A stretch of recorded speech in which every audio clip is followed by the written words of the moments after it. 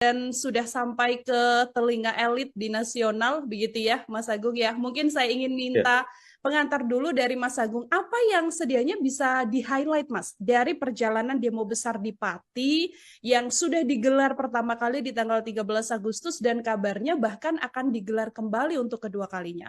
betul Mbak. Jadi sebenarnya sederhana ya, ketika Pak Bupati membuat kebijakan lewat Perbub, yakni kenaikan PBB 250%, walaupun ini bisa ditelusuri lagi apakah di semua titik atau sebagian semacam itu, tapi kebijakan ini minim partisipasi, minim keterlibatan publik, sebagaimana asas-asas umum pemerintahan daerah yang kita pahami di Undang-Undang Pemerintahan Daerah itu yang akhirnya membuat ya semacam bom waktu masalah.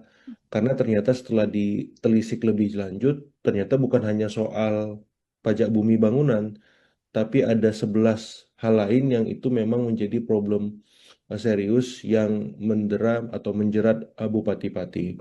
Yang pertama itu soal kebijakan nir partisipasi. Yang kedua soal relasi yang kurang baik antara eksekutif dengan legislatif.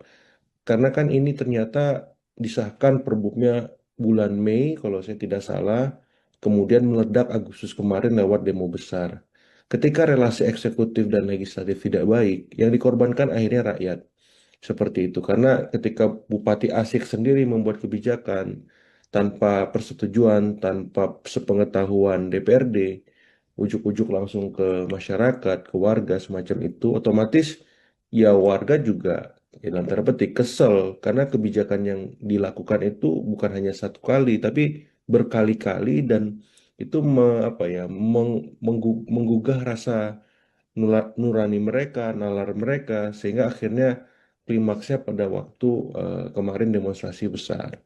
Dan yang Hmm. ketiga saya lihat juga memang ini problem laten ya, ketika eksekutif dan legislatif tidak melibatkan publik, maka ini sebuah presiden buruk ya Mbak Nila, karena kita tahu pilkada selesai, oke. Ya, koalisi menang, yes. Tapi bukan berarti tidak kemudian tidak melibatkan rakyat ketika mereka bekerja ataupun membuat kebijakan, perda, atau merevisi aturan apapun semacam itu. Justru ini momen awal mereka memimpin. Bagaimana mungkin mereka bisa dipercaya kalau legitimasinya runtuh seketika di tengah periode kepemimpinannya? Ya kita lihat kemarin kan apa dia ditimpukin. Saya nggak kebayang seperti itu pemimpin daerah mendapati semacam itu. Terus anggota dewan digeruduk, bahkan mereka yang absen itu rakyat. Pansusnya juga yang buat dipaksa rakyat dikepung, kalau nggak ada pansus itu. Jadi karena rakyat sudah bertindak jauh, akhirnya terjadilah pansus pemakzulan itu dan hak angket. Nah yang terakhir yang ingin saya garis bawahi soal komunikasi yang buruk, Mbak Nila. Ya, jadi ini melahirkan masalah-masalah baru lainnya. Ya, ditambah tadi leadershipnya juga buruk. Ya, jadi akhirnya akumulasi itu memuncak dan muncullah ya hak angket ataupun pansus pemakzulan yang sekarang ini dikawal warga. Saya mendapati informasi selain ada aksi lanjutan, mereka udah buat posko di depan DPRD itu. Dan saya kemarin endorse di beberapa kesempatan itu ketika pansus kerja dibuka itu pintu, kemudian live streaming deh sosmednya semua. YouTube, TikTok, Facebook, IG dan seterusnya supaya apa? Supaya tidak ada sakwa sangka apapun dalam benak masyarakat Pati. Minimal mereka adem, tenang dan melihat proses ini setransparan mungkin. Seperti itu Mbak sebagai pengantar.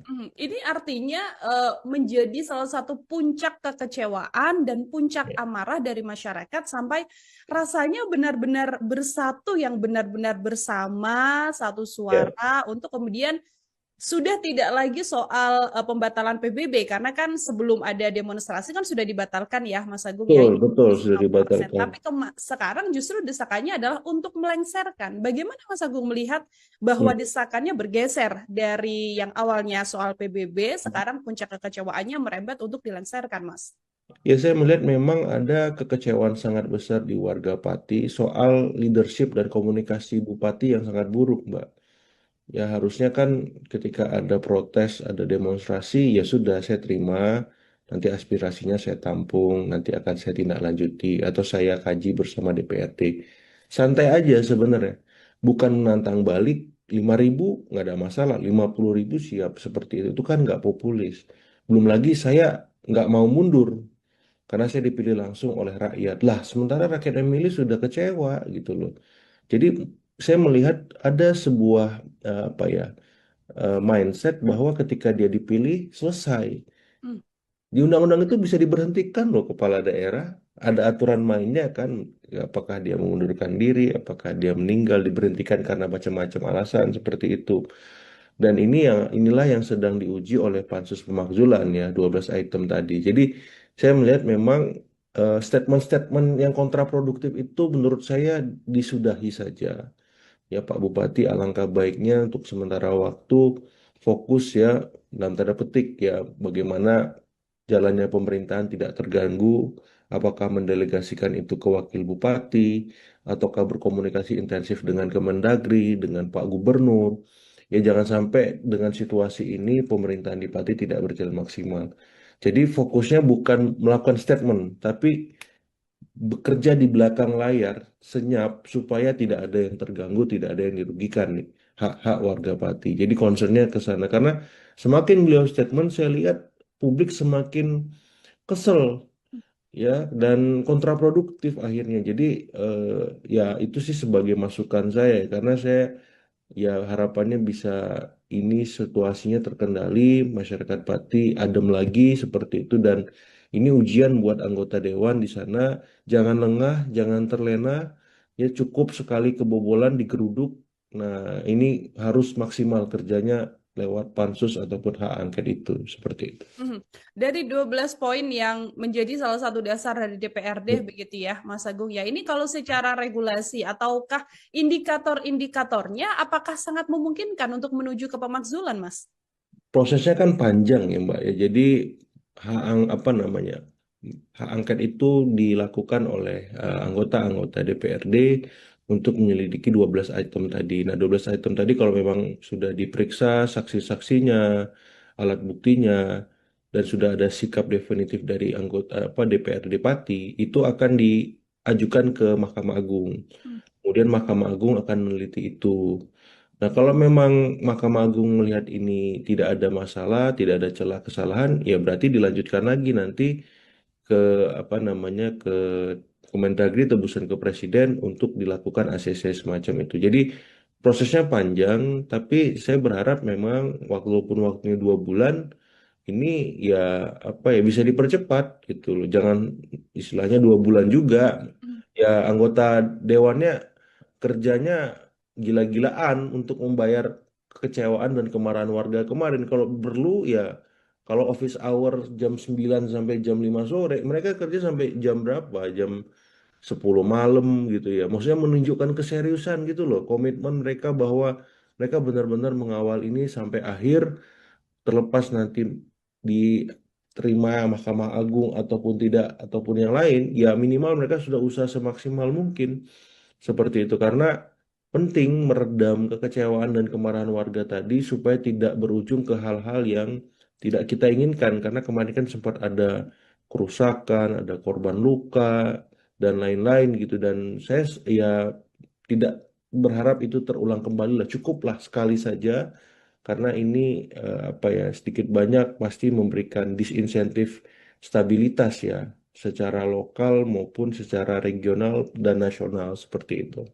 Kalau kita cermati juga, Mas Agung, ini kan Ya, komposisi politisnya kan di DPRD juga kan partai penguasa yang juga persis, mengusung Pak Sudewo begitu ya, Bupati Pati betul. ini. Kalau secara politik artinya masih Ya, tetap mungkin ya, Mas Agung ya, pemakzulan ini dengan komposisi ya banyak orang yang kemudian sama-sama punya tujuan yang sama dengan Bupati.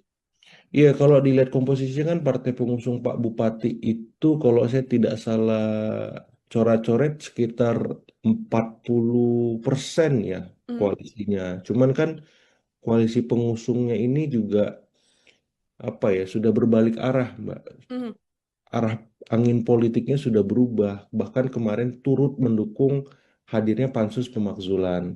Dan Gerindra sebagai partai pengusung Pak Bupati juga ikut di dalamnya, bahkan memberikan catatan-catatan kritis atas kepemimpinan Pak Bupati. Jadi kalau saya melihat memang ini sebuah presiden baik ya, bahwa ya Gerindra membuka diri atas beragam masukan dan koreksi, dan saya melihat ini bisa sedikit banyak memberikan objektivitas bagi masyarakat Pati, walaupun hari ini Gerindra berkuasa punya kader sebagai bupati-pati di sana, ya Gerindra tetap concern merawat menjaga aspirasi rakyat sebagai hal yang utama, karena ini yang paling penting. Dan sebagaimana pesan Pak Prabowo juga, beliau nggak akan istilahnya kasih ampun dan Hmm. siap kritik, walaupun yang mengkritik itu dari dalam koalisi, dari Gerindra itu sendiri, termasuk sebaliknya kalau ada kesalahan dari dalam koalisi dan dari kader Gerindra sendiri, beliau juga tidak akan memberikan dalam tanda petik belas kasihan semacam itu. Dan ini kan presiden yang sudah istilahnya diketahui oleh presiden juga ya, ketua eh, ketua fraksi Gerindra Pak Budi Jiwandono juga sudah merespon, Pak Dasko Wakil Ketua DPR juga demikian. Jadi semuanya seirama seperti itu sampai di level lokal. Jadi saya melihat presiden itu hal positif. Sebagaimana kita coba komparasi dengan kasus waktu itu pemakzulan Pak Aceng Fikri Bupati Garut Hmm. ya, beberapa waktu yang lalu, di mana dia ada di Partai Demokrat, presidennya waktu itu Pak SBY. Nah, tidak ada intervensi dari Demokrat ataupun Pak SBY untuk membuat ya proses konstitusional berupa pemakzulan itu terhambat gitu. Nah, saya melihat Gerindra juga demikian. Jadi diserahkan kepada mekanisme di Pati, silahkan lanjutkan kata Pak Dasko semacam itu, dan saya mengapresiasi supaya apa semua elit politik baik di level lokal, di nasional belajar dari kasus Pati ini. Karena Pati efek ini sudah kemana-mana, Mbak Hmm. Mila ya. Ya bukan hanya Pati, ternyata masalah pajak bumi bangunan ini ada di Jombang, ada di Bone, ada di Semarang, ada di tempat-tempat lain juga yang mungkin kita belum tahu dan masyarakat belum sadar. Tapi karena Pati efek ini, akhirnya mereka buka list pajak bumi bangunan tagihannya kayak saya saja misalkan. Saya buka lagi list pajak bumi bangunan saya dari tahun ke tahun. Ada kenaikan nggak ini yang gila-gilaan, ugal-ugalan seperti itu? Membuat masyarakat juga jadi melek, kalaupun nanti ada hal-hal yang ternyata tidak sesuai atau tiba-tiba naiknya drastis sekali, ini juga bisa menjadi atensi ya, Mas Betul, Agung ya. betul. Eh, Oke, ini kalau misalnya pemakzulan kan pasti antara ya berhasil dimakzulkan atau tidak begitu. Kalau Betul. ini berhasil, Mas Agung, dampak politik dan juga sosialnya bagi masyarakat Pati akan seperti apa? Dan kalaupun nanti Ya. ini tidak berjalan begitu ya, pemakzulannya tidak sampai finish untuk melengsarkan Bupati Pati, dampaknya juga akan seperti apa, Mas? Iya, jadi saya melihat memang kalau pemakzulan ini mengemuka, maka ya otomatis Pak Wakil Bupati yang maju, yang naik ya. Kemudian nanti di koalisi pengusung akan dibicarakan siapa ya wakil bupati baru, karena Pak Wakil Bupati tadi naik menjadi bupati. Seperti itu. Jadi dampak politisnya ya mesti akan merubah lanskap politik di level lokal Pati sendiri, karena ada perubahan atau suksesi kepemimpinan secara tiba-tiba ya force major. Dan ini masukan buat semua, karena sosiodemografi pemilih kita berubah karena diisi mayoritas Gen Z dan milenial yang terpapar informasi yang sangat kritis, yang sangat kadangnya pendidikannya tinggi semacam itu. Jadi eh, pemimpin daerah baik bupati maupun anggota-anggota dewan juga harus melek terhadap situasi itu. Kalau mereka kritis berarti kepala daerahnya harus kreatif. Anggota dewannya juga seperti itu. Sehingga tidak dengan gampangnya menaikkan PBB gila-gilaan. Kreatif itu ya berarti mencari sumber pemasukan lain ya yang memang masuk akal gitu. Ataupun kalau PBB naik ya janganlah sampai 250%, ya bertahap, ya menyesuaikan kemampuan daya beli masyarakat di sana. Masyarakat saya kan mau bayar pajak ya, tapi jangan ya ugal-ugalan naiknya seperti itu, bertahap, kemudian ada researchnya supaya mereka bisa mendapatkan itu sebagai sebuah argumen rasional. Nah, jadi secara politik akan banyak perubahan lanskap, Mbak, seperti itu, baik di level ya partainya, kemudian pemilihnya, ya, kemudian juga saya yakin pasti ada apa semacam reorientasi ketika mereka membuat kebijakan. Mau Hmm. nggak mau ya akhirnya lebih partisipatif, lebih emansipatorik, lebih transparan, ya dibuka kanal-kanal informasi, saluran-saluran komunikasi itu yang selama ini tersumbat dan searah. Ini kan yang jadi soal. Ya seakan-akan ketika bupati sudah terpilih, anggota dewan sudah terpilih, bisa seenaknya aja buat perda, buat perbub, ya sudah. Masyarakat tinggal setuju, nggak ada pilihan lain. Kalau nggak saya layani. Kan gitu kemarin, sampai seperti itu. Kalau PBB-nya nggak lunas, ya udah, nggak bisa mengakses pelayanan publik. Itu kan udah istilahnya bahaya, ya intimidatif, nggak mendidik seperti itu. Jadi secara politik itu, secara sosial ya saya kira ini apa ya, ya bisa diobjektifikasi lah. Apakah memang proses pemakzulan ini bisa menjawab kegeraman dan kegelisahan publik. Yang jelas pansus pemakzulan di DPRD Pati harus bekerja sebaik mungkin karena jangan sampai ini menjadi presiden kurang baik juga ya, karena kan sebenarnya nggak ada istilahnya wajar kalau ada kebijakan yang tidak populis kemudian diprotes.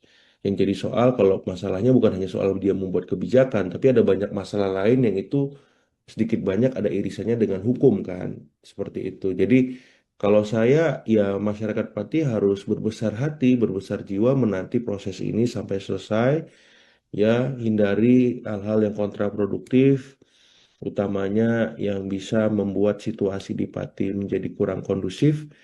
Jadi ikuti proses pansus pemakzulan dan saya berharap anggota DPRD juga setransparan mungkin kerjanya, semaksimal mungkin supaya masyarakat Pati dalam tanda petik percaya lagi gitu ya. Sedikit banyak legitimasi itu bisa terbentuk dan tumbuh dengan baik setelah mereka dikecewakan. Karena ya saya memberikan catatan kritis juga buat anggota dewan. Ya, kesalahan Pak Sudewo ini kan terjadi karena anggota dewan membiarkan. Ya, kalau fungsi pengawasan jalan, kalau fungsi-fungsi lain berlangsung dengan baik, mestinya ini nggak terjadi dan masa nggak perlu tumpah ruah ke jalan, melakukan hal-hal yang apa ya di luar kontrol semacam itu. Jadi ini masukan buat anggota dewan, ya jangan lengah, jangan terlena sekali lagi, pastikan bahwa Anda bekerja dengan maksimal seperti itu. Oke, itu masih panjang prosesnya untuk pemakzulan bisa untuk kemudian dilakukan ataupun bisa gagal juga ya, Mas Ya, Agung ya kalau nanti sudah naik ke pusat. Lalu kalau misalnya ini ternyata pemakzulannya tidak berhasil atau tidak jalan begitu kan, Bupati akan menjalankan pemerintahan ya, masih sangat lama Mas Agung, masih 5 ya, tahun, 4 tahun mendatang lah bisa betul. dikatakan. Dengan Ya. ketiadaan rasa percaya dari masyarakat ini, kalau dari analisa Mas Agung situasinya nanti akan seperti apa? Nah, ini Mbak yang saya agak apa ya, agak riskan dan bingung menjawabnya karena saya kemarin waktu melihat demonstrasi besar itu legitimasi bupati di titik nadir, bahkan minus gitu loh. Masyarakat distrust gitu. Jadi untuk mengembalikan itu nggak mudah. Hmm. Ya, jadi saya kira perlu ya intervensi dari pemerintah provinsi kah, misalkan sementara waktu seperti kemarin Pak Tat Yassin sebagai inspektur upacara karena Pak Bupati kurang sehat misalkan. Ya itu bisa jadi salah satu opsi. Atau nanti Pak Wakil Bupati yang menjalankan roda pemerintahan sehari-hari. Ya Pak Bupati mungkin misalkan di retreat dulu di Kemendagri. Ya retreat kedua, retreat ulang dalam tanda petik. Kayak kemarin Pak Luki Hakim kan eh, apa itu Bupati, saya lupa daerah di Jawa Barat juga tuh. Dia ke Jepang tanpa izin. Padahal dia sudah izin, ternyata ada misadministrasi di sana. Dia di retreat di Kemendagri 3 bulan tuh. Cuman kan ini agak berat masalah di Pati, mungkin lebih lama dari Pak Hmm. Luki Hakim misalkan. Jadi itu opsi juga.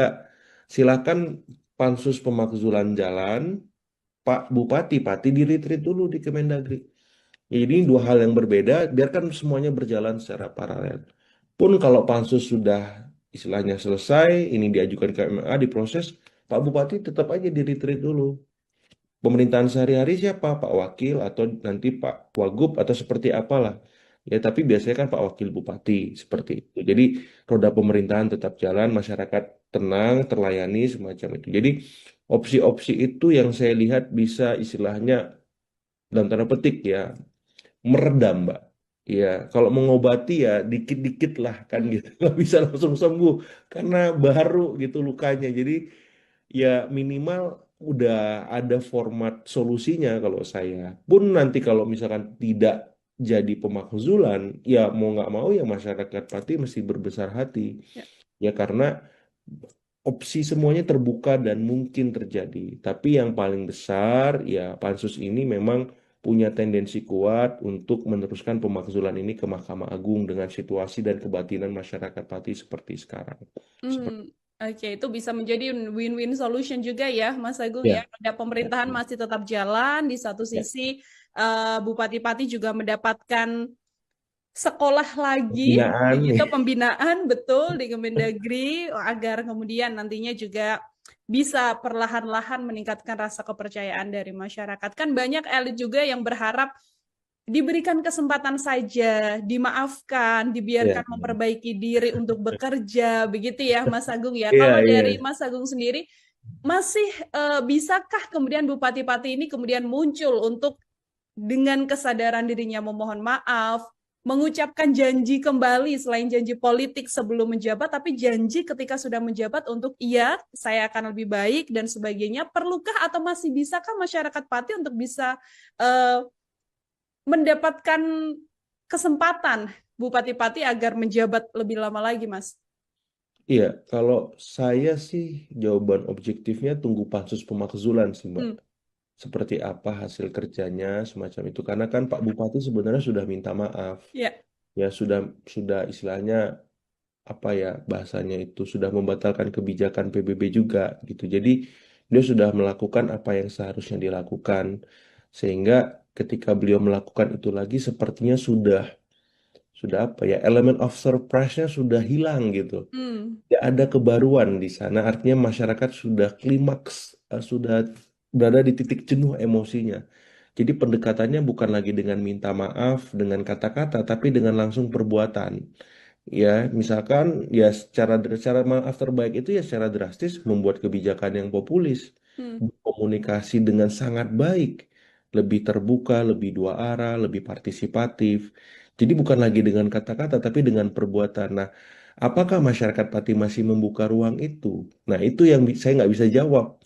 Ya, jadi akhirnya saya sampaikan ya, kita tunggu kerja pansus pemakzulan, proses pembinaan misalkan nanti jadi di Kemendagri, kalau memang pertimbangan ini diterima oleh Pak Menteri, ya saya kira harus dilakukan. Jadi secara simultan nanti setelah pembinaan ya kebijakan itu akhirnya bisa berubah secara drastis. Akhirnya kan masyarakat objektif. hmm, Konflik ini berada di titik normalisasi.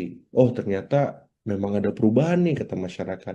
Kebijakan yang kemarin PBB naik ugal-ugalan naik tapi bertahap. Kemudian soal mutasi, demosi dan seterusnya transparan.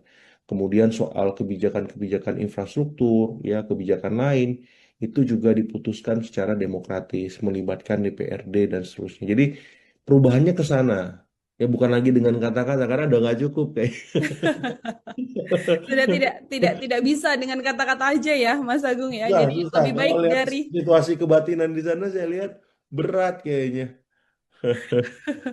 Oke, jadi lebih baik bekerja saja di balik layar, Iya. tidak perlu muncul ke publik. Yang penting nanti Untuk masyarakat bisa sementara, merasakan ya. ya, Oh, betul. Untuk sementara, yang penting masyarakat nantinya bisa merasakan program yang kemudian diambil melalui kebijakan-kebijakan yang cermat dan tepat dari Bupati-Bupati seperti itu. Terakhir, Mas Agung, ini kan ya, tadi di awal kita sempat mengatakan bahwa ini ternyata Pati efek bisa berdampak ke beberapa kota lain begitu ya. Nah, betul. pembelajaran apa dan situasi apa yang kemudian bisa menjadi pembelajaran besar dari para kepala daerah di kabupaten dan juga di wilayah-wilayah lain, Mas Agung, agar hal ini, demo besar-besaran di Pati ini tidak kembali lagi terjadi di kota-kota lain? Betul, betul. Pertama, ya Pak Bupati itu harus setransparan mungkin ketika membuat kebijakan.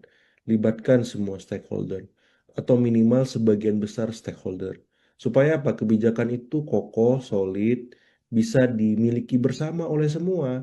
Ya tadi, kalau misalkan PBB mau naik, naiknya seberapa besar? Ya sesuai kajian-kajian akademisi, ya sesuai dengan kemampuan warga. Jadi kebijakan itu akhirnya didukung, naik tapi mereka mau bayar, bukan melakukan civil disobedience ya, pembangkangan sipil. Mereka menolak, malah demo, marah-marah semacam itu. Nah, itu satu. Yang kedua, legislatifnya. Hmm. Legislatifnya harus berubah, berbenah, ya, menjalankan fungsi-fungsi utama mereka terkait pengawasan.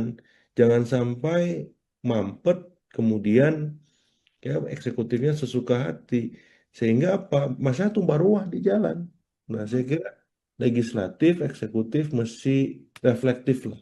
Ya, ini kan sudah berjalan setahun pemerintahan semacam itu, hampir setahun, otomatis mereka harus berubah, berbenah supaya jadi lebih baik. Dan yang paling utama, baik eksekutif, legislatif, itu komunikasinya harus baik. Jangan nantang-nantang, jangan arogan, walaupun sudah menjadi kepala daerah, walaupun sudah menjadi anggota dewan. Terbuka, ini sosiodemografi pemilih sudah berubah, Pak. Ya, jadi Bapak Ibu yang terhormat, ini sudah berubah. Kalau Bapak Ibu nggak berubah, nggak berbenah, nggak kreatif di tengah masyarakat yang kritis dan terlimpah informasi yang luar biasa banyak, bahaya.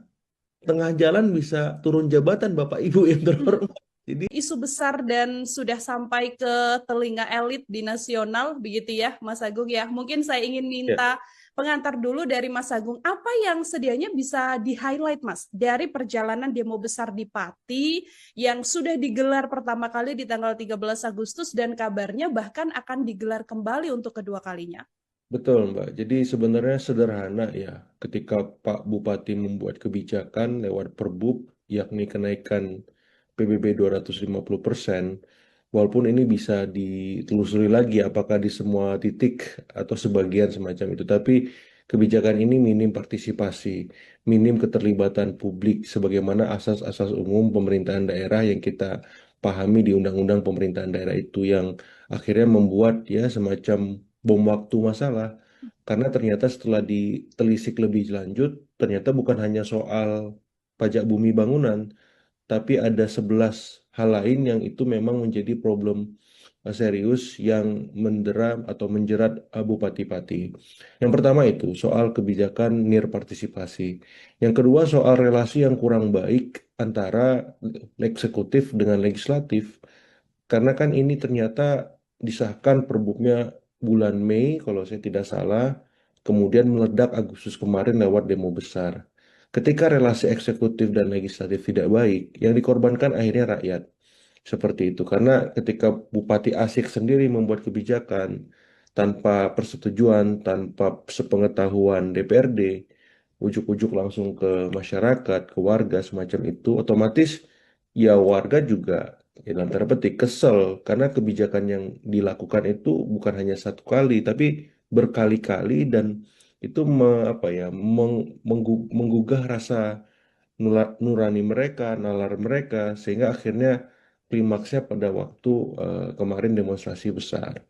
Nah, Hmm. yang ketiga saya lihat juga memang ini problem laten ya, ketika eksekutif dan legislatif tidak melibatkan publik, maka ini sebuah presiden buruk ya Mbak Nila, karena kita tahu pilkada selesai, oke. Ya, koalisi menang, yes. Tapi bukan berarti tidak kemudian tidak melibatkan rakyat ketika mereka bekerja ataupun membuat kebijakan, perda, atau merevisi aturan apapun semacam itu. Justru ini momen awal mereka memimpin. Bagaimana mungkin mereka bisa dipercaya kalau legitimasinya runtuh seketika di tengah periode kepemimpinannya? Ya kita lihat kemarin kan apa dia ditimpukin. Saya nggak kebayang seperti itu pemimpin daerah mendapati semacam itu. Terus anggota dewan digeruduk, bahkan mereka yang absen itu rakyat.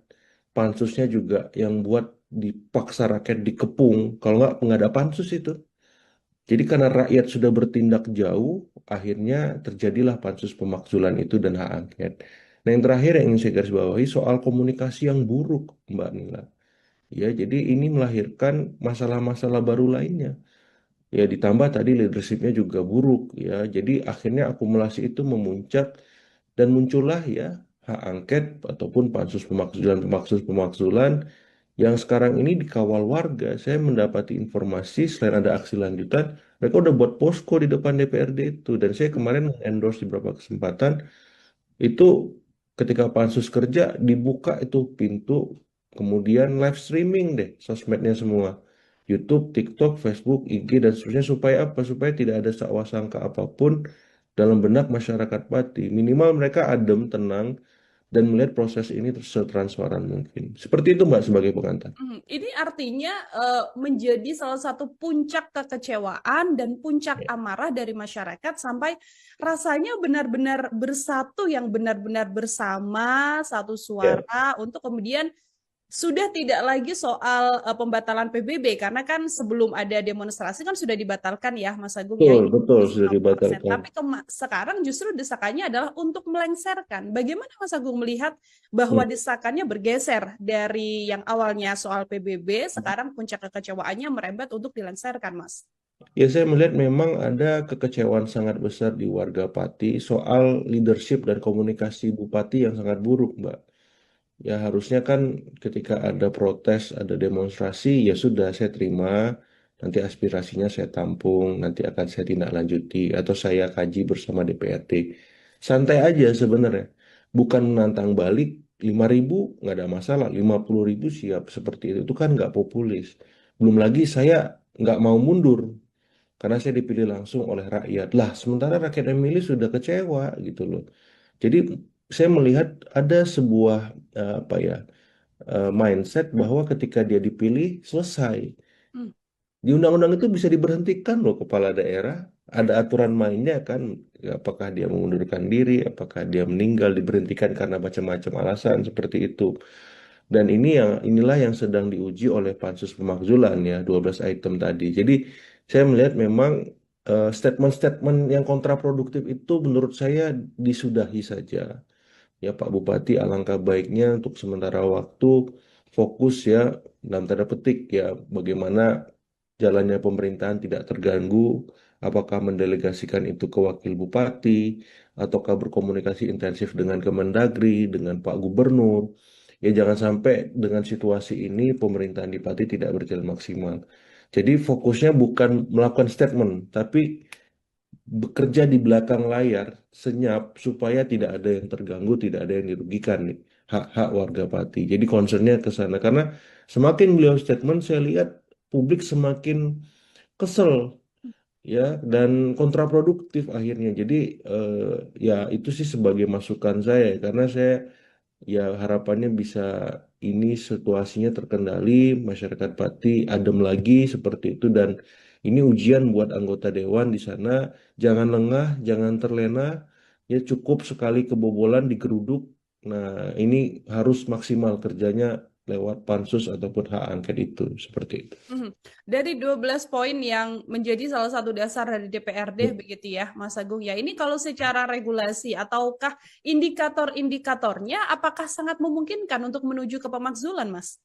Prosesnya kan panjang ya Mbak ya. Jadi apa namanya hak angket itu dilakukan oleh anggota-anggota DPRD untuk menyelidiki 12 item tadi. Nah 12 item tadi kalau memang sudah diperiksa saksi-saksinya, alat buktinya, dan sudah ada sikap definitif dari anggota apa DPRD Pati, itu akan diajukan ke Mahkamah Agung. Hmm. Kemudian Mahkamah Agung akan meneliti itu. Nah, kalau memang Mahkamah Agung melihat ini tidak ada masalah, tidak ada celah kesalahan, ya berarti dilanjutkan lagi nanti ke apa namanya ke Kemendagri tebusan ke Presiden untuk dilakukan ACC semacam itu. Jadi prosesnya panjang, tapi saya berharap memang walaupun waktunya 2 bulan, ini ya apa ya bisa dipercepat gitu loh. Jangan istilahnya 2 bulan juga. Hmm. Ya anggota dewannya kerjanya gila-gilaan untuk membayar kekecewaan dan kemarahan warga kemarin. Kalau perlu ya kalau office hour jam 9 sampai jam 5 sore, mereka kerja sampai jam berapa? Jam 10 malam gitu ya. Maksudnya menunjukkan keseriusan gitu loh, komitmen mereka bahwa mereka benar-benar mengawal ini sampai akhir terlepas nanti diterima Mahkamah Agung ataupun tidak ataupun yang lain, ya minimal mereka sudah usaha semaksimal mungkin seperti itu karena penting meredam kekecewaan dan kemarahan warga tadi supaya tidak berujung ke hal-hal yang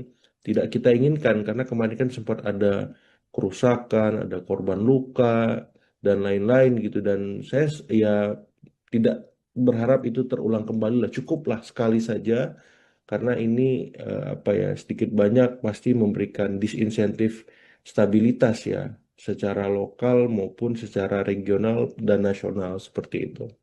Kalau kita cermati juga Mas Agung, ini kan Ya, komposisi politisnya kan di DPR ini juga kan partai penguasa yang juga persis. mengusung Pak Sudewo begitu ya Bupati Pati Betul. ini. Kalau secara politik artinya masih Ya, tetap mungkin ya Mas Agung ya pemakzulan ini dengan komposisi ya banyak orang yang kemudian sama-sama punya tujuan yang sama dengan Bupati. iya, kalau dilihat komposisinya kan partai pengusung Pak Bupati itu kalau saya tidak salah coret-coret sekitar 40% ya Hmm, koalisinya. Cuman kan koalisi pengusungnya ini juga apa ya sudah berbalik arah, Mbak. hmm, Arah angin politiknya sudah berubah. Bahkan kemarin turut mendukung hadirnya pansus pemakzulan. Dan Gerindra sebagai partai pengusung Pak Bupati juga ikut di dalamnya, bahkan memberikan catatan-catatan kritis atas kepemimpinan Pak Bupati. Jadi kalau saya melihat memang ini sebuah presiden baik ya, bahwa ya Gerindra membuka diri atas beragam masukan dan koreksi, dan saya melihat ini bisa sedikit banyak memberikan objektivitas bagi masyarakat Pati, walaupun hari ini Gerindra berkuasa, punya kader sebagai bupati-pati di sana, ya Gerindra tetap concern merawat menjaga aspirasi rakyat sebagai hal yang utama karena ini yang paling penting dan sebagaimana pesan Pak Prabowo juga beliau nggak akan istilahnya kasih ampun dan hmm, siap kritik walaupun yang mengkritik itu dari dalam koalisi dari Gerindra itu sendiri termasuk sebaliknya kalau ada kesalahan dari dalam koalisi dan dari kader Gerindra sendiri beliau juga tidak akan memberikan dalam tanda petik belas kasihan semacam itu dan ini kan presiden yang sudah istilahnya diketahui oleh presiden juga ya ketua eh, apa namanya ketua fraksi Gerindra Pak Budi Jiwandono juga sudah merespon Pak Dasko wakil ketua DPR juga demikian jadi semuanya seirama seperti itu sampai di level lokal jadi saya melihat presiden itu hal positif sebagaimana kita coba komparasi dengan kasus waktu itu pemakzulan Pak Aceng Fikri Bupati Garut hmm, ya beberapa waktu yang lalu di mana dia dari Partai Demokrat, presidennya waktu itu Pak SBY. Nah, tidak ada intervensi dari Demokrat ataupun Pak SBY untuk membuat ya proses konstitusional berupa pemakzulan itu terhambat gitu. Nah, saya melihat Gerindra juga demikian.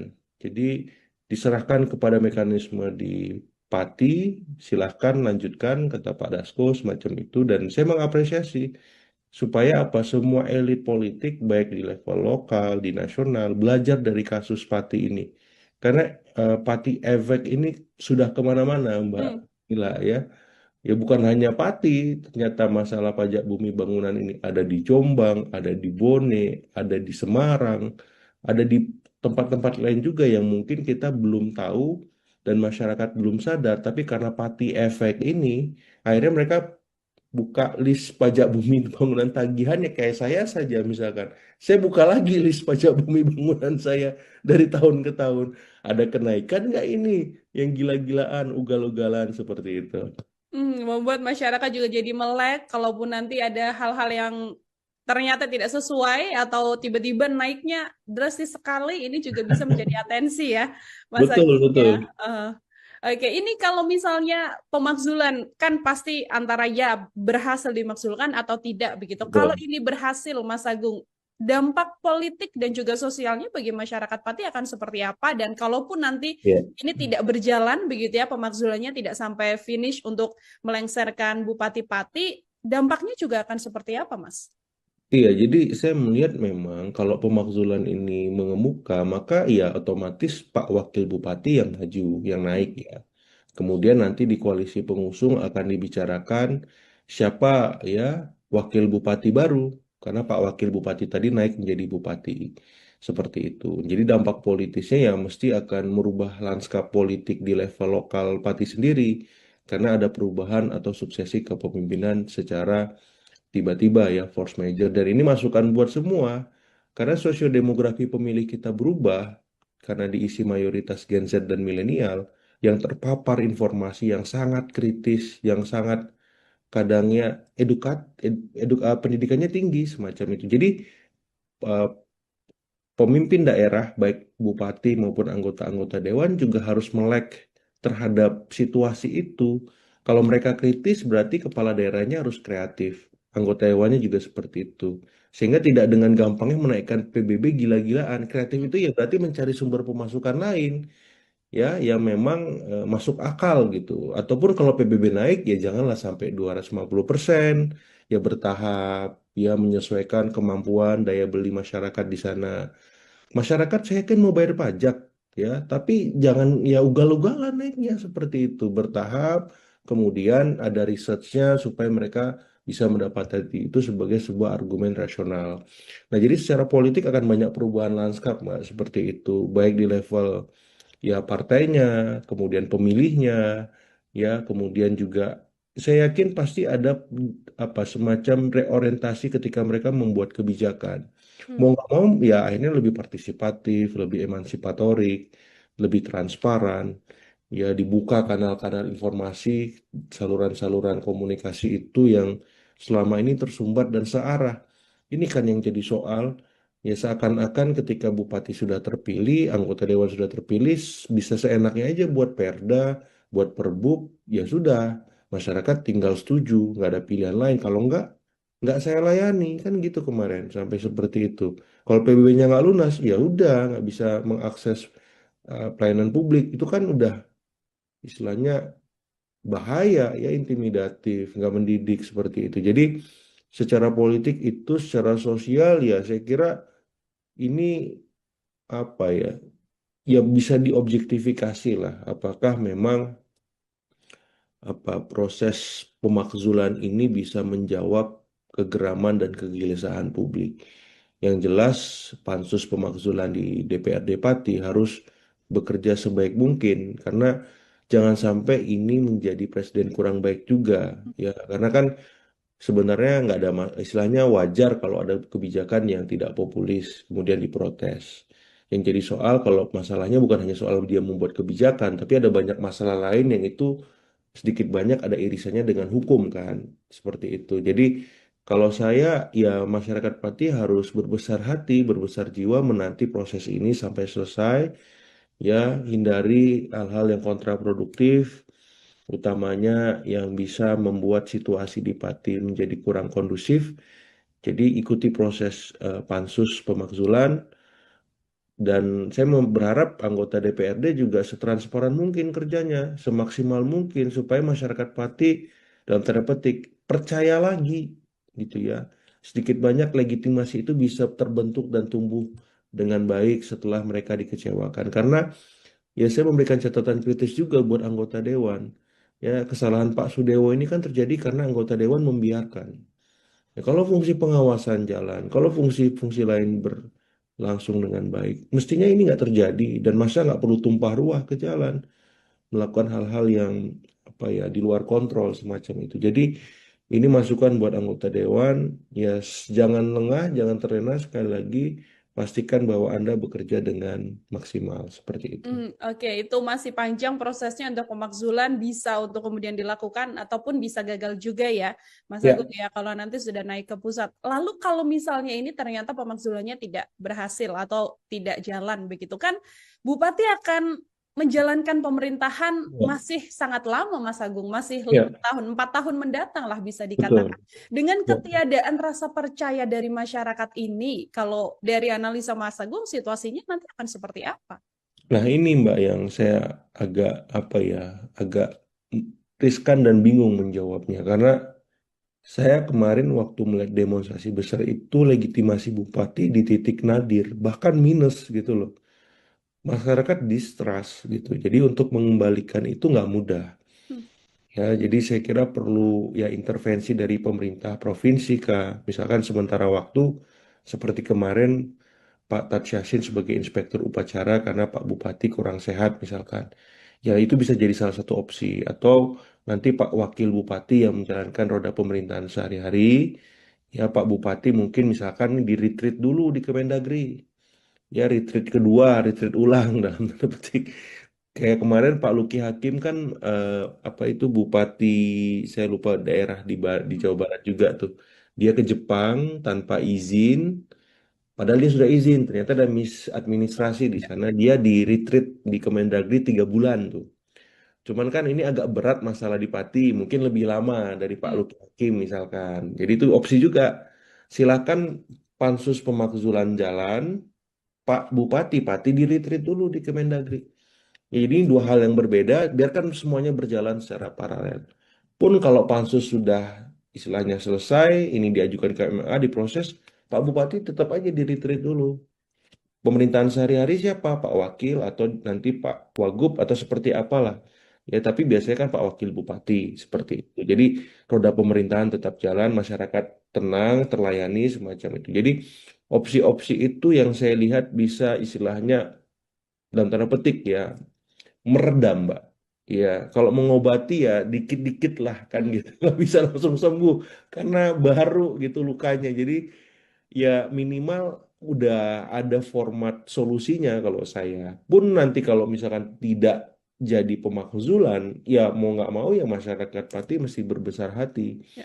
Ya karena opsi semuanya terbuka dan mungkin terjadi. Tapi yang paling besar ya pansus ini memang punya tendensi kuat untuk meneruskan pemakzulan ini ke Mahkamah Agung dengan situasi dan kebatinan masyarakat Pati seperti sekarang.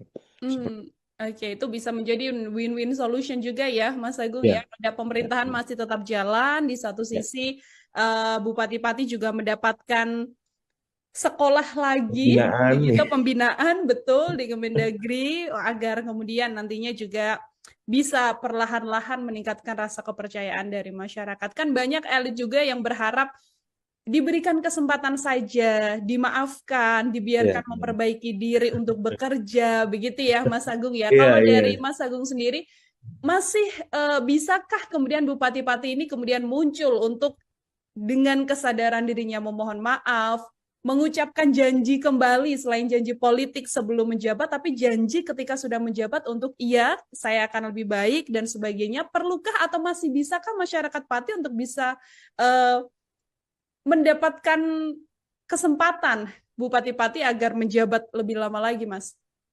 Iya, kalau saya sih jawaban objektifnya tunggu pansus pemakzulan sih, Mbak. Hmm, Seperti apa hasil kerjanya semacam itu. Karena kan Pak Bupati sebenarnya sudah minta maaf. ya.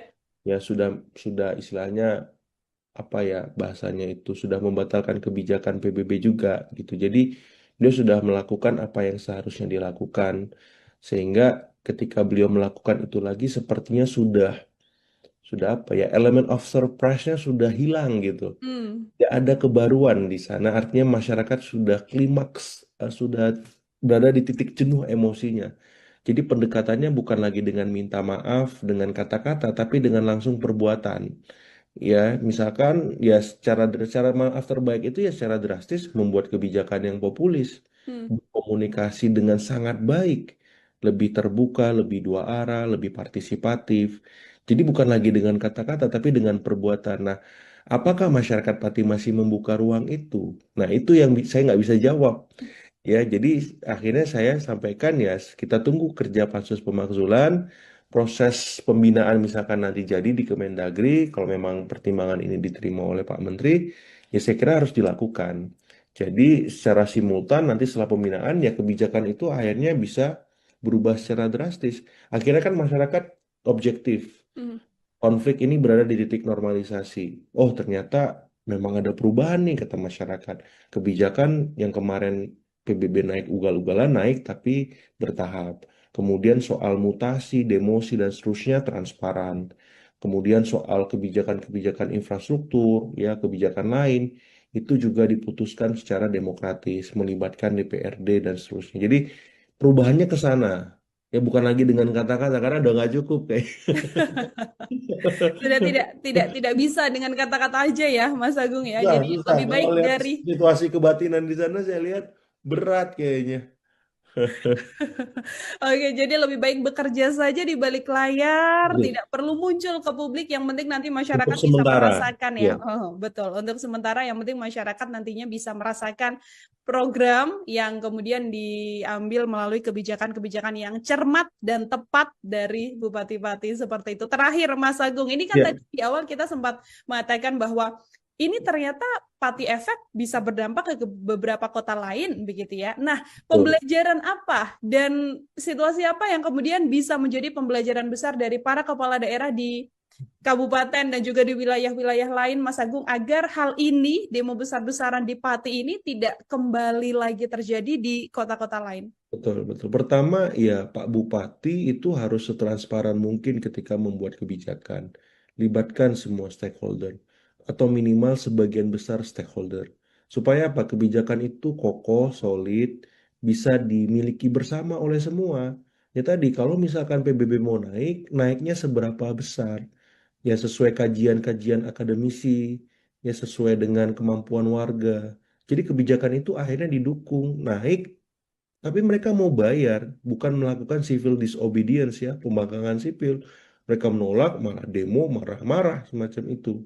Nah itu satu. Yang kedua, legislatifnya. Hmm. Legislatifnya harus berubah, berbenah, ya menjalankan fungsi-fungsi utama mereka terkait pengawasan.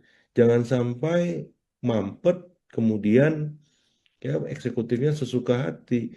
Sehingga apa? Masa tumpah ruah di jalan. Nah, saya kira legislatif, eksekutif mesti reflektif lah.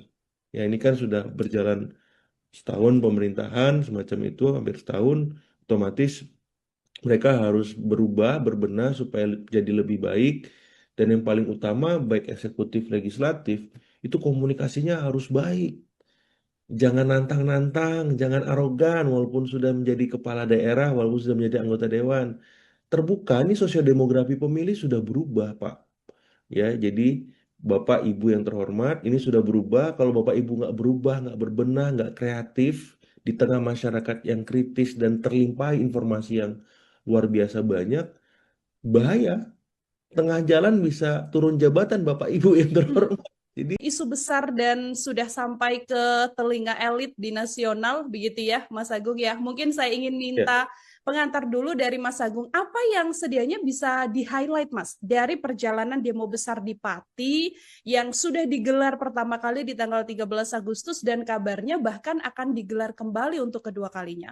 betul Mbak. Jadi sebenarnya sederhana ya, ketika Pak Bupati membuat kebijakan lewat Perbub, yakni kenaikan PBB 250%, walaupun ini bisa ditelusuri lagi apakah di semua titik atau sebagian semacam itu, tapi kebijakan ini minim partisipasi, minim keterlibatan publik, sebagaimana asas-asas umum pemerintahan daerah yang kita pahami di Undang-Undang Pemerintahan Daerah itu yang akhirnya membuat ya semacam bom waktu masalah. Karena ternyata setelah ditelisik lebih lanjut, ternyata bukan hanya soal pajak bumi bangunan, tapi ada 11 hal lain yang itu memang menjadi problem serius yang mendera atau menjerat bupati-pati. Yang pertama itu soal kebijakan nirpartisipasi. Yang kedua soal relasi yang kurang baik antara eksekutif dengan legislatif. Karena kan ini ternyata disahkan perbuknya bulan Mei kalau saya tidak salah, kemudian meledak Agustus kemarin lewat demo besar. Ketika relasi eksekutif dan legislatif tidak baik, yang dikorbankan akhirnya rakyat. Seperti itu. Karena ketika Bupati Asik sendiri membuat kebijakan tanpa persetujuan, tanpa sepengetahuan DPRD, ujuk-ujuk langsung ke masyarakat, ke warga semacam itu, otomatis ya warga juga ya dalam tanda petik kesel karena kebijakan yang dilakukan itu bukan hanya satu kali, tapi berkali-kali dan itu apa ya menggugah rasa nurani mereka, nalar mereka, sehingga akhirnya klimaksnya pada waktu kemarin demonstrasi besar.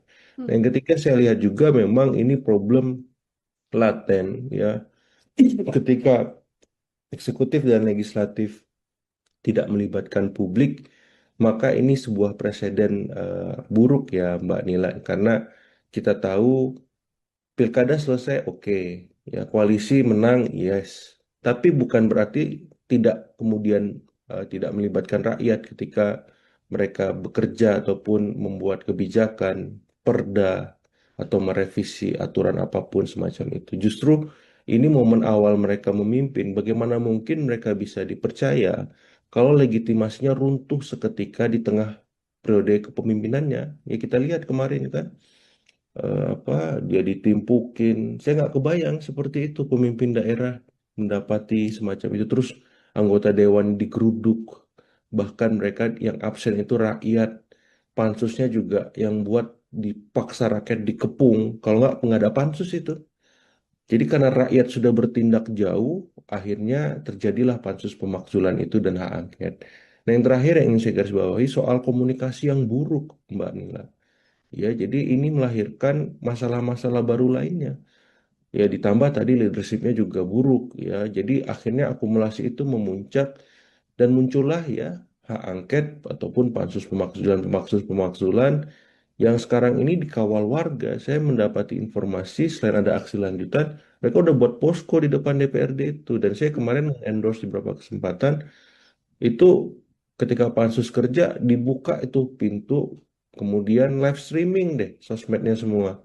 YouTube, TikTok, Facebook, IG, dan seterusnya supaya apa? Supaya tidak ada sangka apapun dalam benak masyarakat Pati. Minimal mereka adem, tenang, dan melihat proses ini setransparan mungkin. Seperti itu Mbak sebagai pengantar.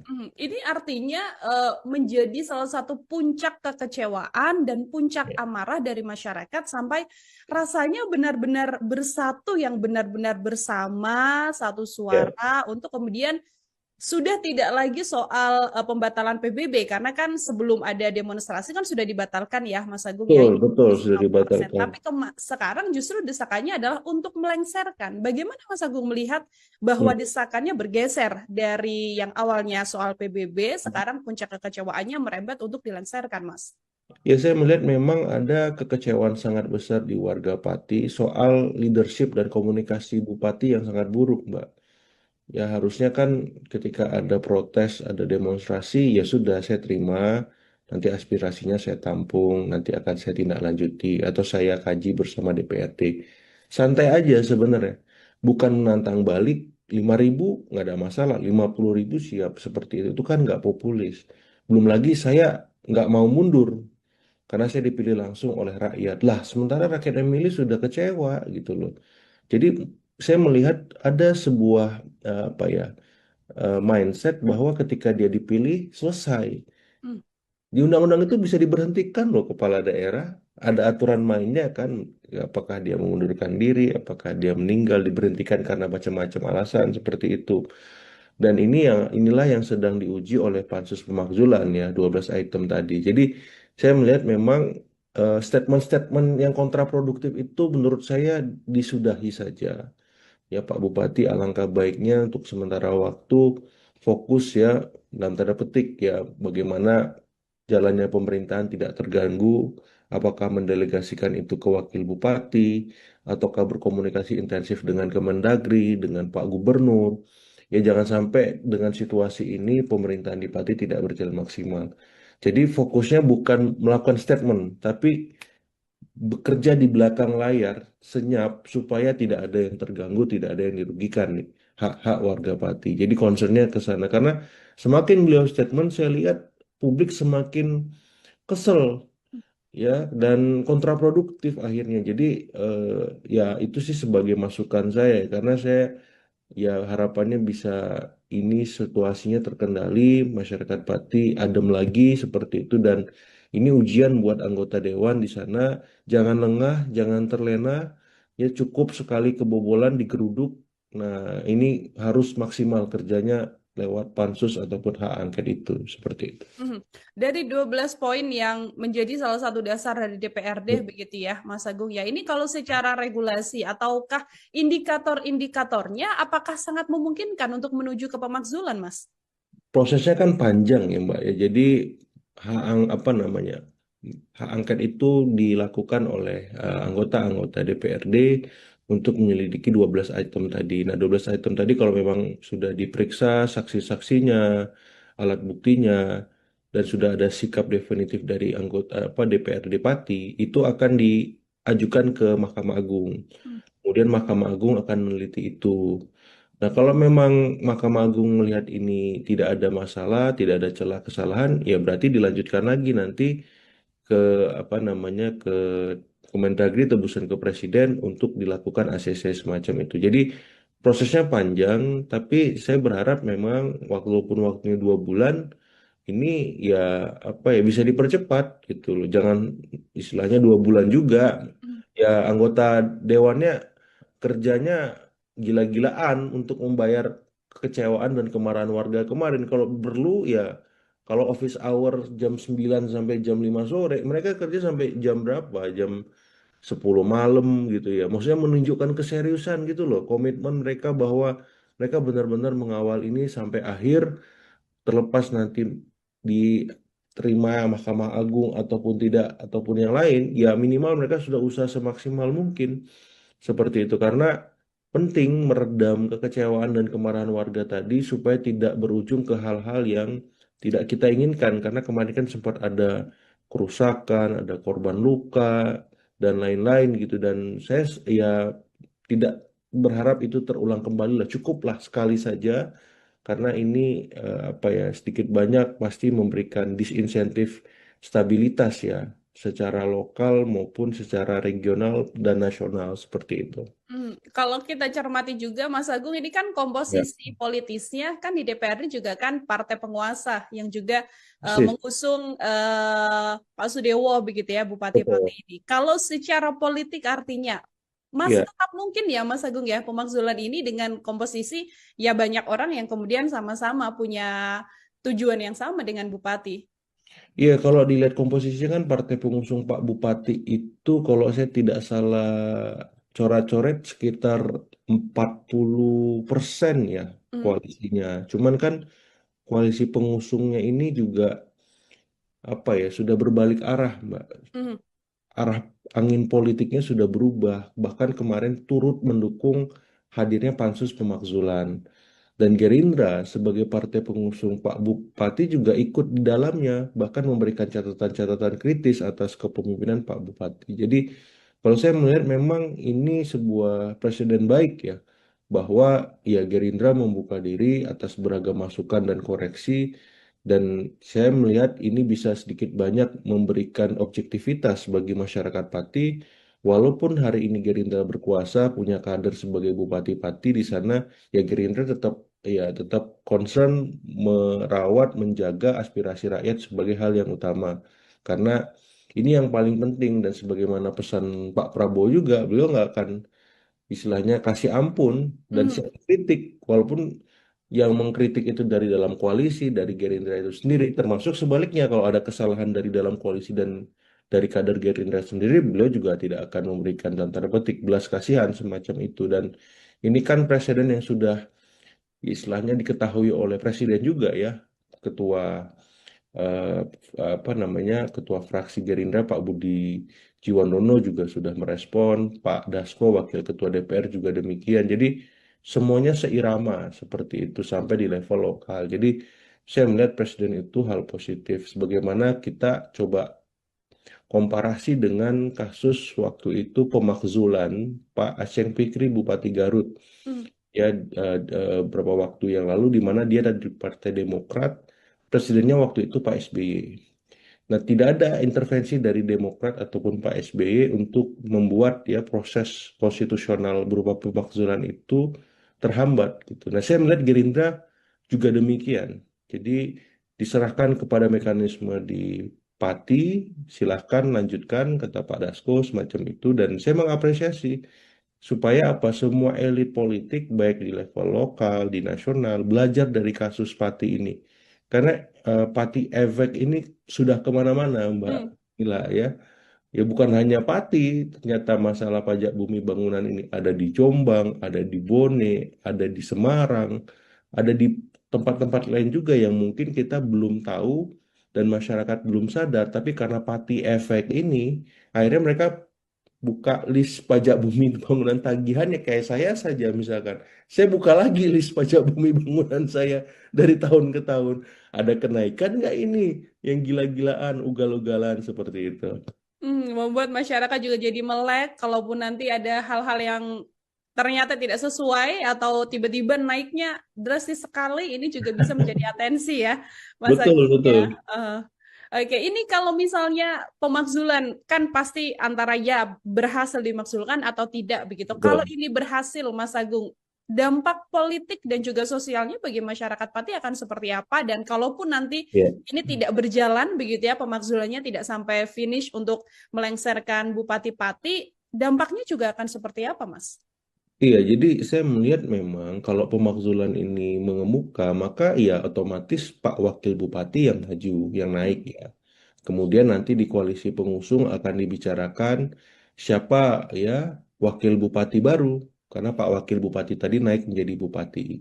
Seperti itu. Jadi dampak politisnya ya mesti akan merubah lanskap politik di level lokal Pati sendiri, karena ada perubahan atau suksesi kepemimpinan secara tiba-tiba ya force major, dan ini masukan buat semua karena sosiodemografi pemilih kita berubah karena diisi mayoritas Gen Z dan milenial yang terpapar informasi yang sangat kritis, yang sangat kadangnya pendidikannya tinggi semacam itu. Jadi eh, pemimpin daerah, baik bupati maupun anggota-anggota dewan juga harus melek terhadap situasi itu.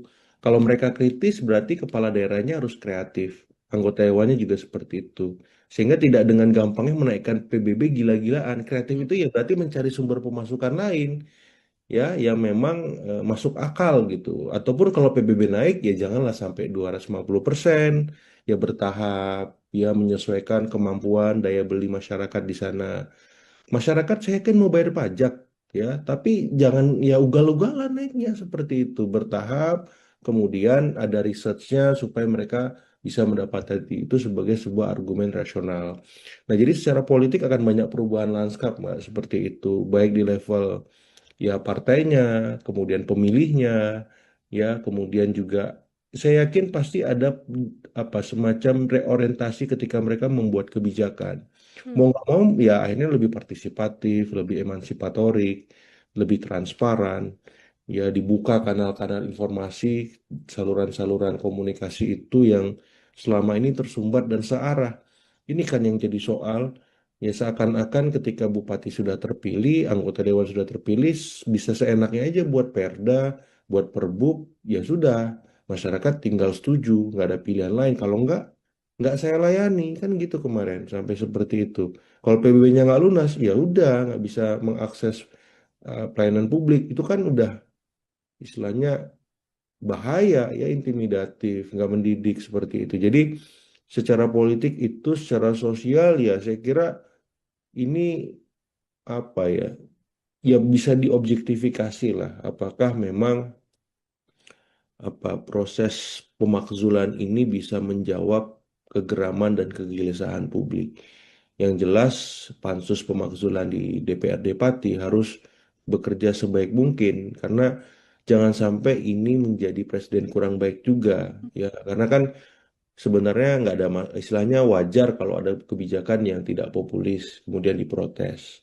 Yang jadi soal kalau masalahnya bukan hanya soal dia membuat kebijakan, tapi ada banyak masalah lain yang itu sedikit banyak ada irisannya dengan hukum kan, seperti itu. Jadi kalau saya ya masyarakat Pati harus berbesar hati, berbesar jiwa menanti proses ini sampai selesai, ya hindari hal-hal yang kontraproduktif, utamanya yang bisa membuat situasi di Pati menjadi kurang kondusif. Jadi ikuti proses pansus pemakzulan, dan saya berharap anggota DPRD juga setransparan mungkin kerjanya, semaksimal mungkin supaya masyarakat Pati dalam tanda petik percaya lagi gitu ya. Sedikit banyak legitimasi itu bisa terbentuk dan tumbuh dengan baik setelah mereka dikecewakan. Karena ya saya memberikan catatan kritis juga buat anggota dewan. Ya, kesalahan Pak Sudewo ini kan terjadi karena anggota dewan membiarkan.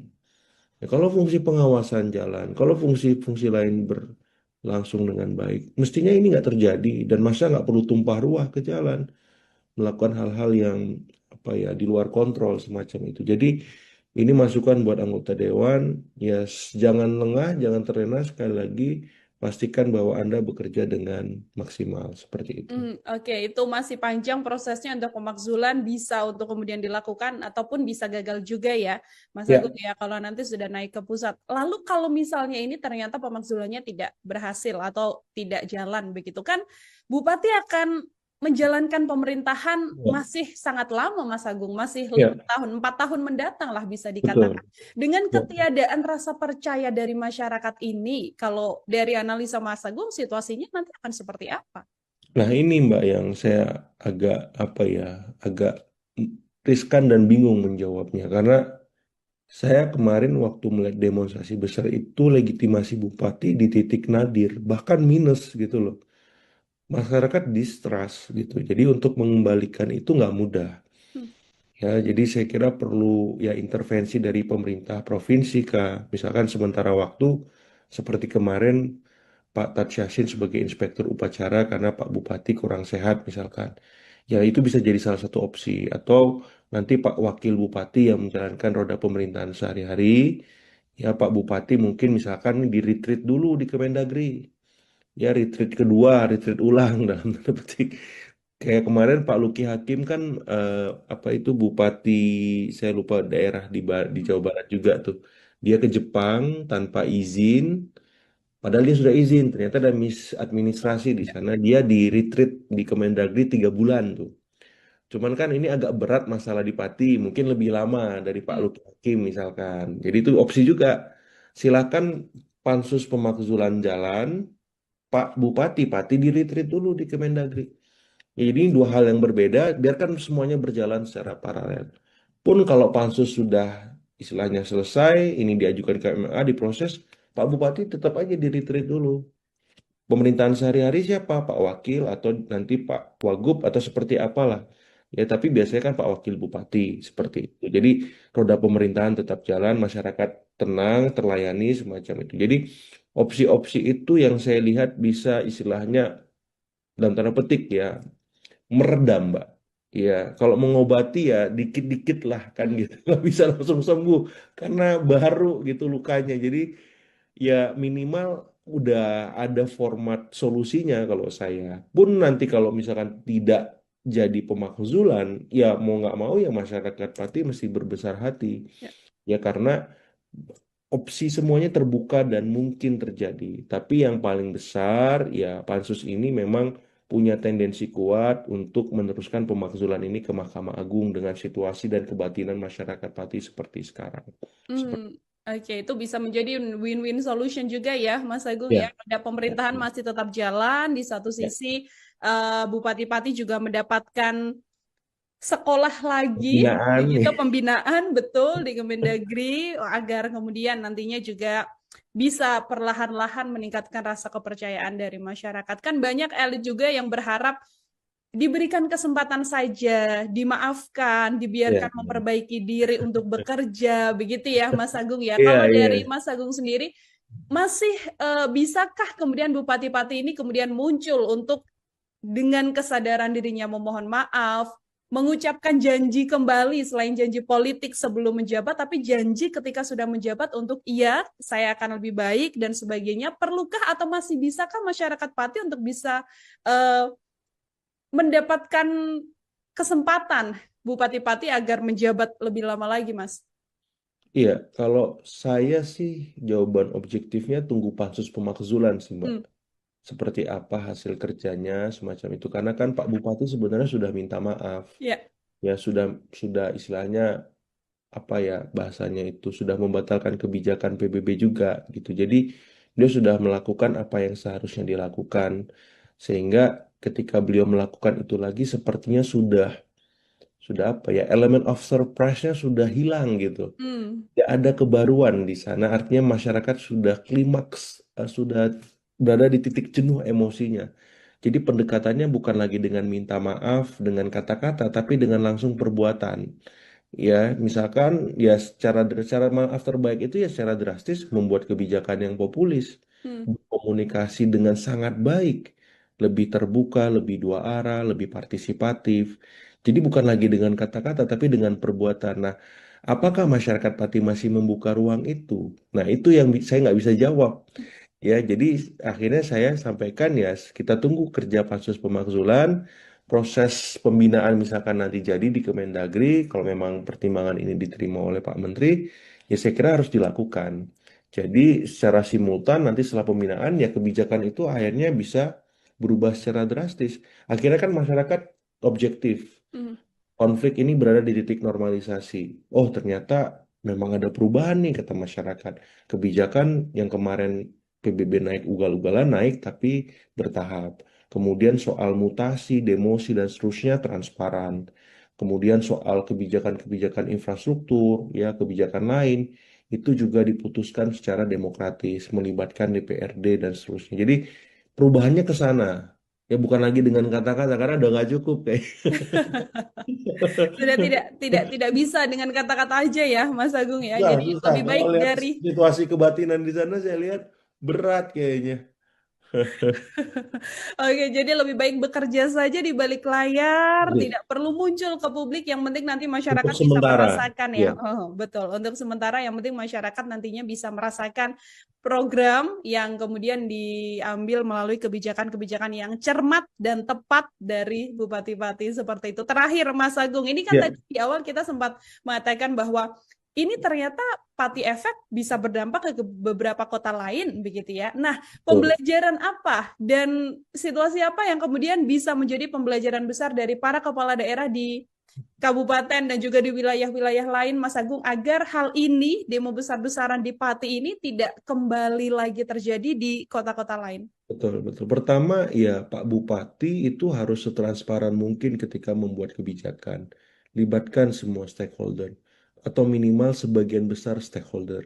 Supaya apa? Kebijakan itu kokoh, solid, bisa dimiliki bersama oleh semua. Ya tadi, kalau misalkan PBB mau naik, naiknya seberapa besar? Ya sesuai kajian-kajian akademisi, ya sesuai dengan kemampuan warga. Jadi kebijakan itu akhirnya didukung, naik tapi mereka mau bayar, bukan melakukan civil disobedience ya, pembangkangan sipil. Mereka menolak, malah demo, marah-marah semacam itu.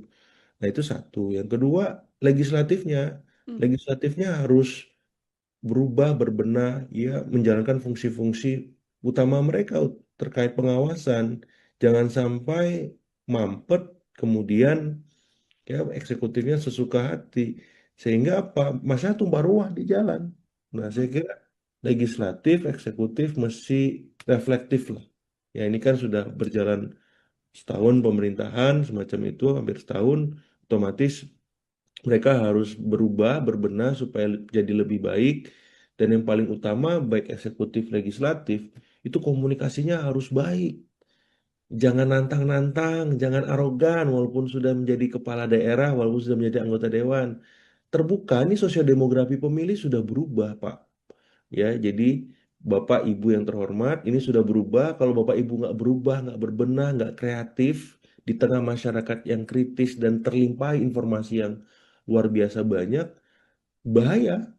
Tengah jalan bisa turun jabatan Bapak Ibu yang terhormat. Jadi, Isu besar dan sudah sampai ke telinga elit di nasional begitu ya Mas Agung ya. Mungkin saya ingin ya, minta pengantar dulu dari Mas Agung, apa yang sedianya bisa di-highlight Mas dari perjalanan demo besar di Pati yang sudah digelar pertama kali di tanggal 13 Agustus dan kabarnya bahkan akan digelar kembali untuk kedua kalinya. betul Mbak. Jadi sebenarnya sederhana ya, ketika Pak Bupati membuat kebijakan lewat Perbub, yakni kenaikan PBB 250%, walaupun ini bisa ditelusuri lagi apakah di semua titik atau sebagian semacam itu, tapi kebijakan ini minim partisipasi, minim keterlibatan publik sebagaimana asas-asas umum pemerintahan daerah yang kita pahami di Undang-Undang Pemerintahan Daerah itu yang akhirnya membuat ya semacam bom waktu masalah. Karena ternyata setelah ditelisik lebih lanjut, ternyata bukan hanya soal pajak bumi bangunan, tapi ada 11 hal lain yang itu memang menjadi problem serius yang mendera atau menjerat Bupati Pati. Yang pertama itu soal kebijakan nirpartisipasi. Yang kedua soal relasi yang kurang baik antara eksekutif dengan legislatif. Karena kan ini ternyata disahkan perbubnya bulan Mei kalau saya tidak salah, kemudian meledak Agustus kemarin lewat demo besar. Ketika relasi eksekutif dan legislatif tidak baik, yang dikorbankan akhirnya rakyat. Seperti itu. Karena ketika Bupati Asik sendiri membuat kebijakan tanpa persetujuan, tanpa sepengetahuan DPRD, ujuk-ujuk langsung ke masyarakat, ke warga semacam itu, otomatis ya warga juga ya dalam tanda petik kesel karena kebijakan yang dilakukan itu bukan di mereka, nalar mereka, sehingga akhirnya klimaksnya pada waktu kemarin demonstrasi besar. Hmm. Nah, yang ketiga saya lihat juga memang ini problem laten ya, ketika eksekutif dan legislatif tidak melibatkan publik, maka ini sebuah preseden buruk ya Mbak Nila, karena kita tahu pilkada selesai, oke. Ya, koalisi menang, yes. Tapi bukan berarti tidak kemudian tidak melibatkan rakyat ketika mereka bekerja ataupun membuat kebijakan, perda, atau merevisi aturan apapun semacam itu. Justru ini momen awal mereka memimpin. Bagaimana mungkin mereka bisa dipercaya kalau legitimasinya runtuh seketika di tengah periode kepemimpinannya? Ya kita lihat kemarin kan apa dia ditimpukin. Saya nggak kebayang seperti itu pemimpin daerah mendapati semacam itu. Terus anggota dewan digeruduk, bahkan mereka yang absen itu rakyat. Pansusnya juga yang buat dipaksa rakyat dikepung. Kalau nggak ada pansus itu. Jadi karena rakyat sudah bertindak jauh, akhirnya terjadilah pansus pemakzulan itu dan hak angket. Nah, yang terakhir yang ingin saya garis bawahi soal komunikasi yang buruk, Mbak Nila. Ya, jadi ini melahirkan masalah-masalah baru lainnya. Ya, ditambah tadi leadershipnya juga buruk. Ya, jadi akhirnya akumulasi itu memuncak dan muncullah ya hak angket ataupun pansus pemakzulan yang sekarang ini dikawal warga. Saya mendapati informasi selain ada aksi lanjutan, mereka udah buat posko di depan DPRD itu. Dan saya kemarin endorse di beberapa kesempatan itu ketika pansus kerja dibuka itu pintu, kemudian live streaming deh sosmednya semua. YouTube, TikTok, Facebook, IG, dan seterusnya supaya apa? Supaya tidak ada sakwa sangka apapun dalam benak masyarakat Pati. Minimal mereka adem, tenang, dan melihat proses ini setransparan mungkin. Seperti itu Mbak sebagai pengantar. Ini artinya menjadi salah satu puncak kekecewaan dan puncak Ya, amarah dari masyarakat sampai rasanya benar-benar bersatu yang benar-benar bersama satu ya, suara untuk kemudian sudah tidak lagi soal pembatalan PBB karena kan sebelum ada demonstrasi kan sudah dibatalkan ya Mas Agung ya betul, yang betul sudah 50%. dibatalkan. Tapi sekarang justru desakannya adalah untuk melengsarkan. Bagaimana Mas Agung melihat bahwa Hmm. desakannya bergeser dari yang awalnya soal PBB sekarang puncak kekecewaannya merembet untuk dilengsarkan Mas? Ya, saya melihat memang ada kekecewaan sangat besar di warga Pati soal leadership dan komunikasi Bupati yang sangat buruk, Mbak.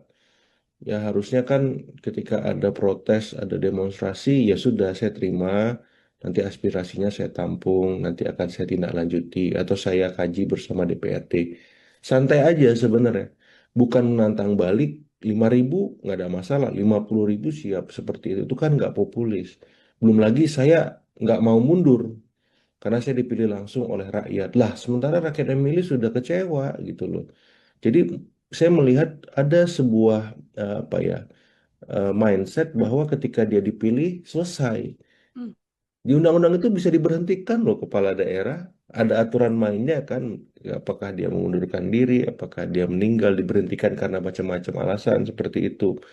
Dan inilah yang sedang diuji oleh pansus pemakzulan ya, 12 item tadi. Jadi saya melihat memang statement-statement yang kontraproduktif itu menurut saya disudahi saja.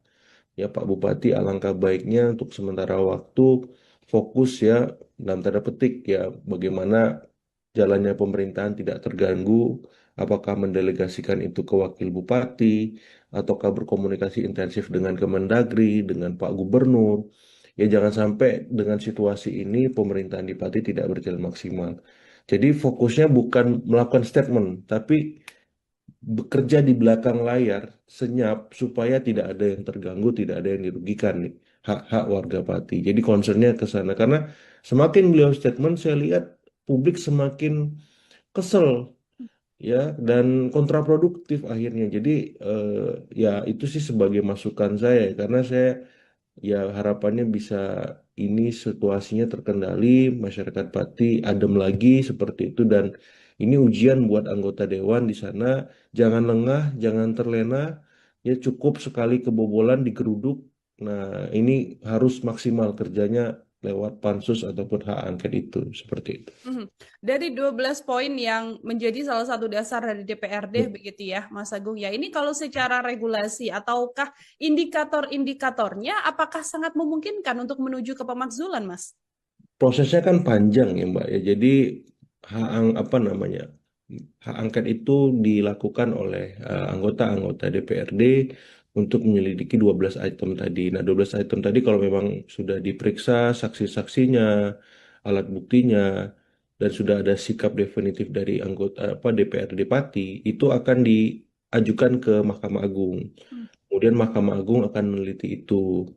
Nah, kalau memang Mahkamah Agung melihat ini tidak ada masalah, tidak ada celah kesalahan, ya berarti dilanjutkan lagi nanti ke apa namanya ke Kemendagri tebusan ke Presiden untuk dilakukan ACC semacam itu. Jadi prosesnya panjang, tapi saya berharap memang walaupun waktunya 2 bulan, ini ya apa ya bisa dipercepat gitu loh. Jangan istilahnya 2 bulan juga. Hmm. Ya anggota dewannya kerjanya gila-gilaan untuk membayar kekecewaan dan kemarahan warga kemarin. Kalau perlu ya kalau office hour jam 9 sampai jam 5 sore, mereka kerja sampai jam berapa? Jam 10 malam gitu ya. Maksudnya menunjukkan keseriusan gitu loh, komitmen mereka bahwa mereka benar-benar mengawal ini sampai akhir, terlepas nanti diterima Mahkamah Agung ataupun tidak ataupun yang lain, ya minimal mereka sudah usaha semaksimal mungkin seperti itu karena penting meredam kekecewaan dan kemarahan warga tadi supaya tidak berujung ke hal-hal yang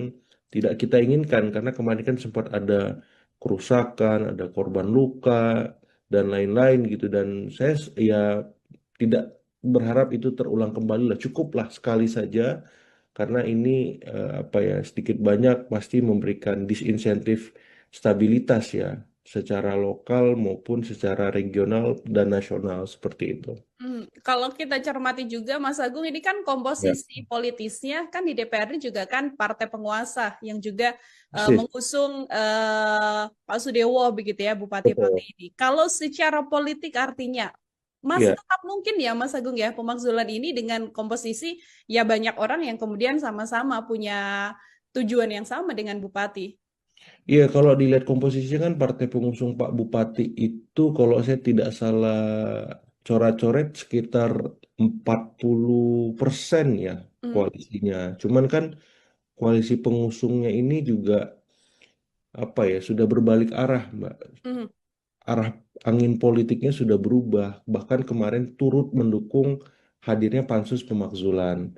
Dan Gerindra sebagai partai pengusung Pak Bupati juga ikut di dalamnya, bahkan memberikan catatan-catatan kritis atas kepemimpinan Pak Bupati. Jadi kalau saya melihat memang ini sebuah presiden baik ya, bahwa ya Gerindra membuka diri atas beragam masukan dan koreksi, dan saya melihat ini bisa sedikit banyak memberikan objektivitas bagi masyarakat Pati, walaupun hari ini Gerindra berkuasa, punya kader sebagai Bupati-Pati di sana, ya Gerindra tetap concern merawat menjaga aspirasi rakyat sebagai hal yang utama karena ini yang paling penting dan sebagaimana pesan Pak Prabowo juga beliau nggak akan istilahnya kasih ampun dan Hmm. siap kritik walaupun yang mengkritik itu dari dalam koalisi dari Gerindra itu sendiri termasuk sebaliknya kalau ada kesalahan dari dalam koalisi dan dari kader Gerindra sendiri beliau juga tidak akan memberikan dalam tanda petik belas kasihan semacam itu dan ini kan presiden yang sudah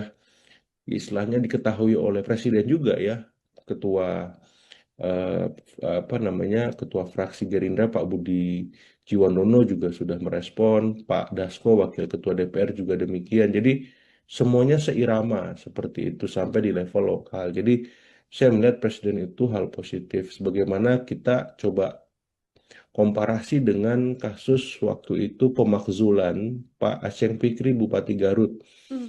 ya beberapa waktu yang lalu di mana dia ada di Partai Demokrat, presidennya waktu itu Pak SBY. Nah, tidak ada intervensi dari Demokrat ataupun Pak SBY untuk membuat ya proses konstitusional berupa pemakzulan itu terhambat gitu. Nah, saya melihat Gerindra juga demikian. Jadi diserahkan kepada mekanisme di Pati, silahkan lanjutkan kata Pak Dasko semacam itu dan saya mengapresiasi supaya apa? Semua elit politik baik di level lokal, di nasional belajar dari kasus Pati ini. Karena Pati efek ini sudah kemana-mana, Mbak Hmm. Mila ya. Ya bukan hanya Pati, ternyata masalah pajak bumi bangunan ini ada di Jombang, ada di Bone, ada di Semarang, ada di tempat-tempat lain juga yang mungkin kita belum tahu dan masyarakat belum sadar. Tapi karena Pati efek ini, akhirnya mereka buka list pajak bumi bangunan tagihannya kayak saya saja misalkan. Saya buka lagi list pajak bumi bangunan saya dari tahun ke tahun. Ada kenaikan nggak ini yang gila-gilaan, ugal-ugalan seperti itu? Membuat masyarakat juga jadi melek, kalaupun nanti ada hal-hal yang ternyata tidak sesuai atau tiba-tiba naiknya drastis sekali, ini juga bisa menjadi atensi ya, Mas Betul, Agung ya. betul. Eh, Oke, ini kalau misalnya pemakzulan kan pasti antara ya berhasil dimakzulkan atau tidak begitu. Kalau Betul. ini berhasil, Mas Agung, dampak politik dan juga sosialnya bagi masyarakat Pati akan seperti apa? Dan kalaupun nanti Ya. ini tidak berjalan begitu ya, pemakzulannya tidak sampai finish untuk melengsarkan Bupati Pati, dampaknya juga akan seperti apa, Mas? Iya, jadi saya melihat memang kalau pemakzulan ini mengemuka, maka ya otomatis Pak Wakil Bupati yang maju, yang naik ya. Kemudian nanti di koalisi pengusung akan dibicarakan siapa ya wakil bupati baru, karena Pak Wakil Bupati tadi naik menjadi bupati. Seperti itu. Jadi dampak politisnya ya mesti akan merubah lanskap politik di level lokal Pati sendiri, karena ada perubahan atau suksesi kepemimpinan secara tiba-tiba ya force major. Dan ini masukan buat semua karena sosiodemografi pemilih kita berubah karena diisi mayoritas Gen Z dan milenial yang terpapar informasi yang sangat kritis, yang sangat kadangnya pendidikannya tinggi semacam itu. Jadi eh, pemimpin daerah baik bupati maupun anggota-anggota dewan juga harus melek terhadap situasi itu. Kalau mereka kritis berarti kepala daerahnya harus kreatif. Anggota dewannya juga seperti itu. Sehingga tidak dengan gampangnya menaikkan PBB gila-gilaan. Kreatif itu ya berarti mencari sumber pemasukan lain ya yang memang masuk akal gitu. Ataupun kalau PBB naik ya janganlah sampai 250%, ya bertahap, ya menyesuaikan kemampuan daya beli masyarakat di sana. Masyarakat saya kan mau bayar pajak ya, tapi jangan ya ugal-ugalan naiknya seperti itu, bertahap, kemudian ada researchnya supaya mereka bisa mendapatkan itu sebagai sebuah argumen rasional. Nah, jadi secara politik akan banyak perubahan lanskap, Mbak, seperti itu, baik di level ya partainya, kemudian pemilihnya, ya, kemudian juga saya yakin pasti ada apa semacam reorientasi ketika mereka membuat kebijakan. Mau Hmm. nggak mau ya akhirnya lebih partisipatif, lebih emansipatorik, lebih transparan, ya dibuka kanal-kanal informasi, saluran-saluran komunikasi itu yang selama ini tersumbat dan searah. Ini kan yang jadi soal. Ya seakan-akan ketika bupati sudah terpilih, anggota dewan sudah terpilih, bisa seenaknya aja buat perda, buat perbub, ya sudah. Masyarakat tinggal setuju, nggak ada pilihan lain. Kalau nggak saya layani. Kan gitu kemarin, sampai seperti itu. Kalau PBB-nya nggak lunas, ya udah, nggak bisa mengakses pelayanan publik. Itu kan udah istilahnya bahaya, ya intimidatif, nggak mendidik seperti itu. Jadi secara politik itu, secara sosial ya saya kira ini apa ya, ya bisa diobjektifikasi lah. Apakah memang apa proses pemakzulan ini bisa menjawab kegeraman dan kegelisahan publik. Yang jelas pansus pemakzulan di DPRD Pati harus bekerja sebaik mungkin karena jangan sampai ini menjadi presiden kurang baik juga ya karena kan sebenarnya nggak ada istilahnya wajar kalau ada kebijakan yang tidak populis kemudian diprotes. Yang jadi soal kalau masalahnya bukan hanya soal dia membuat kebijakan, tapi ada banyak masalah lain yang itu sedikit banyak ada irisannya dengan hukum kan, seperti itu. Jadi kalau saya ya masyarakat Pati harus berbesar hati, berbesar jiwa menanti proses ini sampai selesai, ya hindari hal-hal yang kontraproduktif utamanya yang bisa membuat situasi di Pati menjadi kurang kondusif. Jadi ikuti proses pansus pemakzulan dan saya berharap anggota DPRD juga setransparan mungkin kerjanya, semaksimal mungkin supaya masyarakat Pati dalam tanda petik percaya lagi gitu ya. sedikit banyak legitimasi itu bisa terbentuk dan tumbuh dengan baik setelah mereka dikecewakan. Karena ya saya memberikan catatan kritis juga buat anggota dewan. Ya, kesalahan Pak Sudewo ini kan terjadi karena anggota dewan membiarkan. Ya, kalau fungsi pengawasan jalan, kalau fungsi-fungsi lain berlangsung dengan baik, mestinya ini nggak terjadi dan masa nggak perlu tumpah ruah ke jalan, melakukan hal-hal yang apa ya di luar kontrol semacam itu. Jadi ini masukan buat anggota dewan, ya jangan lengah, jangan terlena sekali lagi, pastikan bahwa Anda bekerja dengan maksimal seperti itu. Oke, itu masih panjang prosesnya untuk pemakzulan bisa untuk kemudian dilakukan ataupun bisa gagal juga ya, Mas Ya, Agung ya, kalau nanti sudah naik ke pusat. Lalu kalau misalnya ini ternyata pemakzulannya tidak berhasil atau tidak jalan begitu kan, Bupati akan menjalankan pemerintahan ya, masih sangat lama, Mas Agung, masih 5 ya, tahun, 4 tahun mendatang lah bisa dikatakan. betul. Dengan Ya. ketiadaan rasa percaya dari masyarakat ini, kalau dari analisa Mas Agung, situasinya nanti akan seperti apa? Nah, ini Mbak yang saya agak apa ya, agak riskan dan bingung menjawabnya karena saya kemarin waktu melihat demonstrasi besar itu legitimasi bupati di titik nadir, bahkan minus gitu loh. Masyarakat distrust gitu. Jadi untuk mengembalikan itu nggak mudah. Hmm. Ya, jadi saya kira perlu ya intervensi dari pemerintah provinsi kah, misalkan sementara waktu seperti kemarin Pak Tat Yassin sebagai inspektur upacara karena Pak Bupati kurang sehat misalkan. Ya itu bisa jadi salah satu opsi. Atau nanti Pak Wakil Bupati yang menjalankan roda pemerintahan sehari-hari. Ya Pak Bupati mungkin misalkan di retreat dulu di Kemendagri. Ya retreat kedua, retreat ulang dalam tanda petik. Kayak kemarin Pak Luki Hakim kan apa itu Bupati saya lupa daerah di Jawa Barat juga tuh. Dia ke Jepang tanpa izin. Padahal dia sudah izin, ternyata ada misadministrasi di sana. Dia di retreat di Kemendagri 3 bulan tuh.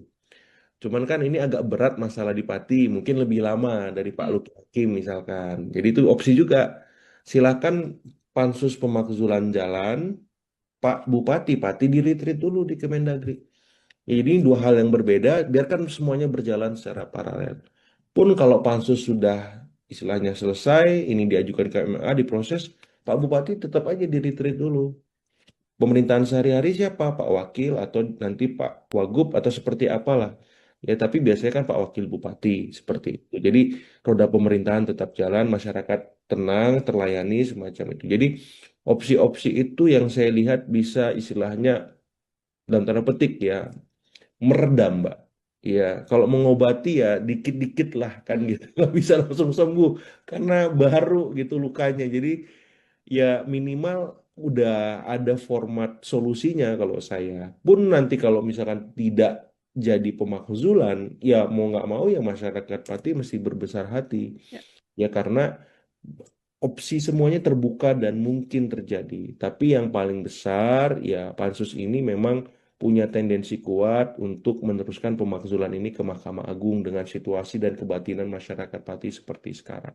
Seperti, Oke, itu bisa menjadi win-win solution juga ya, Mas Agung ya. ya, Ada ya, pemerintahan masih tetap jalan, di satu ya. sisi Bupati-Pati juga mendapatkan sekolah lagi, Pembinaan begitu nih. pembinaan betul di Kemendagri agar kemudian nantinya juga bisa perlahan-lahan meningkatkan rasa kepercayaan dari masyarakat. Kan banyak elit juga yang berharap diberikan kesempatan saja, dimaafkan, Iya, dibiarkan memperbaiki diri untuk bekerja, begitu ya Mas Agung ya. iya, Kalau iya. dari Mas Agung sendiri, masih bisakah kemudian Bupati-Pati ini kemudian muncul untuk dengan kesadaran dirinya memohon maaf, mengucapkan janji kembali selain janji politik sebelum menjabat, tapi janji ketika sudah menjabat untuk iya, saya akan lebih baik dan sebagainya. Perlukah atau masih bisakah masyarakat Pati untuk bisa uh, mendapatkan kesempatan Bupati-Pati agar menjabat lebih lama lagi, Mas? Iya, kalau saya sih jawaban objektifnya tunggu pansus pemakzulan sih, Mbak. Hmm, Seperti apa hasil kerjanya semacam itu. Karena kan Pak Bupati sebenarnya sudah minta maaf. ya. Ya sudah istilahnya apa ya bahasanya itu sudah membatalkan kebijakan PBB juga gitu. Jadi dia sudah melakukan apa yang seharusnya dilakukan.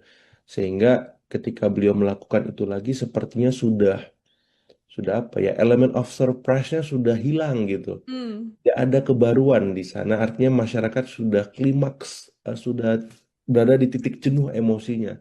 Jadi pendekatannya bukan lagi dengan minta maaf, dengan kata-kata, tapi dengan langsung perbuatan.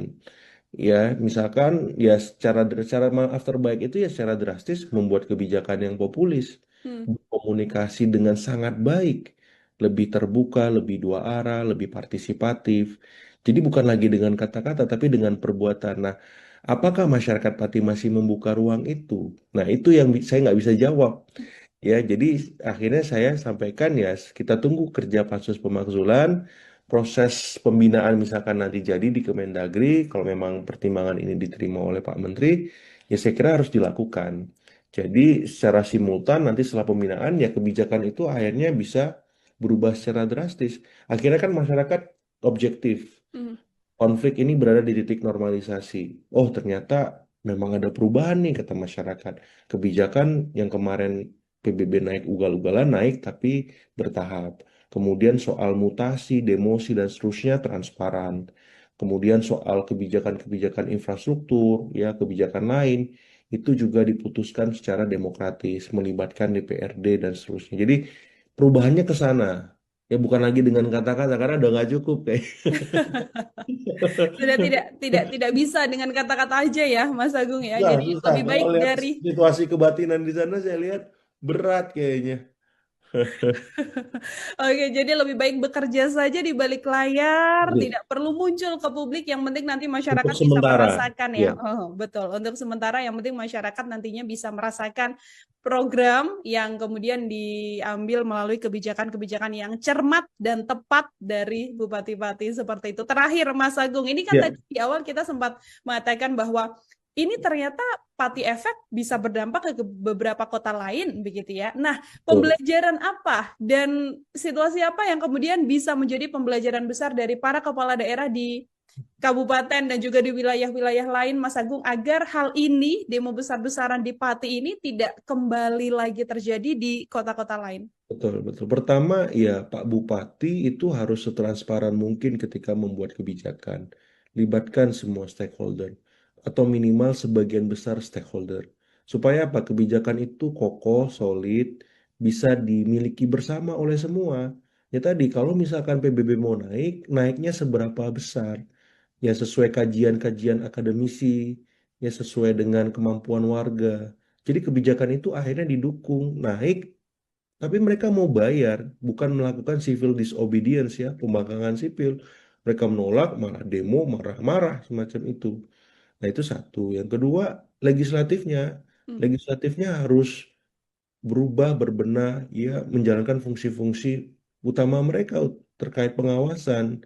Jangan sampai mampet, kemudian ya eksekutifnya sesuka hati. Sehingga apa? Masa tumpah ruah di jalan. Nah, saya kira legislatif, eksekutif mesti reflektif lah. Ya ini kan sudah berjalan setahun pemerintahan semacam itu, hampir setahun, otomatis mereka harus berubah, berbenah supaya jadi lebih baik. Dan yang paling utama, baik eksekutif, legislatif, itu komunikasinya harus baik. Jangan nantang-nantang, jangan arogan, walaupun sudah menjadi kepala daerah, walaupun sudah menjadi anggota dewan. Terbuka, ini sosiodemografi pemilih sudah berubah, Pak. Ya, jadi Bapak Ibu yang terhormat, ini sudah berubah. Kalau Bapak Ibu nggak berubah, nggak berbenah, nggak kreatif di tengah masyarakat yang kritis dan terlimpahi informasi yang luar biasa banyak, bahaya. Tengah jalan bisa turun jabatan Bapak Ibu yang terhormat. Isu besar dan sudah sampai ke telinga elit di nasional, begitu ya, Mas Agung ya. Mungkin saya ingin Ya, minta pengantar dulu dari Mas Agung, apa yang sedianya bisa di-highlight, Mas, dari perjalanan demo besar di Pati yang sudah digelar pertama kali di tanggal 13 Agustus dan kabarnya bahkan akan digelar kembali untuk kedua kalinya. betul Mbak. Jadi sebenarnya sederhana ya, ketika Pak Bupati membuat kebijakan lewat Perbub, yakni kenaikan PBB 250%, walaupun ini bisa ditelusuri lagi apakah di semua titik atau sebagian semacam itu, tapi kebijakan ini minim partisipasi, minim keterlibatan publik, sebagaimana asas-asas umum pemerintahan daerah yang kita pahami di Undang-Undang Pemerintahan Daerah itu yang akhirnya membuat ya semacam bom waktu masalah. Karena ternyata setelah ditelisik lebih lanjut, ternyata bukan hanya soal pajak bumi bangunan, tapi ada 11 hal lain yang itu memang menjadi problem serius yang mendera atau menjerat bupati-pati. Yang pertama itu soal kebijakan nir partisipasi. Yang kedua soal relasi yang kurang baik antara eksekutif dengan legislatif. Karena kan ini ternyata disahkan perbuknya bulan Mei kalau saya tidak salah, kemudian meledak Agustus kemarin lewat demo besar. Ketika relasi eksekutif dan legislatif tidak baik, yang dikorbankan akhirnya rakyat. Seperti itu. Karena ketika Bupati Asik sendiri membuat kebijakan tanpa persetujuan, tanpa sepengetahuan DPRD, ujuk-ujuk langsung ke masyarakat, ke warga semacam itu, otomatis ya warga juga ya dalam tanda petik kesel karena kebijakan yang dilakukan itu bukan hanya satu kali, tapi berkali-kali dan itu apa ya menggugah rasa nurani mereka, nalar mereka, sehingga akhirnya klimaksnya pada waktu kemarin demonstrasi besar. Hmm. Dan yang ketiga saya lihat juga memang ini problem laten ya, ketika eksekutif dan legislatif tidak melibatkan publik, maka ini sebuah presiden buruk ya Mbak Nila, karena kita tahu pilkada selesai, oke. Ya, koalisi menang, yes. Tapi bukan berarti tidak kemudian tidak melibatkan rakyat ketika mereka bekerja ataupun membuat kebijakan, perda, atau merevisi aturan apapun semacam itu. Justru ini momen awal mereka memimpin. Bagaimana mungkin mereka bisa dipercaya kalau legitimasinya runtuh seketika di tengah periode kepemimpinannya? Ya kita lihat kemarin kan apa dia ditimpukin. Saya nggak kebayang seperti itu pemimpin daerah mendapati semacam itu. Terus anggota dewan digeruduk, bahkan mereka yang absen itu rakyat. Pansusnya juga yang buat dipaksa rakyat dikepung. Kalau nggak ada pansus itu. Jadi karena rakyat sudah bertindak jauh, akhirnya terjadilah pansus pemakzulan itu dan hak angket. Nah yang terakhir yang ingin saya garis bawahi soal komunikasi yang buruk, Mbak Nila. Ya, jadi ini melahirkan masalah-masalah baru lainnya. Ya, ditambah tadi leadershipnya juga buruk. Ya, jadi akhirnya akumulasi itu memuncak dan muncullah ya hak angket ataupun pansus pemakzulan yang sekarang ini dikawal warga. Saya mendapati informasi selain ada aksi lanjutan, mereka udah buat posko di depan DPRD itu. Dan saya kemarin endorse di beberapa kesempatan itu ketika pansus kerja dibuka itu pintu, kemudian live streaming deh sosmednya semua. YouTube, TikTok, Facebook, IG dan seterusnya supaya apa? Supaya tidak ada sakwa sangka apapun dalam benak masyarakat Pati. Minimal mereka adem, tenang dan melihat proses ini setransparan mungkin. Seperti itu Mbak sebagai pengantar. Ini artinya menjadi salah satu puncak kekecewaan dan puncak Ya. amarah dari masyarakat sampai rasanya benar-benar bersatu yang benar-benar bersama satu Ya, suara untuk kemudian sudah tidak lagi soal pembatalan PBB karena kan sebelum ada demonstrasi kan sudah dibatalkan ya Mas Agung ya betul, yang betul sudah 50%. dibatalkan. Tapi sekarang justru desakannya adalah untuk melengsarkan. Bagaimana Mas Agung melihat bahwa Hmm. desakannya bergeser dari yang awalnya soal PBB, sekarang puncak kekecewaannya merembet untuk dilengsarkan, Mas? Ya, saya melihat memang ada kekecewaan sangat besar di warga Pati soal leadership dan komunikasi Bupati yang sangat buruk, Mbak. Ya, harusnya kan ketika ada protes, ada demonstrasi, ya sudah saya terima, nanti aspirasinya saya tampung, nanti akan saya tindak lanjuti, atau saya kaji bersama DPRD. Santai aja sebenarnya. Bukan menantang balik, 5.000 nggak ada masalah, 50.000 siap seperti itu kan nggak populis. Belum lagi saya nggak mau mundur, karena saya dipilih langsung oleh rakyat. Lah, sementara rakyat yang milih sudah kecewa gitu loh. Jadi saya melihat ada sebuah apa ya mindset bahwa ketika dia dipilih selesai. Hmm. Di undang-undang itu bisa diberhentikan loh kepala daerah. Ada aturan mainnya kan. Apakah dia mengundurkan diri, apakah dia meninggal, diberhentikan karena macam-macam alasan seperti itu. Dan inilah yang sedang diuji oleh pansus pemakzulan ya, 12 item tadi. Jadi saya melihat memang statement-statement yang kontraproduktif itu menurut saya disudahi saja. Ya Pak Bupati, alangkah baiknya untuk sementara waktu fokus ya dalam tanda petik ya bagaimana jalannya pemerintahan tidak terganggu, apakah mendelegasikan itu ke wakil bupati, ataukah berkomunikasi intensif dengan Kemendagri, dengan Pak Gubernur. Ya jangan sampai dengan situasi ini pemerintahan di Pati tidak berjalan maksimal. Jadi fokusnya bukan melakukan statement, tapi bekerja di belakang layar senyap supaya tidak ada yang terganggu, tidak ada yang dirugikan nih hak-hak warga Pati. Jadi concernnya ke sana karena semakin beliau statement saya lihat publik semakin kesel ya dan kontraproduktif akhirnya. Jadi eh, ya itu sih sebagai masukan saya karena saya ya harapannya bisa ini situasinya terkendali, masyarakat Pati adem lagi seperti itu dan ini ujian buat anggota dewan di sana. Jangan lengah, jangan terlena, ya cukup sekali kebobolan digeruduk. Nah, ini harus maksimal kerjanya lewat pansus ataupun hak angket itu seperti itu. Mhm. Dari 12 poin yang menjadi salah satu dasar dari DPRD Ya. begitu ya, Mas Agung ya. Ini kalau secara regulasi ataukah indikator-indikatornya apakah sangat memungkinkan untuk menuju ke pemakzulan, Mas? Prosesnya kan panjang ya Mbak ya. Jadi apa namanya? Hak angket itu dilakukan oleh anggota-anggota DPRD untuk menyelidiki 12 item tadi. Nah, 12 item tadi kalau memang sudah diperiksa saksi-saksinya, alat buktinya, dan sudah ada sikap definitif dari anggota DPRD Pati, itu akan diajukan ke Mahkamah Agung. Hmm. Kemudian Mahkamah Agung akan meneliti itu.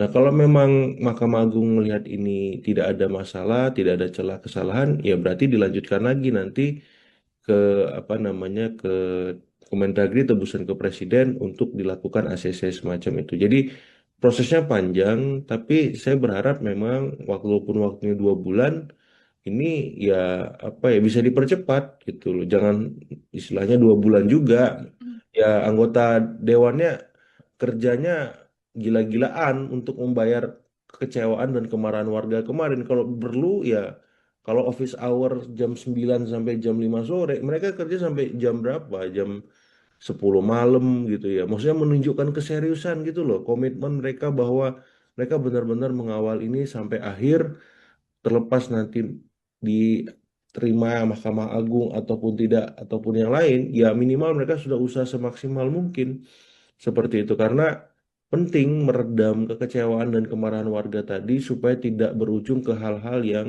tidak kita inginkan karena kemarin kan sempat ada kerusakan, ada korban luka dan lain-lain gitu dan saya ya tidak berharap itu terulang kembali lah cukuplah sekali saja karena ini apa ya sedikit banyak pasti memberikan disinsentif stabilitas ya secara lokal maupun secara regional dan nasional seperti itu.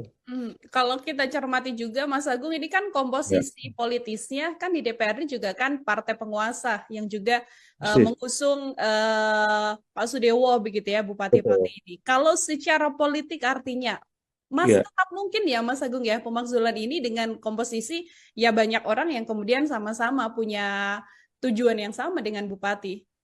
iya kalau dilihat komposisinya kan partai pengusung Pak Bupati itu kalau saya tidak salah coret-coret sekitar 40% ya Hmm. koalisinya. Cuman kan koalisi pengusungnya ini juga apa ya sudah berbalik arah, Mbak. Hmm.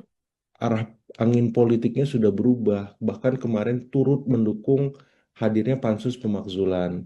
Dan Gerindra sebagai partai pengusung Pak Bupati juga ikut di dalamnya, bahkan memberikan catatan-catatan kritis atas kepemimpinan Pak Bupati. Jadi kalau saya melihat memang ini sebuah presiden baik ya, bahwa ya Gerindra membuka diri atas beragam masukan dan koreksi, dan saya melihat ini bisa sedikit banyak memberikan objektivitas bagi masyarakat Pati, walaupun hari ini Gerindra berkuasa, punya kader sebagai Bupati-Pati di sana, ya Gerindra tetap concern merawat menjaga aspirasi rakyat sebagai hal yang utama karena ini yang paling penting dan sebagaimana pesan Pak Prabowo juga beliau nggak akan istilahnya kasih ampun dan Hmm. siap kritik walaupun yang mengkritik itu dari dalam koalisi dari Gerindra itu sendiri termasuk sebaliknya kalau ada kesalahan dari dalam koalisi dan dari kader Gerindra sendiri beliau juga tidak akan memberikan dalam tanda petik belas kasihan semacam itu dan ini kan presiden yang sudah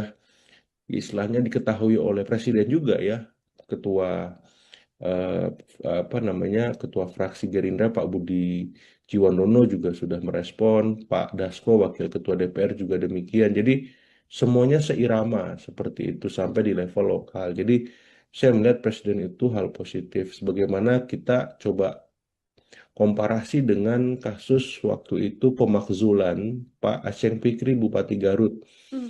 ya, beberapa waktu yang lalu di mana dia ada di Partai Demokrat, presidennya waktu itu Pak SBY.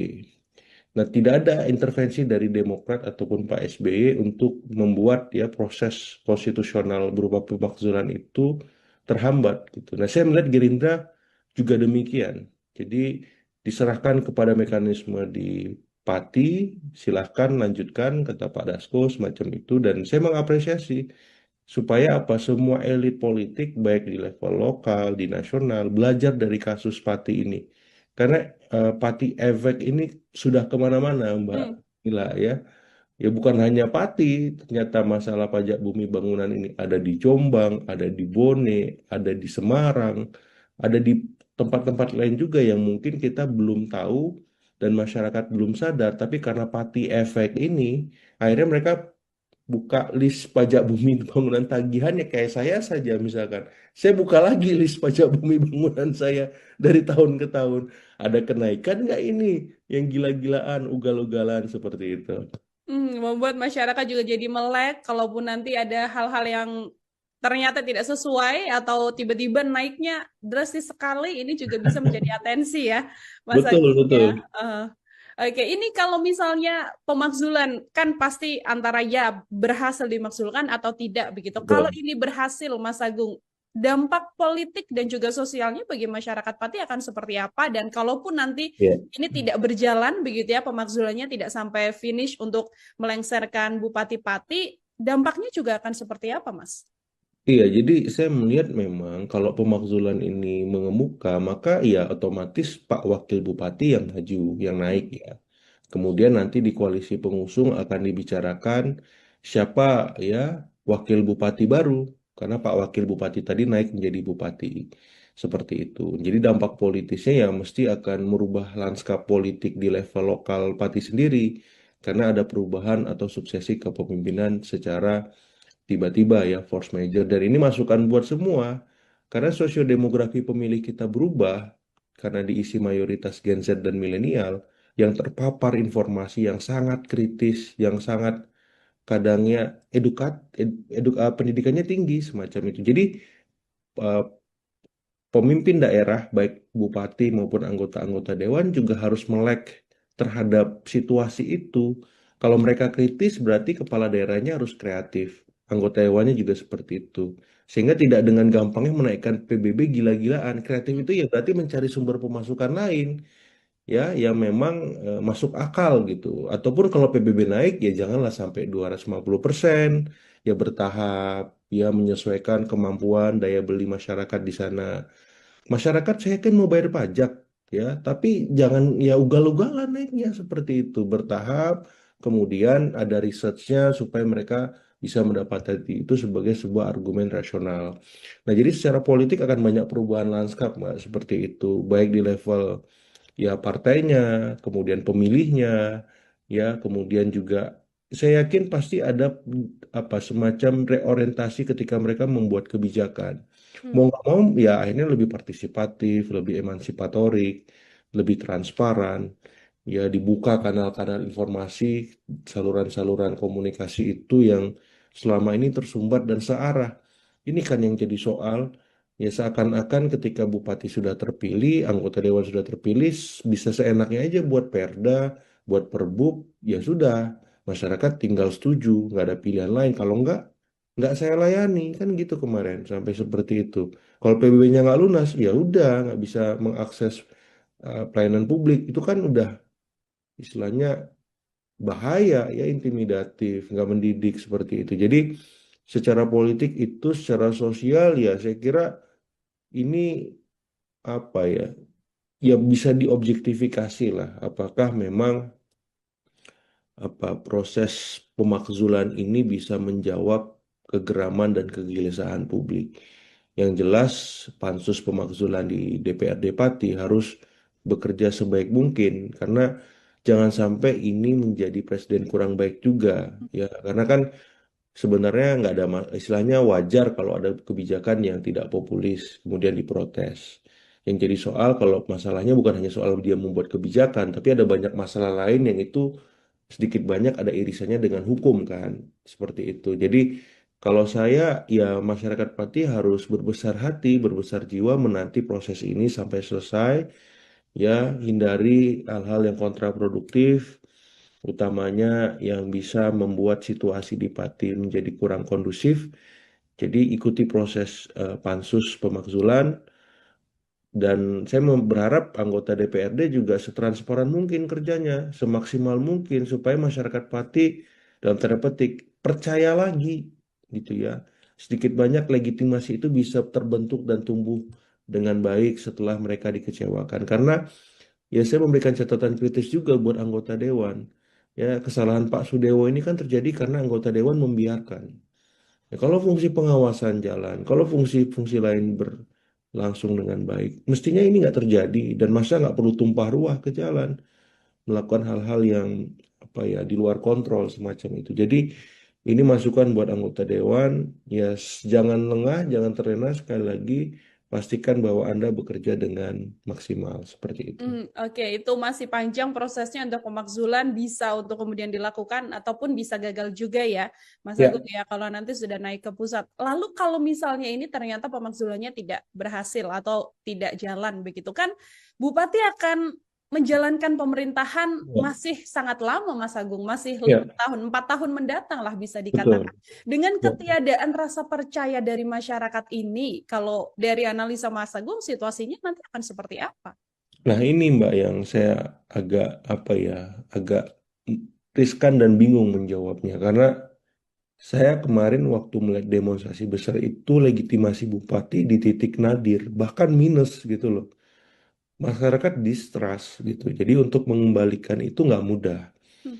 Ya, jadi saya kira perlu ya intervensi dari pemerintah provinsi kah, misalkan sementara waktu seperti kemarin Pak Tat Yassin sebagai inspektur upacara karena Pak Bupati kurang sehat misalkan. Ya itu bisa jadi salah satu opsi. Atau nanti Pak Wakil Bupati yang menjalankan roda pemerintahan sehari-hari. Ya Pak Bupati mungkin misalkan di retreat dulu di Kemendagri. Ya retreat kedua, retreat ulang dalam tanda petik. Kayak kemarin Pak Luki Hakim kan apa itu Bupati saya lupa daerah di Jawa Barat juga tuh. Dia ke Jepang tanpa izin. Padahal dia sudah izin, ternyata ada misadministrasi di sana. Dia di retreat di Kemendagri 3 bulan tuh. Cuman kan ini agak berat masalah di Pati, mungkin lebih lama dari Pak Hmm. Luki Hakim misalkan. Jadi itu opsi juga. Silakan pansus pemakzulan jalan, Pak Bupati, Pati di retreat dulu di Kemendagri. Ya, jadi ini dua hal yang berbeda, biarkan semuanya berjalan secara paralel. Pun kalau pansus sudah istilahnya selesai, ini diajukan ke MMA, diproses, Pak Bupati tetap aja di retreat dulu. Pemerintahan sehari-hari siapa? Pak Wakil atau nanti Pak Wagub atau seperti apalah. Ya, tapi biasanya kan Pak Wakil Bupati seperti itu. Jadi roda pemerintahan tetap jalan, masyarakat tenang, terlayani semacam itu. Jadi opsi-opsi itu yang saya lihat bisa istilahnya dalam tanda petik ya meredam, Mbak. Ya, kalau mengobati ya dikit-dikit lah kan Hmm. gitu. Nggak bisa langsung sembuh karena baru gitu lukanya. Jadi ya minimal udah ada format solusinya kalau saya. Pun nanti kalau misalkan tidak jadi pemakzulan, ya mau nggak mau ya masyarakat Pati mesti berbesar hati. Ya. Ya karena opsi semuanya terbuka dan mungkin terjadi. Tapi yang paling besar ya pansus ini memang punya tendensi kuat untuk meneruskan pemakzulan ini ke Mahkamah Agung dengan situasi dan kebatinan masyarakat Pati seperti sekarang. Seperti, Oke, itu bisa menjadi win-win solution juga ya, Mas Agung ya. ya, Ada ya, pemerintahan masih tetap jalan, di satu ya. sisi Bupati-Pati juga mendapatkan sekolah lagi, Pembinaan begitu nih. pembinaan betul di Kemendagri agar kemudian nantinya juga bisa perlahan-lahan meningkatkan rasa kepercayaan dari masyarakat. Kan banyak elit juga yang berharap diberikan kesempatan saja, dimaafkan, Iya, dibiarkan memperbaiki diri untuk bekerja, begitu ya Mas Agung ya. iya, Kalau iya. dari Mas Agung sendiri, masih bisakah kemudian Bupati-Pati ini kemudian muncul untuk dengan kesadaran dirinya memohon maaf, mengucapkan janji kembali selain janji politik sebelum menjabat, tapi janji ketika sudah menjabat untuk iya, saya akan lebih baik dan sebagainya. Perlukah atau masih bisakah masyarakat Pati untuk bisa uh, mendapatkan kesempatan Bupati Pati agar menjabat lebih lama lagi, Mas? Iya, kalau saya sih jawaban objektifnya tunggu pansus pemakzulan sih, Mbak. Hmm, Seperti apa hasil kerjanya semacam itu. Karena kan Pak Bupati sebenarnya sudah minta maaf. ya. Ya sudah istilahnya apa ya bahasanya itu sudah membatalkan kebijakan PBB juga gitu. Jadi dia sudah melakukan apa yang seharusnya dilakukan. Sehingga ketika beliau melakukan itu lagi sepertinya sudah apa ya elemen of surprise-nya sudah hilang gitu. Hmm, Tidak ada kebaruan di sana. Artinya masyarakat sudah klimaks, sudah berada di titik jenuh emosinya. Jadi pendekatannya bukan lagi dengan minta maaf, dengan kata-kata, tapi dengan langsung perbuatan. Ya, misalkan ya secara maaf terbaik itu ya secara drastis membuat kebijakan yang populis, hmm, komunikasi dengan sangat baik, lebih terbuka, lebih dua arah, lebih partisipatif. Jadi bukan lagi dengan kata-kata, tapi dengan perbuatan. Nah, apakah masyarakat Pati masih membuka ruang itu? Nah, itu yang saya nggak bisa jawab. Ya, jadi akhirnya saya sampaikan ya, kita tunggu kerja pansus pemakzulan, proses pembinaan misalkan nanti jadi di Kemendagri, kalau memang pertimbangan ini diterima oleh Pak Menteri, ya saya kira harus dilakukan. Jadi secara simultan nanti setelah pembinaan ya kebijakan itu akhirnya bisa berubah secara drastis.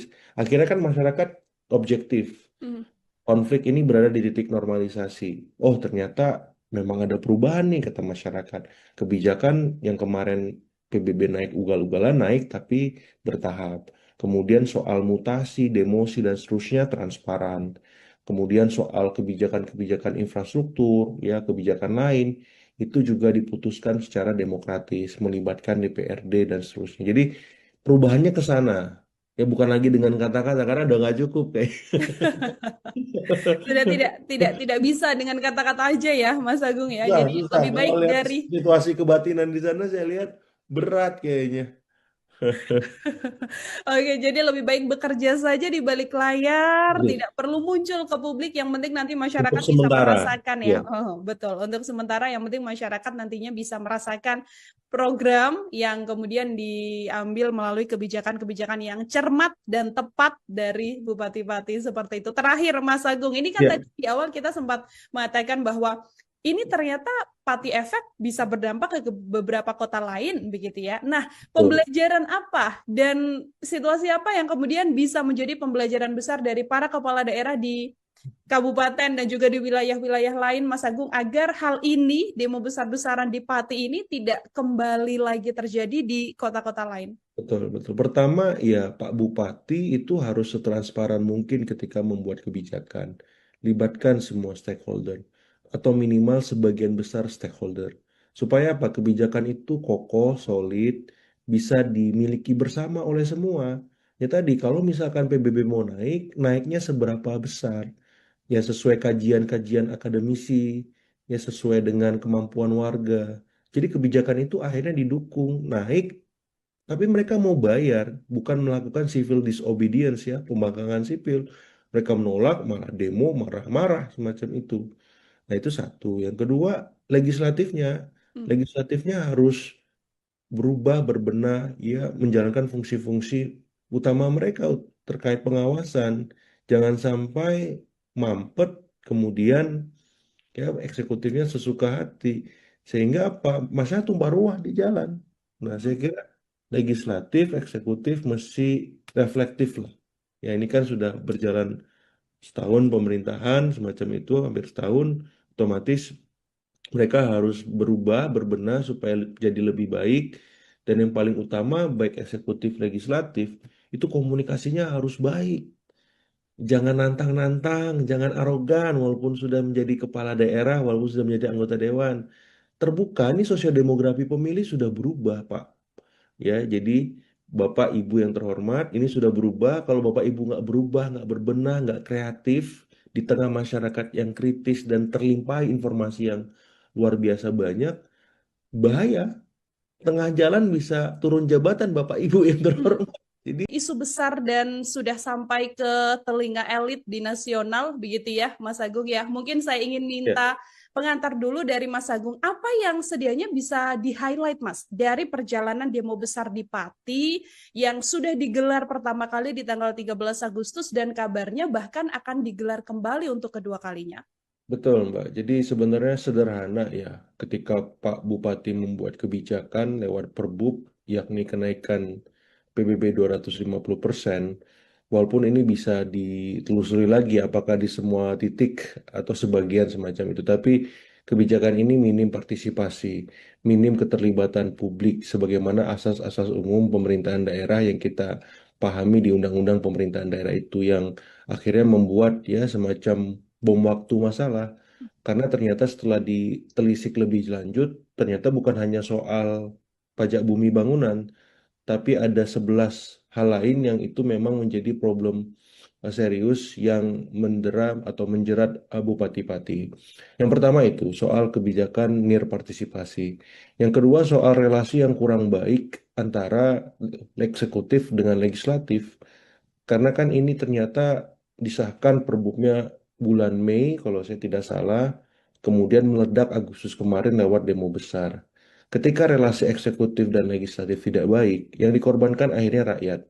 Seperti itu. Karena ketika Bupati Asik sendiri membuat kebijakan tanpa persetujuan, tanpa sepengetahuan DPRD, ujuk-ujuk langsung ke masyarakat, ke warga semacam itu, otomatis ya warga juga ya dalam tanda petik kesel karena kebijakan yang dilakukan itu bukan hanya satu kali, tapi berkali-kali dan itu apa ya menggugah rasa nurani mereka, nalar mereka, sehingga akhirnya klimaksnya pada waktu kemarin demonstrasi besar.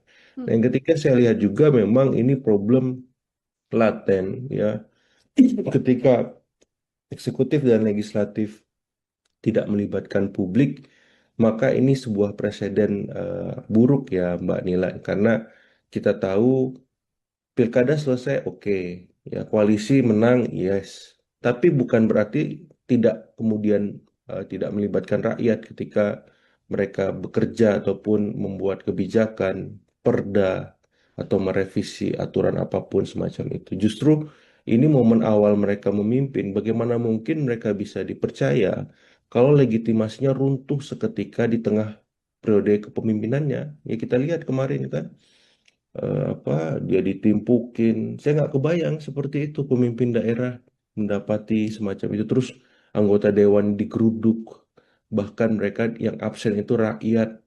Pansusnya juga yang buat dipaksa rakyat dikepung, kalau nggak ada pansus itu. Jadi karena rakyat sudah bertindak jauh, akhirnya terjadilah pansus pemakzulan itu dan hak angket. Nah, yang terakhir yang ingin saya garis bawahi soal komunikasi yang buruk, Mbak Nila. Ya, jadi ini melahirkan masalah-masalah baru lainnya. Ya, ditambah tadi leadershipnya juga buruk. Ya, jadi akhirnya akumulasi itu memuncak dan muncullah ya hak angket ataupun pansus pemakzulan yang sekarang ini dikawal warga. Saya mendapati informasi selain ada aksi lanjutan, mereka udah buat posko di depan DPRD itu. Dan saya kemarin endorse di beberapa kesempatan itu ketika pansus kerja dibuka itu pintu, kemudian live streaming deh sosmednya semua. YouTube, TikTok, Facebook, IG, dan seterusnya supaya apa? Supaya tidak ada sangka apapun dalam benak masyarakat Pati. Minimal mereka adem, tenang, dan melihat proses ini setransparan mungkin. Seperti itu Mbak sebagai pengantar. Ini artinya menjadi salah satu puncak kekecewaan dan puncak Ya. amarah dari masyarakat sampai rasanya benar-benar bersatu yang benar-benar bersama satu Ya, suara untuk kemudian sudah tidak lagi soal pembatalan PBB karena kan sebelum ada demonstrasi kan sudah dibatalkan ya Mas Agung ya betul, betul sudah 50%. dibatalkan. Tapi sekarang justru desakannya adalah untuk melengsarkan. Bagaimana Mas Agung melihat bahwa Hmm. desakannya bergeser dari yang awalnya soal PBB, sekarang puncak kekecewaannya merembet untuk dilengsarkan, Mas? Ya, saya melihat memang ada kekecewaan sangat besar di warga Pati soal leadership dan komunikasi Bupati yang sangat buruk, Mbak. Ya, harusnya kan ketika ada protes, ada demonstrasi, ya sudah saya terima, nanti aspirasinya saya tampung, nanti akan saya tindak lanjuti, atau saya kaji bersama DPRD.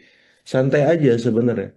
Bukan menantang balik, 5.000 nggak ada masalah, 50.000 siap seperti itu kan nggak populis. Belum lagi saya nggak mau mundur karena saya dipilih langsung oleh rakyat. Lah, sementara rakyat yang milih sudah kecewa gitu loh. Jadi saya melihat ada sebuah apa ya mindset bahwa ketika dia dipilih selesai. Hmm. Di undang-undang itu bisa diberhentikan loh kepala daerah. Ada aturan mainnya kan, apakah dia mengundurkan diri, apakah dia meninggal, diberhentikan karena macam-macam alasan seperti itu. Dan inilah yang sedang diuji oleh Pansus Pemakzulan ya, 12 item tadi. Jadi saya melihat memang statement-statement yang kontraproduktif itu menurut saya disudahi saja. Ya Pak Bupati, alangkah baiknya untuk sementara waktu fokus ya dalam tanda petik ya bagaimana jalannya pemerintahan tidak terganggu, apakah mendelegasikan itu ke wakil bupati, ataukah berkomunikasi intensif dengan Kemendagri, dengan Pak Gubernur. Ya jangan sampai dengan situasi ini pemerintahan di Pati tidak berjalan maksimal. Jadi fokusnya bukan melakukan statement, tapi bekerja di belakang layar senyap supaya tidak ada yang terganggu, tidak ada yang dirugikan nih hak-hak warga Pati. Jadi concernnya ke sana karena semakin beliau statement saya lihat publik semakin kesel ya dan kontraproduktif akhirnya. Jadi eh, ya itu sih sebagai masukan saya karena saya ya harapannya bisa ini situasinya terkendali, masyarakat Pati adem lagi seperti itu dan ini ujian buat anggota dewan di sana. Jangan lengah, jangan terlena, ya cukup sekali kebobolan digeruduk. Nah, ini harus maksimal kerjanya lewat pansus ataupun hak angket itu seperti itu. Mhm. Dari 12 poin yang menjadi salah satu dasar dari DPRD begitu ya, Mas Agung ya. Ini kalau secara regulasi ataukah indikator-indikatornya apakah sangat memungkinkan untuk menuju ke pemakzulan, Mas? Prosesnya kan panjang ya Mbak ya. Jadi apa namanya hak angket itu dilakukan oleh anggota-anggota DPRD untuk menyelidiki 12 item tadi. Nah 12 item tadi kalau memang sudah diperiksa saksi-saksinya, alat buktinya, dan sudah ada sikap definitif dari anggota apa DPRD Pati, itu akan diajukan ke Mahkamah Agung. Hmm. Kemudian Mahkamah Agung akan meneliti itu.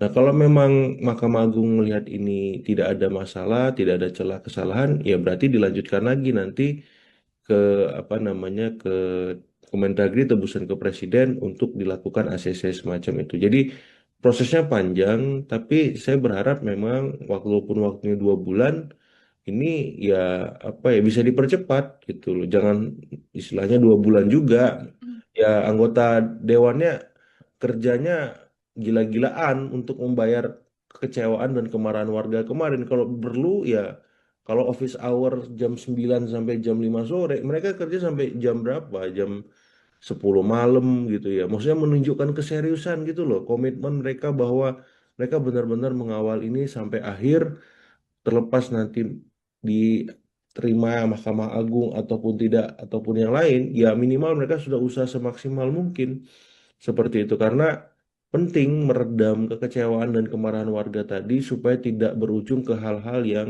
tidak kita inginkan karena kemarin kan sempat ada kerusakan, ada korban luka dan lain-lain gitu dan ya tidak berharap itu terulang kembali lah cukuplah sekali saja karena ini apa ya sedikit banyak pasti memberikan disinsentif stabilitas ya secara lokal maupun secara regional dan nasional seperti itu.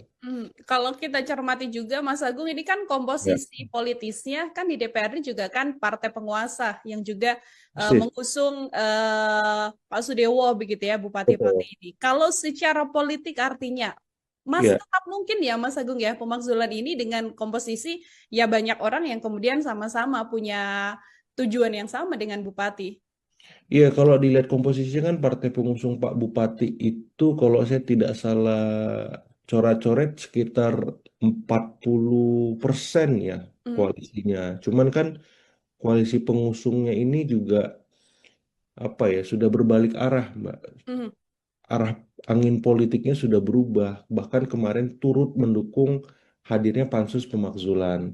Dan Gerindra sebagai partai pengusung Pak Bupati juga ikut di dalamnya, bahkan memberikan catatan-catatan kritis atas kepemimpinan Pak Bupati. Jadi kalau saya melihat memang ini sebuah presiden baik ya, bahwa ya Gerindra membuka diri atas beragam masukan dan koreksi, dan saya melihat ini bisa sedikit banyak memberikan objektivitas bagi masyarakat Pati, walaupun hari ini Gerindra berkuasa, punya kader sebagai Bupati Pati di sana, ya Gerindra tetap concern merawat, menjaga aspirasi rakyat sebagai hal yang utama.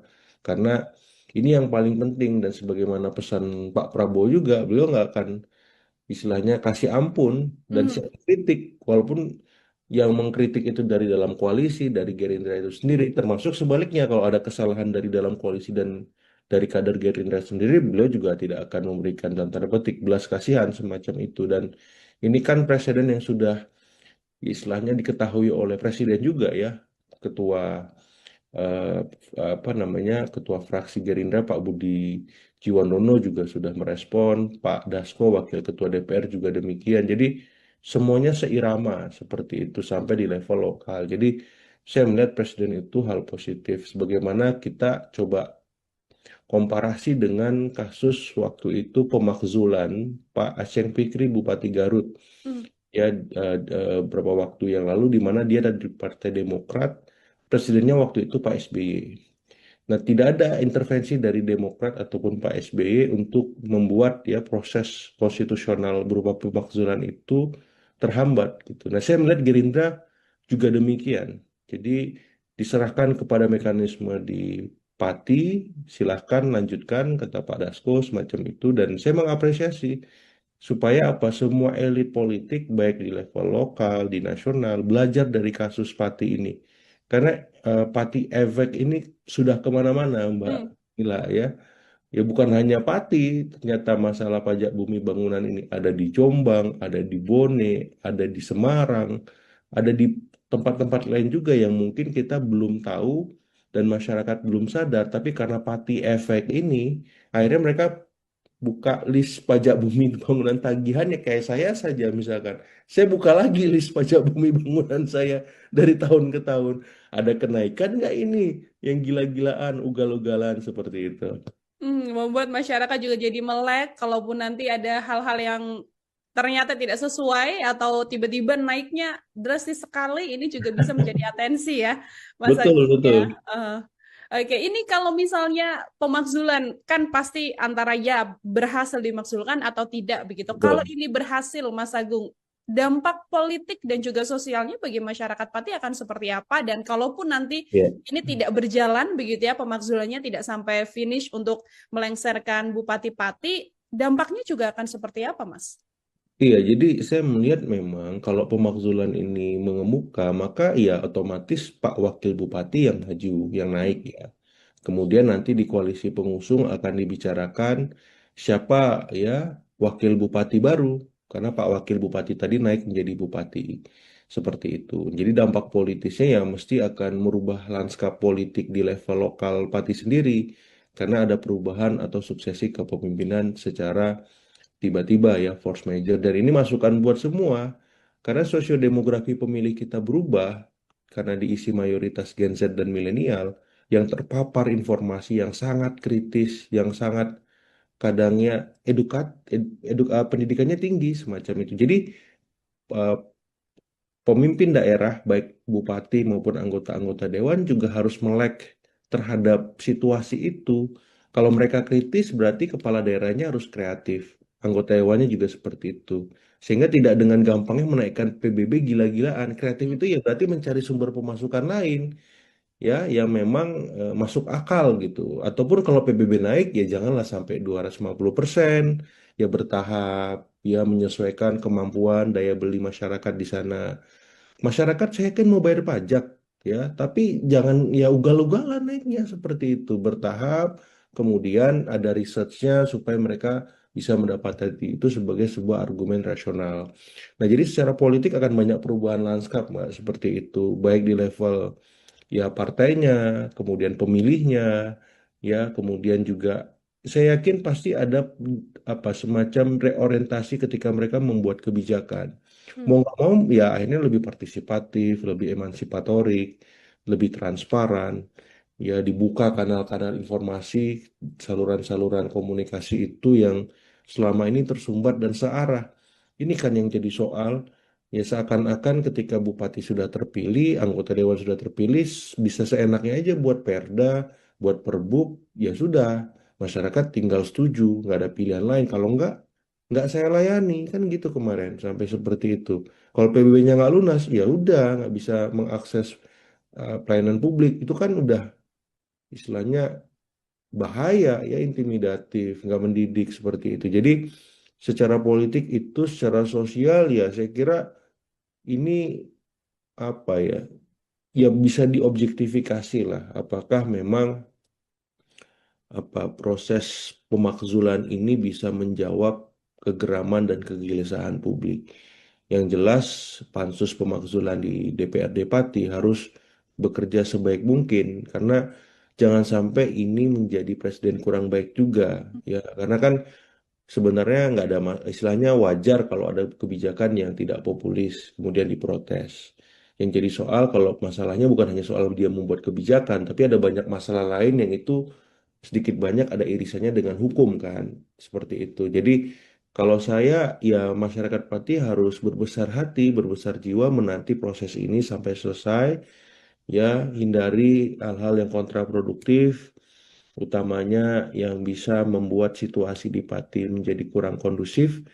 Jadi ikuti proses pansus pemakzulan dan saya berharap anggota DPRD juga setransparan mungkin kerjanya, semaksimal mungkin supaya masyarakat Pati dalam tanda petik percaya lagi gitu ya.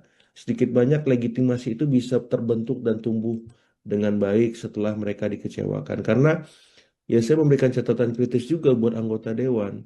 Ya, kesalahan Pak Sudewo ini kan terjadi karena anggota dewan membiarkan. Ya, kalau fungsi pengawasan jalan, kalau fungsi-fungsi lain berlangsung dengan baik, mestinya ini nggak terjadi dan masa nggak perlu tumpah ruah ke jalan, melakukan hal-hal yang apa ya di luar kontrol semacam itu. Jadi ini masukan buat anggota dewan, ya jangan lengah, jangan terlena sekali lagi, pastikan bahwa Anda bekerja dengan maksimal seperti itu. Oke, itu masih panjang prosesnya untuk pemakzulan bisa untuk kemudian dilakukan ataupun bisa gagal juga ya, Mas Ya, Agung ya, kalau nanti sudah naik ke pusat. Lalu kalau misalnya ini ternyata pemakzulannya tidak berhasil atau tidak jalan begitu kan, Bupati akan menjalankan pemerintahan ya, masih sangat lama, Mas Agung, masih ya, 5 tahun, 4 tahun mendatang lah bisa dikatakan. betul. Dengan Ya. ketiadaan rasa percaya dari masyarakat ini, kalau dari analisa Mas Agung, situasinya nanti akan seperti apa? Nah, ini Mbak yang saya agak apa ya, agak riskan dan bingung menjawabnya karena saya kemarin waktu melihat demonstrasi besar itu legitimasi bupati di titik nadir, bahkan minus gitu loh. Masyarakat distrust gitu. Jadi untuk mengembalikan itu nggak mudah. Hmm. Ya, jadi saya kira perlu ya intervensi dari pemerintah provinsi kah, misalkan sementara waktu seperti kemarin Pak Tat Yassin sebagai inspektur upacara karena Pak Bupati kurang sehat misalkan. Ya itu bisa jadi salah satu opsi. Atau nanti Pak Wakil Bupati yang menjalankan roda pemerintahan sehari-hari. Ya Pak Bupati mungkin misalkan di retreat dulu di Kemendagri. Ya retreat kedua, retreat ulang dalam tanda petik. Kayak kemarin Pak Luki Hakim kan apa itu Bupati saya lupa daerah di Jawa Barat juga tuh. Dia ke Jepang tanpa izin. Padahal dia sudah izin, ternyata ada misadministrasi di sana. Dia di retreat di Kemendagri 3 bulan tuh. Cuman kan ini agak berat masalah di Pati, mungkin lebih lama dari Pak Hmm. Luki Hakim misalkan. Jadi itu opsi juga. Silakan pansus pemakzulan jalan, Pak Bupati Pati di retreat dulu di Kemendagri. Ya, jadi ini dua hal yang berbeda, biarkan semuanya berjalan secara paralel. Pun kalau pansus sudah istilahnya selesai, ini diajukan ke MMA, diproses, Pak Bupati tetap aja di retreat dulu. Pemerintahan sehari-hari siapa? Pak Wakil atau nanti Pak Wagub atau seperti apalah. Ya, tapi biasanya kan Pak Wakil Bupati seperti itu. Jadi roda pemerintahan tetap jalan, masyarakat tenang, terlayani semacam itu. Jadi opsi-opsi itu yang saya lihat bisa istilahnya dalam tanda petik ya meredam, Mbak. Ya, kalau mengobati ya dikit-dikit lah kan Hmm. gitu. Nggak bisa langsung sembuh karena baru gitu lukanya. Jadi ya minimal udah ada format solusinya kalau saya. Pun nanti kalau misalkan tidak jadi pemakzulan, ya mau nggak mau ya masyarakat Pati mesti berbesar hati. Ya. Ya karena opsi semuanya terbuka dan mungkin terjadi. Tapi yang paling besar ya pansus ini memang punya tendensi kuat untuk meneruskan pemakzulan ini ke Mahkamah Agung dengan situasi dan kebatinan masyarakat Pati seperti sekarang. Seperti Oke, itu bisa menjadi win-win solution juga ya, Mas Agung ya. ya, Ada ya, pemerintahan masih tetap jalan, di satu ya. sisi Bupati-Pati juga mendapatkan sekolah lagi, Pembinaan begitu nih. pembinaan betul di Kemendagri agar kemudian nantinya juga bisa perlahan-lahan meningkatkan rasa kepercayaan dari masyarakat. Kan banyak elit juga yang berharap diberikan kesempatan saja, dimaafkan, Iya, dibiarkan memperbaiki diri untuk bekerja, begitu ya Mas Agung ya. iya, Kalau iya. dari Mas Agung sendiri, masih bisakah kemudian Bupati-Pati ini kemudian muncul untuk dengan kesadaran dirinya memohon maaf, mengucapkan janji kembali selain janji politik sebelum menjabat, tapi janji ketika sudah menjabat untuk iya, saya akan lebih baik dan sebagainya. Perlukah atau masih bisakah masyarakat Pati untuk bisa uh, mendapatkan kesempatan Bupati-Pati agar menjabat lebih lama lagi, Mas? Iya, kalau saya sih jawaban objektifnya tunggu pansus pemakzulan sih, Mbak. Hmm, Seperti apa hasil kerjanya semacam itu. Karena kan Pak Bupati sebenarnya sudah minta maaf. ya. Ya sudah istilahnya apa ya bahasanya itu sudah membatalkan kebijakan PBB juga gitu. Jadi dia sudah melakukan apa yang seharusnya dilakukan. Sehingga ketika beliau melakukan itu lagi sepertinya sudah apa ya elemen of surprise-nya sudah hilang gitu. Hmm, Ya ada kebaruan di sana, artinya masyarakat sudah klimaks, sudah berada di titik jenuh emosinya. Jadi pendekatannya bukan lagi dengan minta maaf, dengan kata-kata, tapi dengan langsung perbuatan. Ya, misalkan ya secara maaf terbaik itu ya secara drastis membuat kebijakan yang populis, hmm, komunikasi dengan sangat baik, lebih terbuka, lebih dua arah, lebih partisipatif. Jadi bukan lagi dengan kata-kata, tapi dengan perbuatan. Nah, apakah masyarakat Pati masih membuka ruang itu? Nah, itu yang saya nggak bisa jawab. Ya, jadi akhirnya saya sampaikan ya, kita tunggu kerja pansus pemakzulan, proses pembinaan misalkan nanti jadi di Kemendagri, kalau memang pertimbangan ini diterima oleh Pak Menteri, ya saya kira harus dilakukan. Jadi secara simultan nanti setelah pembinaan ya kebijakan itu akhirnya bisa berubah secara drastis. Akhirnya kan masyarakat objektif. hmm, Konflik ini berada di titik normalisasi. Oh, ternyata memang ada perubahan nih kata masyarakat. Kebijakan yang kemarin PBB naik ugal-ugalan naik tapi bertahap. Kemudian soal mutasi, demosi dan seterusnya transparan. Kemudian soal kebijakan-kebijakan infrastruktur, ya kebijakan lain itu juga diputuskan secara demokratis, melibatkan DPRD dan seterusnya. Jadi perubahannya ke sana. Ya bukan lagi dengan kata-kata karena udah nggak cukup kayak. Sudah tidak bisa dengan kata-kata aja ya, Mas Agung ya. Susah, Jadi susah. lebih Kalau baik lihat dari situasi kebatinan di sana, saya lihat berat kayaknya. Oke, jadi lebih baik bekerja saja di balik layar, Iya. tidak perlu muncul ke publik. Yang penting nanti Untuk masyarakat bisa sementara, merasakan ya. ya, Oh, betul. Untuk sementara, yang penting masyarakat nantinya bisa merasakan program yang kemudian diambil melalui kebijakan-kebijakan yang cermat dan tepat dari Bupati-Bupati seperti itu. Terakhir, Mas Agung, ini kan ya, tadi di awal kita sempat mengatakan bahwa ini ternyata Pati efek bisa berdampak ke beberapa kota lain begitu ya. Nah, betul. pembelajaran apa dan situasi apa yang kemudian bisa menjadi pembelajaran besar dari para kepala daerah di kabupaten dan juga di wilayah-wilayah lain, Mas Agung, agar hal ini, demo besar-besaran di Pati ini tidak kembali lagi terjadi di kota-kota lain? Betul, betul. Pertama, ya Pak Bupati itu harus setransparan mungkin ketika membuat kebijakan. Libatkan semua stakeholder atau minimal sebagian besar stakeholder. Supaya apa? Kebijakan itu kokoh, solid, bisa dimiliki bersama oleh semua. Ya tadi, kalau misalkan PBB mau naik, naiknya seberapa besar? Ya sesuai kajian-kajian akademisi, ya sesuai dengan kemampuan warga. Jadi kebijakan itu akhirnya didukung, naik tapi mereka mau bayar, bukan melakukan civil disobedience ya, pembangkangan sipil. Mereka menolak, malah demo, marah-marah semacam itu. Nah, itu satu. Yang kedua, legislatifnya. Hmm. Legislatifnya harus berubah, berbenah, ya, menjalankan fungsi-fungsi utama mereka terkait pengawasan. Jangan sampai mampet, kemudian ya eksekutifnya sesuka hati. Sehingga apa? Masalah tumpah ruah di jalan. Nah, saya kira legislatif, eksekutif mesti reflektif lah. Ya ini kan sudah berjalan setahun pemerintahan semacam itu, hampir setahun, otomatis mereka harus berubah, berbenah supaya jadi lebih baik. Dan yang paling utama, baik eksekutif, legislatif, itu komunikasinya harus baik. Jangan nantang-nantang, jangan arogan, walaupun sudah menjadi kepala daerah, walaupun sudah menjadi anggota dewan. Terbuka, nih sosiodemografi pemilih sudah berubah, Pak. Ya, jadi Bapak Ibu yang terhormat, ini sudah berubah. Kalau Bapak Ibu nggak berubah, nggak berbenah, nggak kreatif di tengah masyarakat yang kritis dan terlimpahi informasi yang luar biasa banyak, bahaya. Tengah jalan bisa turun jabatan Bapak Ibu yang terhormat. Jadi, Isu besar dan sudah sampai ke telinga elit di nasional, begitu ya, Mas Agung ya. Mungkin saya ingin ya, minta pengantar dulu dari Mas Agung, apa yang sedianya bisa di-highlight, Mas, dari perjalanan demo besar di Pati yang sudah digelar pertama kali di tanggal 13 Agustus dan kabarnya bahkan akan digelar kembali untuk kedua kalinya. betul Mbak. Jadi sebenarnya sederhana ya, ketika Pak Bupati membuat kebijakan lewat Perbub, yakni kenaikan PBB 250%, walaupun ini bisa ditelusuri lagi apakah di semua titik atau sebagian semacam itu, tapi kebijakan ini minim partisipasi, minim keterlibatan publik, sebagaimana asas-asas umum pemerintahan daerah yang kita pahami di Undang-Undang Pemerintahan Daerah itu yang akhirnya membuat ya semacam bom waktu masalah.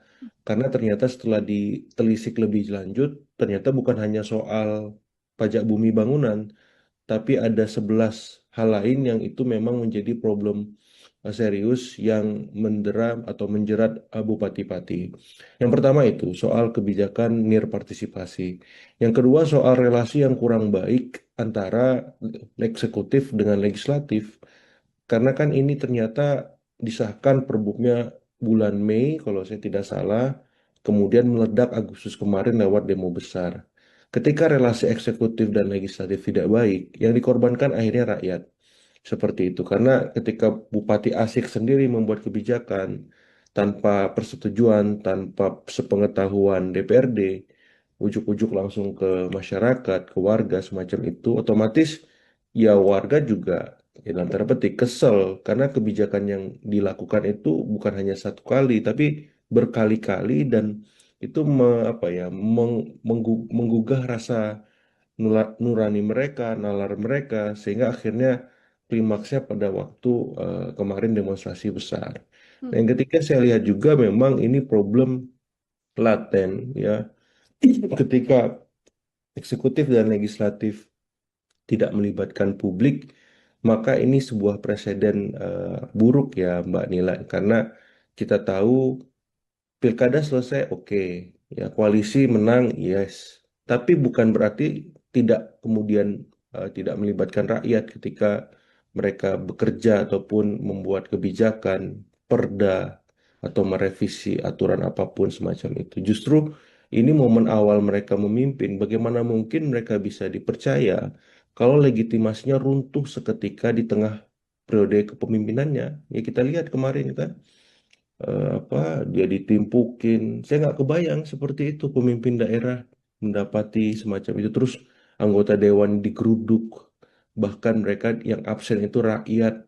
Pansusnya juga yang buat dipaksa rakyat dikepung, kalau nggak ada pansus itu.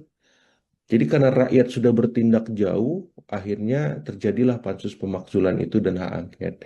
Nah yang terakhir yang ingin saya garis bawahi soal komunikasi yang buruk, Mbak Nila. Ya, jadi ini melahirkan masalah-masalah baru lainnya. Ya, ditambah tadi leadershipnya juga buruk. Ya, jadi akhirnya akumulasi itu memuncak dan muncullah ya hak angket ataupun pansus pemakzulan yang sekarang ini dikawal warga. Saya mendapati informasi selain ada aksi lanjutan, mereka udah buat posko di depan DPRD itu. Dan saya kemarin endorse di beberapa kesempatan itu ketika pansus kerja dibuka itu pintu, kemudian live streaming deh sosmednya semua. YouTube, TikTok, Facebook, IG, dan seterusnya supaya apa? Supaya tidak ada sakwa sangka apapun dalam benak masyarakat Pati. Minimal mereka adem, tenang, dan melihat proses ini setransparan mungkin. Seperti itu Mbak sebagai pengantar. Ini artinya menjadi salah satu puncak kekecewaan dan puncak Ya, amarah dari masyarakat sampai rasanya benar-benar bersatu yang benar-benar bersama satu ya, suara untuk kemudian sudah tidak lagi soal pembatalan PBB karena kan sebelum ada demonstrasi kan sudah dibatalkan ya Mas Agung ya betul, ini betul sudah 50%. dibatalkan. Tapi sekarang justru desakannya adalah untuk melengsarkan. Bagaimana Mas Agung melihat bahwa Hmm. desakannya bergeser dari yang awalnya soal PBB, sekarang puncak kekecewaannya merembet untuk dilengsarkan, Mas? Ya, saya melihat memang ada kekecewaan sangat besar di warga Pati soal leadership dan komunikasi Bupati yang sangat buruk, Mbak. Ya, harusnya kan ketika ada protes, ada demonstrasi, ya sudah saya terima, nanti aspirasinya saya tampung, nanti akan saya tindak lanjuti, atau saya kaji bersama DPRD. Santai aja sebenarnya. Bukan menantang balik, 5.000 nggak ada masalah, 50.000 siap seperti itu kan nggak populis. Belum lagi saya nggak mau mundur, karena saya dipilih langsung oleh rakyat. Lah, sementara rakyat yang milih sudah kecewa gitu loh. Jadi saya melihat ada sebuah apa ya mindset bahwa ketika dia dipilih selesai. Hmm. Di undang-undang itu bisa diberhentikan loh kepala daerah. Ada aturan mainnya kan. Apakah dia mengundurkan diri, apakah dia meninggal, diberhentikan karena macam-macam alasan seperti itu. Dan inilah yang sedang diuji oleh Pansus Pemakzulan ya, 12 item tadi. Jadi saya melihat memang statement-statement yang kontraproduktif itu menurut saya disudahi saja. Ya Pak Bupati, alangkah baiknya untuk sementara waktu fokus ya dalam tanda petik ya bagaimana jalannya pemerintahan tidak terganggu, apakah mendelegasikan itu ke wakil bupati, ataukah berkomunikasi intensif dengan Kemendagri, dengan Pak Gubernur. Ya jangan sampai dengan situasi ini pemerintahan di Pati tidak berjalan maksimal. Jadi fokusnya bukan melakukan statement, tapi bekerja di belakang layar senyap supaya tidak ada yang terganggu, tidak ada yang dirugikan nih hak-hak warga Pati. Jadi concernnya ke sana karena semakin beliau statement saya lihat publik semakin kesel ya dan kontraproduktif akhirnya. Jadi eh, ya itu sih sebagai masukan saya karena saya ya harapannya bisa ini situasinya terkendali, masyarakat Pati adem lagi seperti itu dan ini ujian buat anggota dewan di sana. Jangan lengah, jangan terlena, ya cukup sekali kebobolan digeruduk. Nah, ini harus maksimal kerjanya lewat pansus ataupun hak angket itu seperti itu. Mhm. Dari 12 poin yang menjadi salah satu dasar dari DPRD Ya. begitu ya, Mas Agung ya. Ini kalau secara regulasi ataukah indikator-indikatornya apakah sangat memungkinkan untuk menuju ke pemakzulan, Mas? Prosesnya kan panjang ya Mbak ya. Jadi apa namanya hak angket itu dilakukan oleh anggota-anggota DPRD untuk menyelidiki 12 item tadi. Nah, 12 item tadi kalau memang sudah diperiksa saksi-saksinya, alat buktinya, dan sudah ada sikap definitif dari anggota apa DPRD Pati, itu akan diajukan ke Mahkamah Agung. Hmm. Kemudian Mahkamah Agung akan meneliti itu.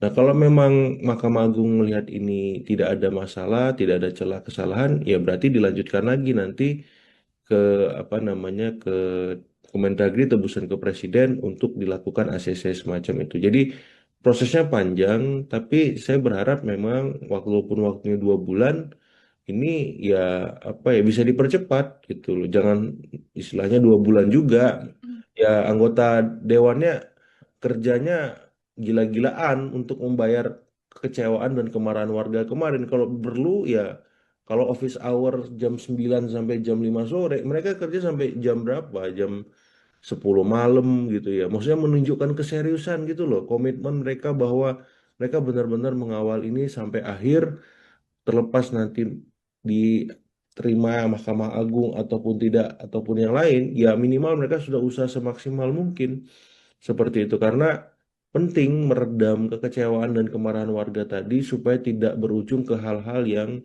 tidak kita inginkan karena kemarin kan sempat ada kerusakan, ada korban luka dan lain-lain gitu dan saya ya tidak berharap itu terulang kembali lah cukuplah sekali saja karena ini apa ya sedikit banyak pasti memberikan disinsentif stabilitas ya secara lokal maupun secara regional dan nasional seperti itu. Kalau kita cermati juga, Mas Agung, ini kan Ya, komposisi politisnya kan di DPR juga kan partai penguasa yang juga persis, mengusung Pak Sudewo begitu ya, Bupati Pati betul. ini. Kalau secara politik artinya masih Ya, tetap mungkin ya, Mas Agung ya, pemakzulan ini dengan komposisi ya banyak orang yang kemudian sama-sama punya tujuan yang sama dengan Bupati. iya, kalau dilihat komposisinya kan partai pengusung Pak Bupati itu kalau saya tidak salah coret-coret sekitar 40% ya Hmm, koalisinya. Cuman kan koalisi pengusungnya ini juga apa ya sudah berbalik arah, Mbak. hmm, Arah angin politiknya sudah berubah. Bahkan kemarin turut mendukung hadirnya pansus pemakzulan.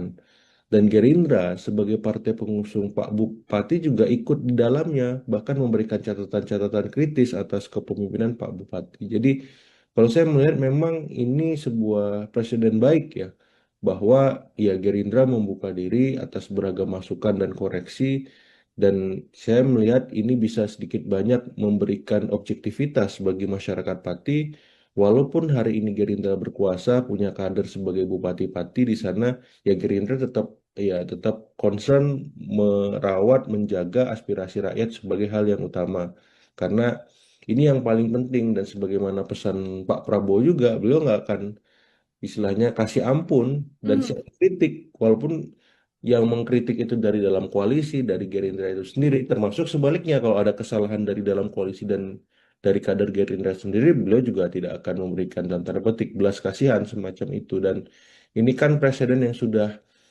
istilahnya diketahui oleh presiden juga ya ketua eh, apa namanya ketua fraksi Gerindra Pak Budi Jiwandono juga sudah merespon Pak Dasko wakil ketua DPR juga demikian jadi semuanya seirama seperti itu sampai di level lokal jadi saya melihat presiden itu hal positif sebagaimana kita coba komparasi dengan kasus waktu itu pemakzulan Pak Aceng Fikri Bupati Garut hmm, ya beberapa waktu yang lalu di mana dia dari Partai Demokrat, presidennya waktu itu Pak SBY.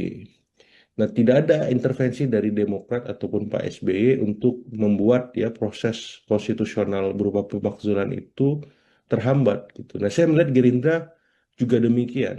Jadi diserahkan kepada mekanisme di Pati, silahkan lanjutkan kata Pak Dasko semacam itu dan saya mengapresiasi supaya apa semua elit politik baik di level lokal di nasional belajar dari kasus Pati ini karena Pati efek ini sudah kemana-mana Mbak hmm. Mila ya ya bukan hanya Pati ternyata masalah pajak bumi bangunan ini ada di Jombang ada di Bone ada di Semarang ada di tempat-tempat lain juga yang mungkin kita belum tahu dan masyarakat belum sadar tapi karena Pati efek ini akhirnya mereka buka list pajak bumi bangunan tagihannya kayak saya saja misalkan. Saya buka lagi list pajak bumi bangunan saya dari tahun ke tahun. Ada kenaikan nggak ini yang gila-gilaan, ugal-ugalan seperti itu. Membuat masyarakat juga jadi melek, kalaupun nanti ada hal-hal yang ternyata tidak sesuai atau tiba-tiba naiknya drastis sekali, ini juga bisa menjadi atensi ya, Mas Betul, Agung ya. betul. Eh, Oke, ini kalau misalnya pemakzulan kan pasti antara ya berhasil dimakzulkan atau tidak begitu. Kalau Betul. ini berhasil, Mas Agung, dampak politik dan juga sosialnya bagi masyarakat Pati akan seperti apa? Dan kalaupun nanti Ya. ini tidak berjalan begitu ya, pemakzulannya tidak sampai finish untuk melengsarkan Bupati Pati, dampaknya juga akan seperti apa, Mas? Iya, jadi saya melihat memang kalau pemakzulan ini mengemuka, maka ya otomatis Pak Wakil Bupati yang maju, yang naik Hmm. ya.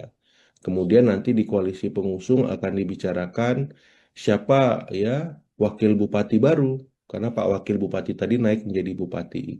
Seperti itu. Jadi dampak politisnya ya mesti akan merubah lanskap politik di level lokal Pati sendiri, karena ada perubahan atau suksesi kepemimpinan secara tiba-tiba ya force major dan ini masukan buat semua karena sosiodemografi pemilih kita berubah karena diisi mayoritas Gen Z dan milenial yang terpapar informasi yang sangat kritis yang sangat kadangnya pendidikannya tinggi semacam itu jadi eh, pemimpin daerah baik bupati maupun anggota-anggota dewan juga harus melek terhadap situasi itu Kalau mereka kritis berarti kepala daerahnya harus kreatif. Anggota dewannya juga seperti itu.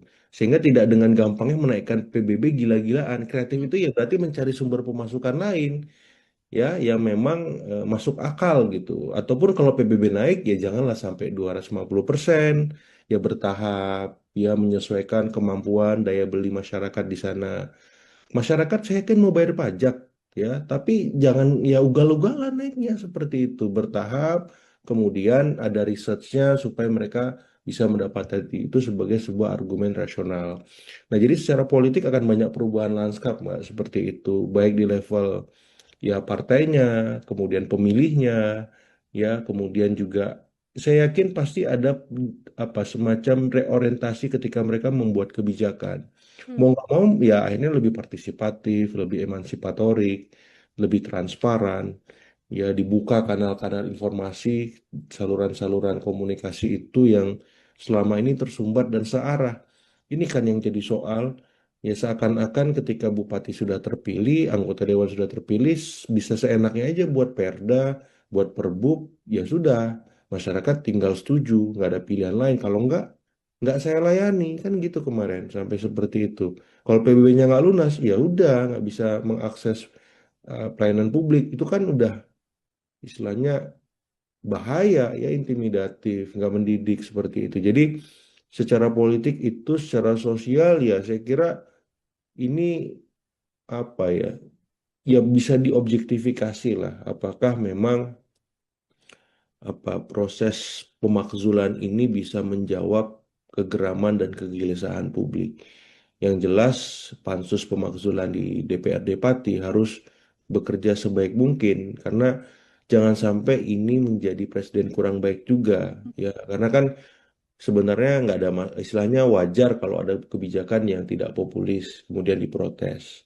Yang jadi soal kalau masalahnya bukan hanya soal dia membuat kebijakan, tapi ada banyak masalah lain yang itu sedikit banyak ada irisannya dengan hukum kan, seperti itu. Jadi kalau saya ya masyarakat Pati harus berbesar hati, berbesar jiwa menanti proses ini sampai selesai, ya hindari hal-hal yang kontraproduktif, utamanya yang bisa membuat situasi di Pati menjadi kurang kondusif. Jadi ikuti proses pansus pemakzulan dan saya berharap anggota DPRD juga setransparan mungkin kerjanya, semaksimal mungkin supaya masyarakat Pati dalam tanda petik percaya lagi gitu ya. Sedikit banyak legitimasi itu bisa terbentuk dan tumbuh dengan baik setelah mereka dikecewakan. Karena ya saya memberikan catatan kritis juga buat anggota dewan. Ya, kesalahan Pak Sudewo ini kan terjadi karena anggota dewan membiarkan.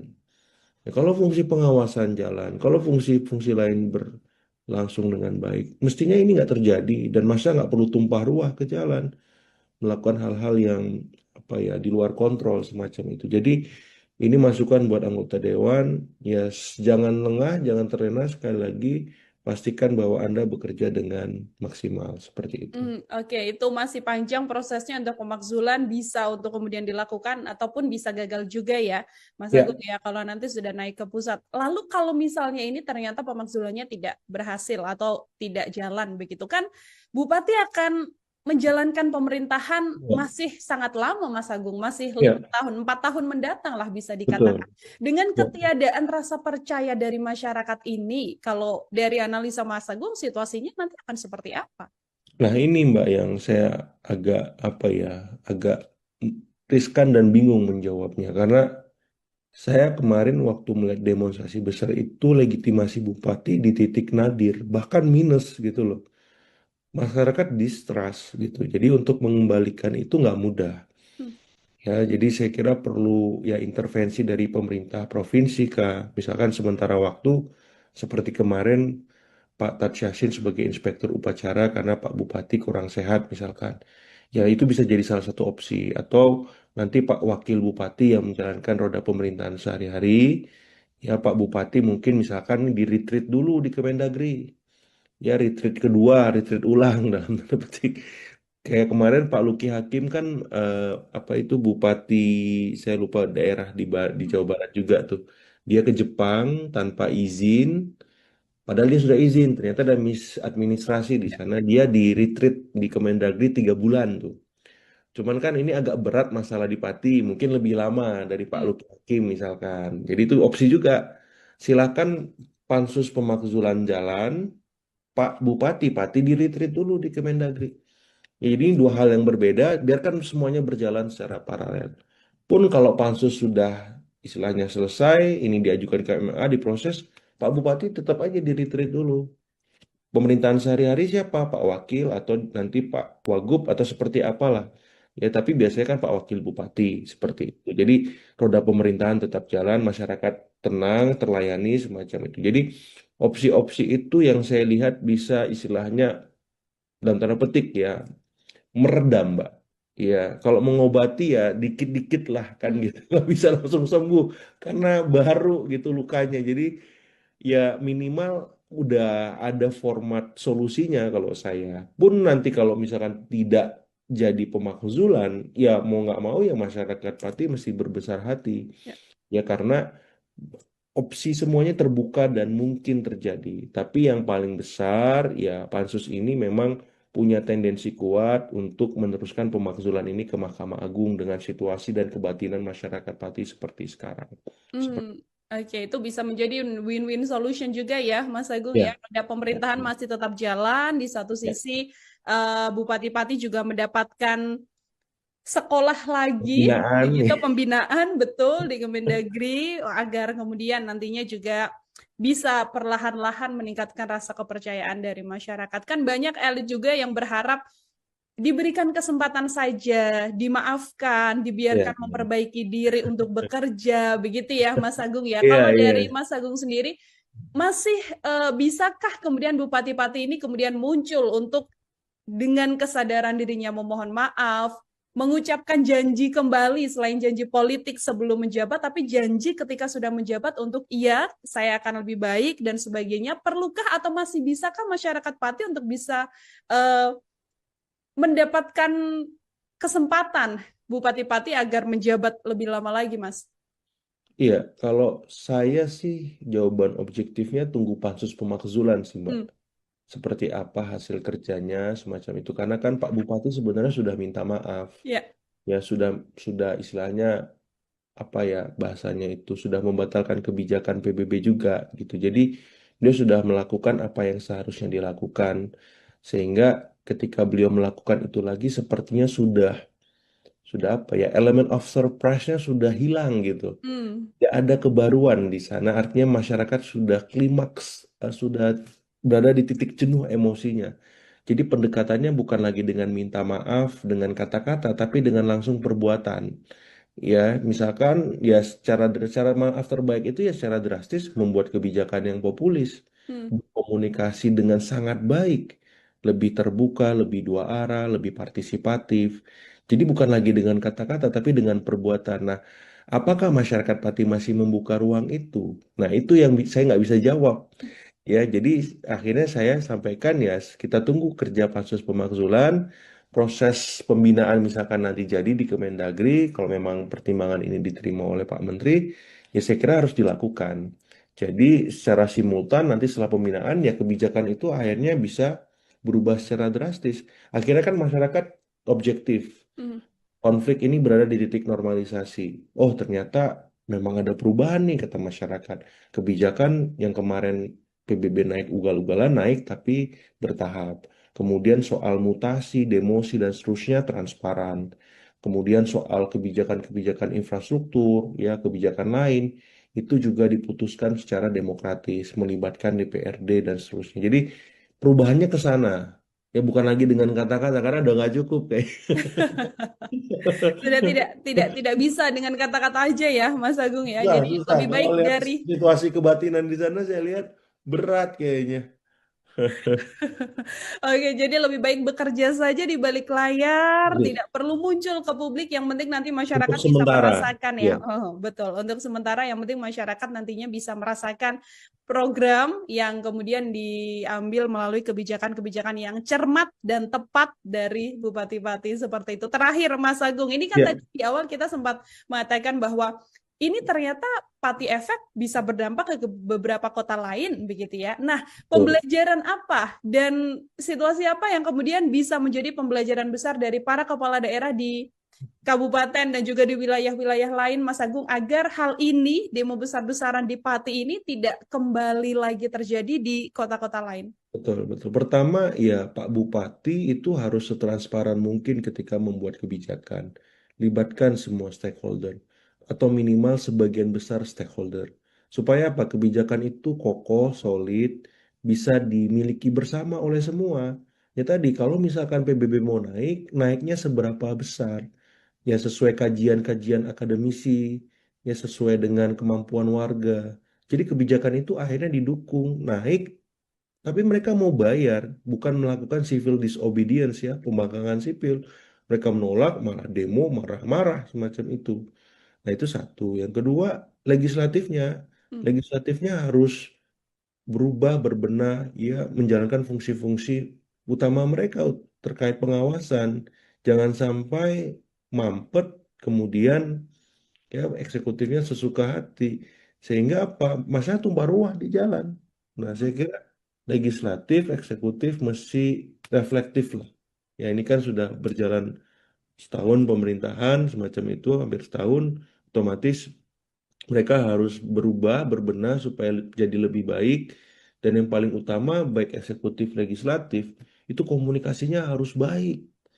Jangan nantang-nantang, jangan arogan, walaupun sudah menjadi kepala daerah, walaupun sudah menjadi anggota dewan. Terbuka, ini sosiodemografi pemilih sudah berubah, Pak. Ya, jadi Bapak Ibu yang terhormat, ini sudah berubah. Kalau Bapak Ibu nggak berubah, nggak berbenah, nggak kreatif di tengah masyarakat yang kritis dan terlimpahi informasi yang luar biasa banyak, bahaya. Tengah jalan bisa turun jabatan Bapak Ibu yang Hmm. terhormat. Jadi, Isu besar dan sudah sampai ke telinga elit di nasional, begitu ya, Mas Agung ya. Mungkin saya ingin ya, minta pengantar dulu dari Mas Agung, apa yang sedianya bisa di-highlight, Mas, dari perjalanan demo besar di Pati yang sudah digelar pertama kali di tanggal 13 Agustus dan kabarnya bahkan akan digelar kembali untuk kedua kalinya. betul Mbak. Jadi sebenarnya sederhana ya, ketika Pak Bupati membuat kebijakan lewat Perbub, yakni kenaikan PBB 250%.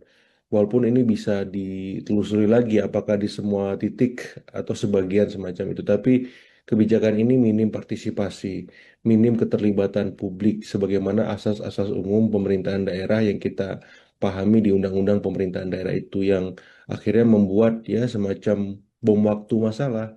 Karena ternyata setelah ditelisik lebih lanjut, ternyata bukan hanya soal pajak bumi bangunan, tapi ada 11 hal lain yang itu memang menjadi problem serius yang mendera atau menjerat Bupati Pati.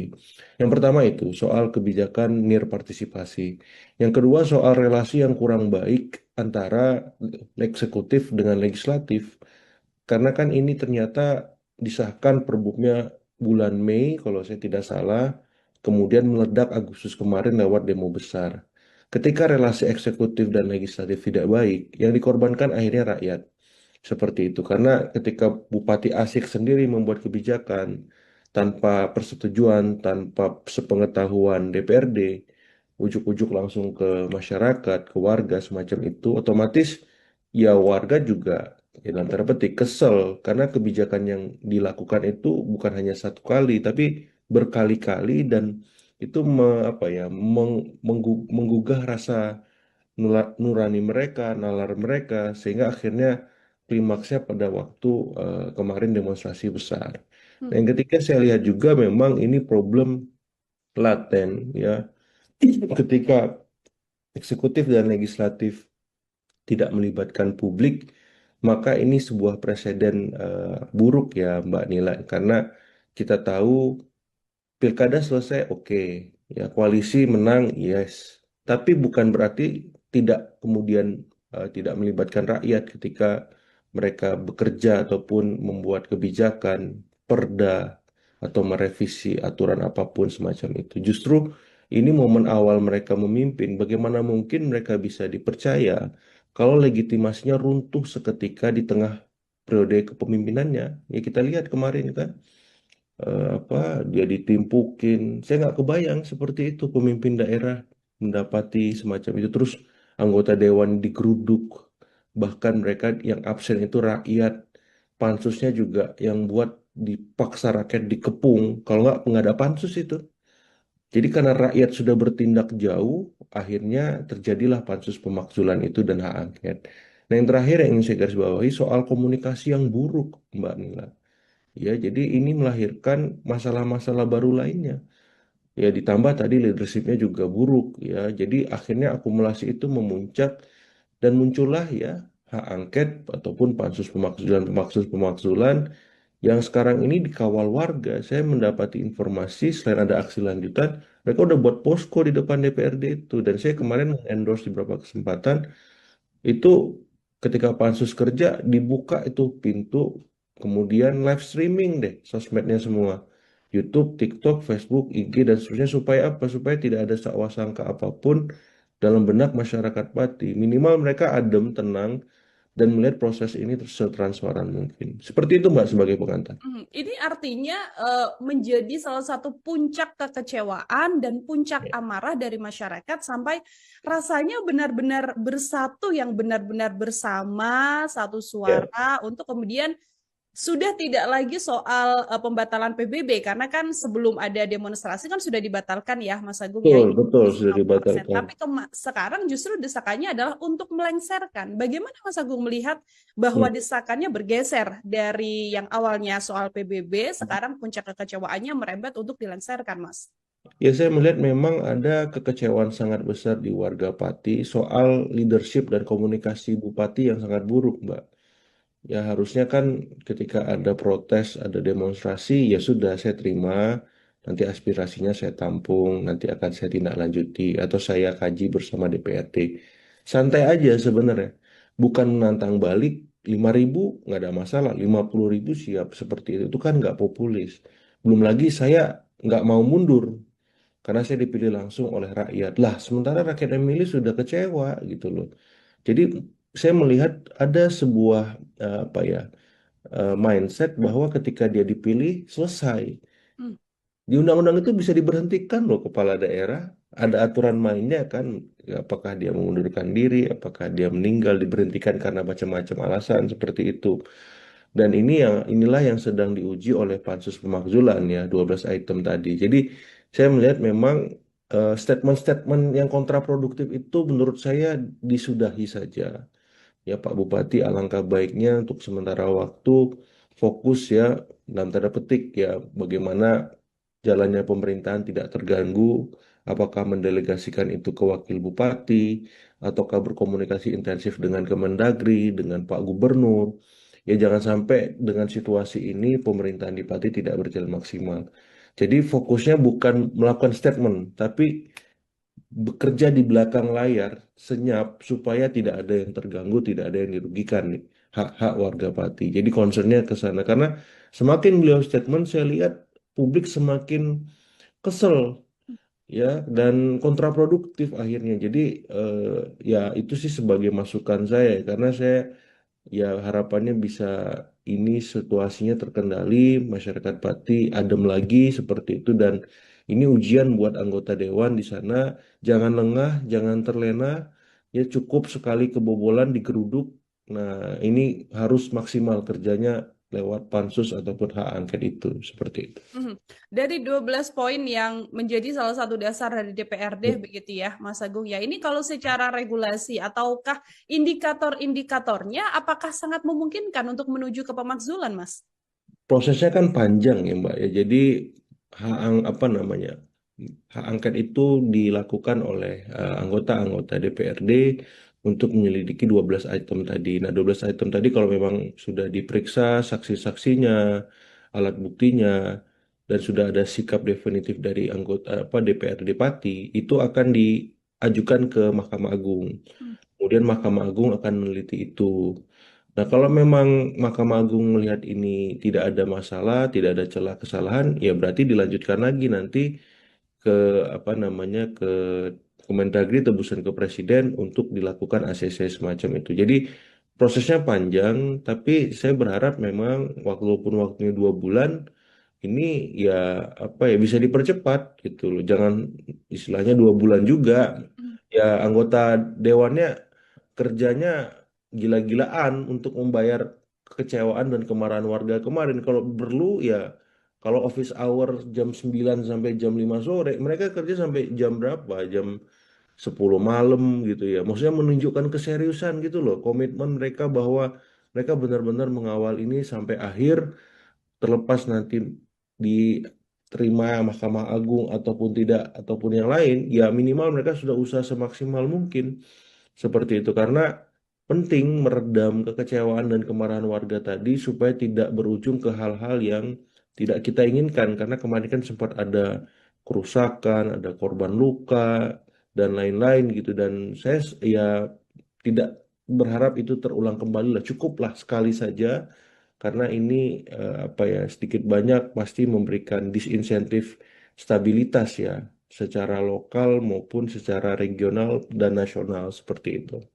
Kalau kita cermati juga Mas Agung ini kan Ya, komposisi politisnya kan di DPRD juga kan partai penguasa yang juga persis. mengusung Pak Sudewo begitu ya Bupati Pati Betul. ini. Kalau secara politik artinya masih Ya, tetap mungkin ya Mas Agung ya pemakzulan ini dengan komposisi ya banyak orang yang kemudian sama-sama punya tujuan yang sama dengan Bupati. iya kalau dilihat komposisinya kan partai pengusung Pak Bupati itu kalau saya tidak salah coret-coret sekitar 40% ya Hmm, koalisinya. Cuman kan koalisi pengusungnya ini juga apa ya sudah berbalik arah, Mbak. hmm, Arah angin politiknya sudah berubah. Bahkan kemarin turut mendukung hadirnya pansus pemakzulan. Dan Gerindra sebagai partai pengusung Pak Bupati juga ikut di dalamnya, bahkan memberikan catatan-catatan kritis atas kepemimpinan Pak Bupati. Jadi kalau saya melihat memang ini sebuah presiden baik ya, bahwa ya Gerindra membuka diri atas beragam masukan dan koreksi, dan saya melihat ini bisa sedikit banyak memberikan objektivitas bagi masyarakat Pati, walaupun hari ini Gerindra berkuasa, punya kader sebagai Bupati Pati di sana, ya Gerindra tetap concern merawat menjaga aspirasi rakyat sebagai hal yang utama karena ini yang paling penting dan sebagaimana pesan Pak Prabowo juga beliau nggak akan istilahnya kasih ampun dan hmm, siap kritik walaupun yang mengkritik itu dari dalam koalisi dari Gerindra itu sendiri termasuk sebaliknya kalau ada kesalahan dari dalam koalisi dan dari kader Gerindra sendiri beliau juga tidak akan memberikan dalam tanda petik belas kasihan semacam itu dan ini kan presiden yang sudah istilahnya diketahui oleh presiden juga ya ketua eh, apa namanya ketua fraksi Gerindra Pak Budi Jiwandono juga sudah merespon Pak Dasko wakil ketua DPR juga demikian jadi semuanya seirama seperti itu sampai di level lokal jadi saya melihat presiden itu hal positif sebagaimana kita coba komparasi dengan kasus waktu itu pemakzulan Pak Aceng Fikri Bupati Garut hmm, ya beberapa waktu yang lalu di mana dia dari Partai Demokrat, presidennya waktu itu Pak SBY. Nah, tidak ada intervensi dari Demokrat ataupun Pak SBY untuk membuat ya proses konstitusional berupa pemakzulan itu terhambat gitu. Nah, saya melihat Gerindra juga demikian. Jadi diserahkan kepada mekanisme di Pati, silahkan lanjutkan kata Pak Dasko semacam itu dan saya mengapresiasi supaya apa semua elit politik baik di level lokal, di nasional belajar dari kasus Pati ini. Karena Pati efek ini sudah kemana-mana, Mbak hmm. Mila ya. Ya bukan hanya Pati, ternyata masalah pajak bumi bangunan ini ada di Jombang, ada di Bone, ada di Semarang, ada di tempat-tempat lain juga yang mungkin kita belum tahu dan masyarakat belum sadar. Tapi karena Pati efek ini, akhirnya mereka buka list pajak bumi bangunan tagihannya kayak saya saja misalkan. Saya buka lagi list pajak bumi bangunan saya dari tahun ke tahun. Ada kenaikan nggak ini yang gila-gilaan, ugal-ugalan seperti itu? Membuat masyarakat juga jadi melek, kalaupun nanti ada hal-hal yang ternyata tidak sesuai atau tiba-tiba naiknya drastis sekali, ini juga bisa menjadi atensi ya, Mas Betul, Agung ya. betul. Oke, ini kalau misalnya pemakzulan kan pasti antara ya berhasil dimakzulkan atau tidak begitu. Kalau Betul. ini berhasil, Mas Agung, dampak politik dan juga sosialnya bagi masyarakat Pati akan seperti apa, dan kalaupun nanti Ya. ini tidak berjalan begitu ya, pemakzulannya tidak sampai finish untuk melengsarkan Bupati Pati, dampaknya juga akan seperti apa, Mas? Iya, jadi saya melihat memang kalau pemakzulan ini mengemuka, maka ya otomatis Pak Wakil Bupati yang maju, yang naik Hmm. ya. Kemudian nanti di koalisi pengusung akan dibicarakan siapa ya wakil bupati baru, karena Pak Wakil Bupati tadi naik menjadi bupati. Seperti itu. Jadi dampak politisnya ya mesti akan merubah lanskap politik di level lokal Pati sendiri, karena ada perubahan atau suksesi kepemimpinan secara tiba-tiba ya force major, dan ini masukan buat semua karena sosiodemografi pemilih kita berubah karena diisi mayoritas Gen Z dan milenial yang terpapar informasi yang sangat kritis, yang sangat kadangnya pendidikannya tinggi semacam itu. Jadi eh, pemimpin daerah baik bupati maupun anggota-anggota dewan juga harus melek terhadap situasi itu. Kalau mereka kritis berarti kepala daerahnya harus kreatif. Anggota dewannya juga seperti itu. Sehingga tidak dengan gampangnya menaikkan PBB gila-gilaan. Kreatif itu ya berarti mencari sumber pemasukan lain ya yang memang masuk akal gitu. Ataupun kalau PBB naik ya janganlah sampai 250%, ya bertahap, ya menyesuaikan kemampuan daya beli masyarakat di sana. Masyarakat saya kan mau bayar pajak ya, tapi jangan ya ugal-ugalan naiknya seperti itu, bertahap, kemudian ada researchnya supaya mereka bisa mendapatkan itu sebagai sebuah argumen rasional. Nah, jadi secara politik akan banyak perubahan lanskap, Mbak, seperti itu, baik di level ya partainya, kemudian pemilihnya, ya, kemudian juga saya yakin pasti ada apa semacam reorientasi ketika mereka membuat kebijakan. Mau Hmm. nggak mau ya akhirnya lebih partisipatif, lebih emansipatorik, lebih transparan, ya dibuka kanal-kanal informasi, saluran-saluran komunikasi itu yang selama ini tersumbat dan searah. Ini kan yang jadi soal. Ya seakan-akan ketika bupati sudah terpilih, anggota dewan sudah terpilih, bisa seenaknya aja buat perda, buat perbub, ya sudah. Masyarakat tinggal setuju, nggak ada pilihan lain. Kalau nggak saya layani, kan gitu kemarin, sampai seperti itu. Kalau PBB-nya nggak lunas, ya udah, nggak bisa mengakses pelayanan publik. Itu kan udah istilahnya bahaya, ya intimidatif, nggak mendidik seperti itu. Jadi secara politik itu, secara sosial, ya saya kira ini apa ya, ya bisa diobjektifikasi lah apakah memang apa proses pemakzulan ini bisa menjawab kegeraman dan kegelisahan publik. Yang jelas pansus pemakzulan di DPRD Pati harus bekerja sebaik mungkin karena jangan sampai ini menjadi presiden kurang baik juga ya, karena kan sebenarnya nggak ada istilahnya wajar kalau ada kebijakan yang tidak populis kemudian diprotes. Yang jadi soal kalau masalahnya bukan hanya soal dia membuat kebijakan, tapi ada banyak masalah lain yang itu sedikit banyak ada irisannya dengan hukum kan, seperti itu. Jadi kalau saya ya masyarakat Pati harus berbesar hati, berbesar jiwa menanti proses ini sampai selesai, ya hindari hal-hal yang kontraproduktif, utamanya yang bisa membuat situasi di Pati menjadi kurang kondusif. Jadi ikuti proses pansus pemakzulan, dan saya berharap anggota DPRD juga setransparan mungkin kerjanya, semaksimal mungkin supaya masyarakat Pati dalam tanda petik percaya lagi gitu ya. Sedikit banyak legitimasi itu bisa terbentuk dan tumbuh dengan baik setelah mereka dikecewakan. Karena ya saya memberikan catatan kritis juga buat anggota dewan. Ya, kesalahan Pak Sudewo ini kan terjadi karena anggota dewan membiarkan.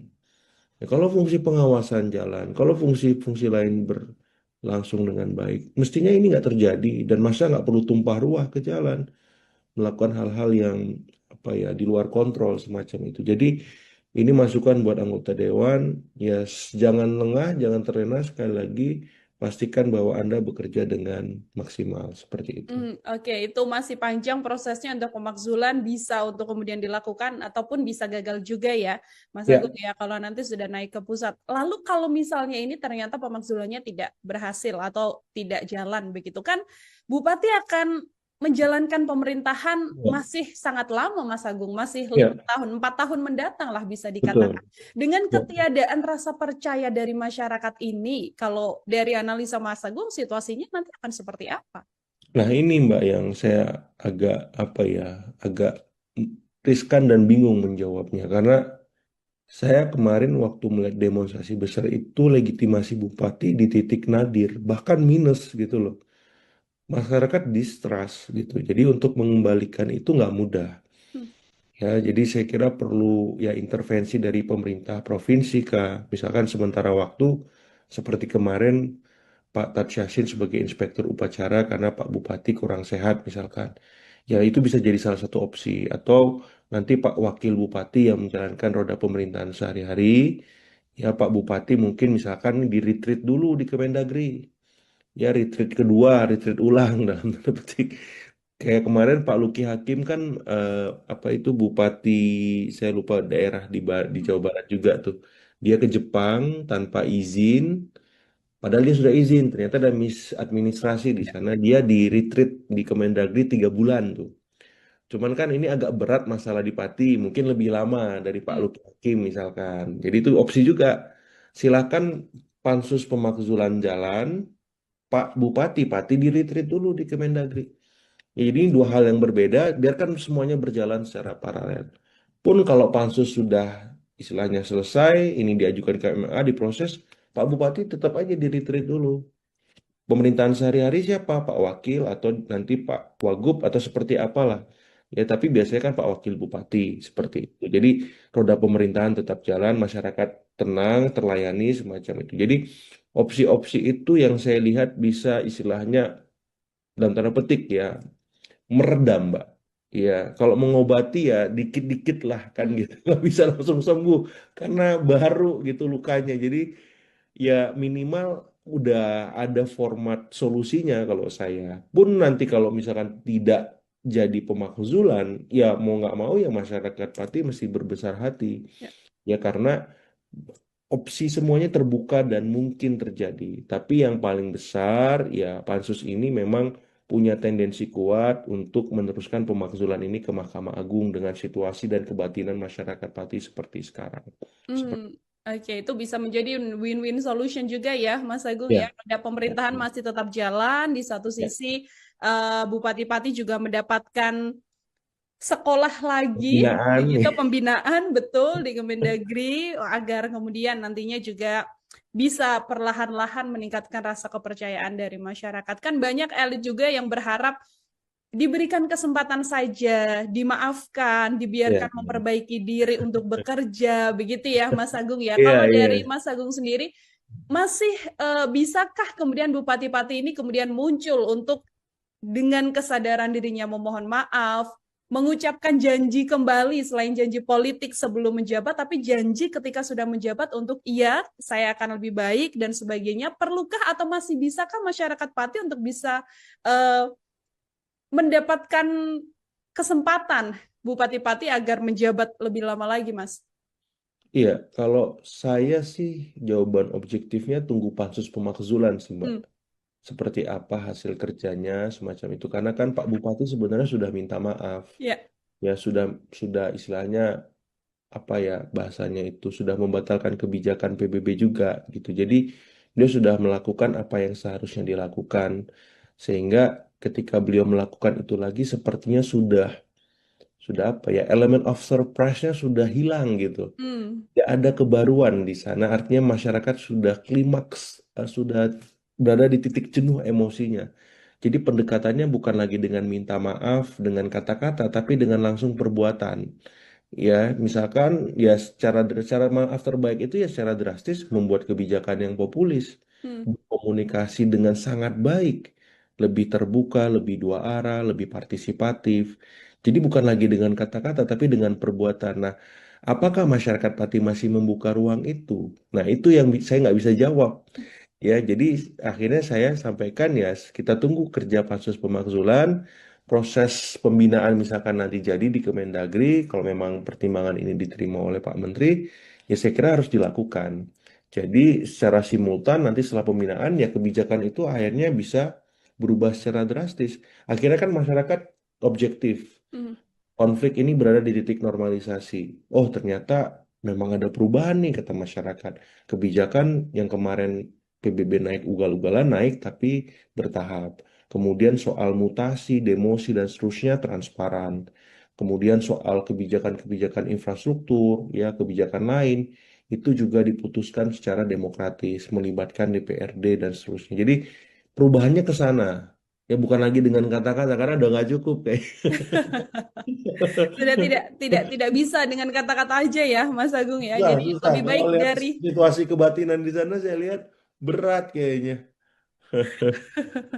Oke, jadi lebih baik bekerja saja di balik layar, Iya. tidak perlu muncul ke publik, yang penting nanti Untuk masyarakat bisa sementara, merasakan ya. ya Oh, betul. Untuk sementara yang penting masyarakat nantinya bisa merasakan program yang kemudian diambil melalui kebijakan-kebijakan yang cermat dan tepat dari bupati-bupati seperti itu. Terakhir, Mas Agung, ini kan ya tadi di awal kita sempat mengatakan bahwa ini ternyata Pati efek bisa berdampak ke beberapa kota lain begitu ya. Nah, betul. pembelajaran apa dan situasi apa yang kemudian bisa menjadi pembelajaran besar dari para kepala daerah di kabupaten dan juga di wilayah-wilayah lain, Mas Agung, agar hal ini, demo besar-besaran di Pati ini tidak kembali lagi terjadi di kota-kota lain? Betul, betul. Pertama, ya Pak Bupati itu harus setransparan mungkin ketika membuat kebijakan.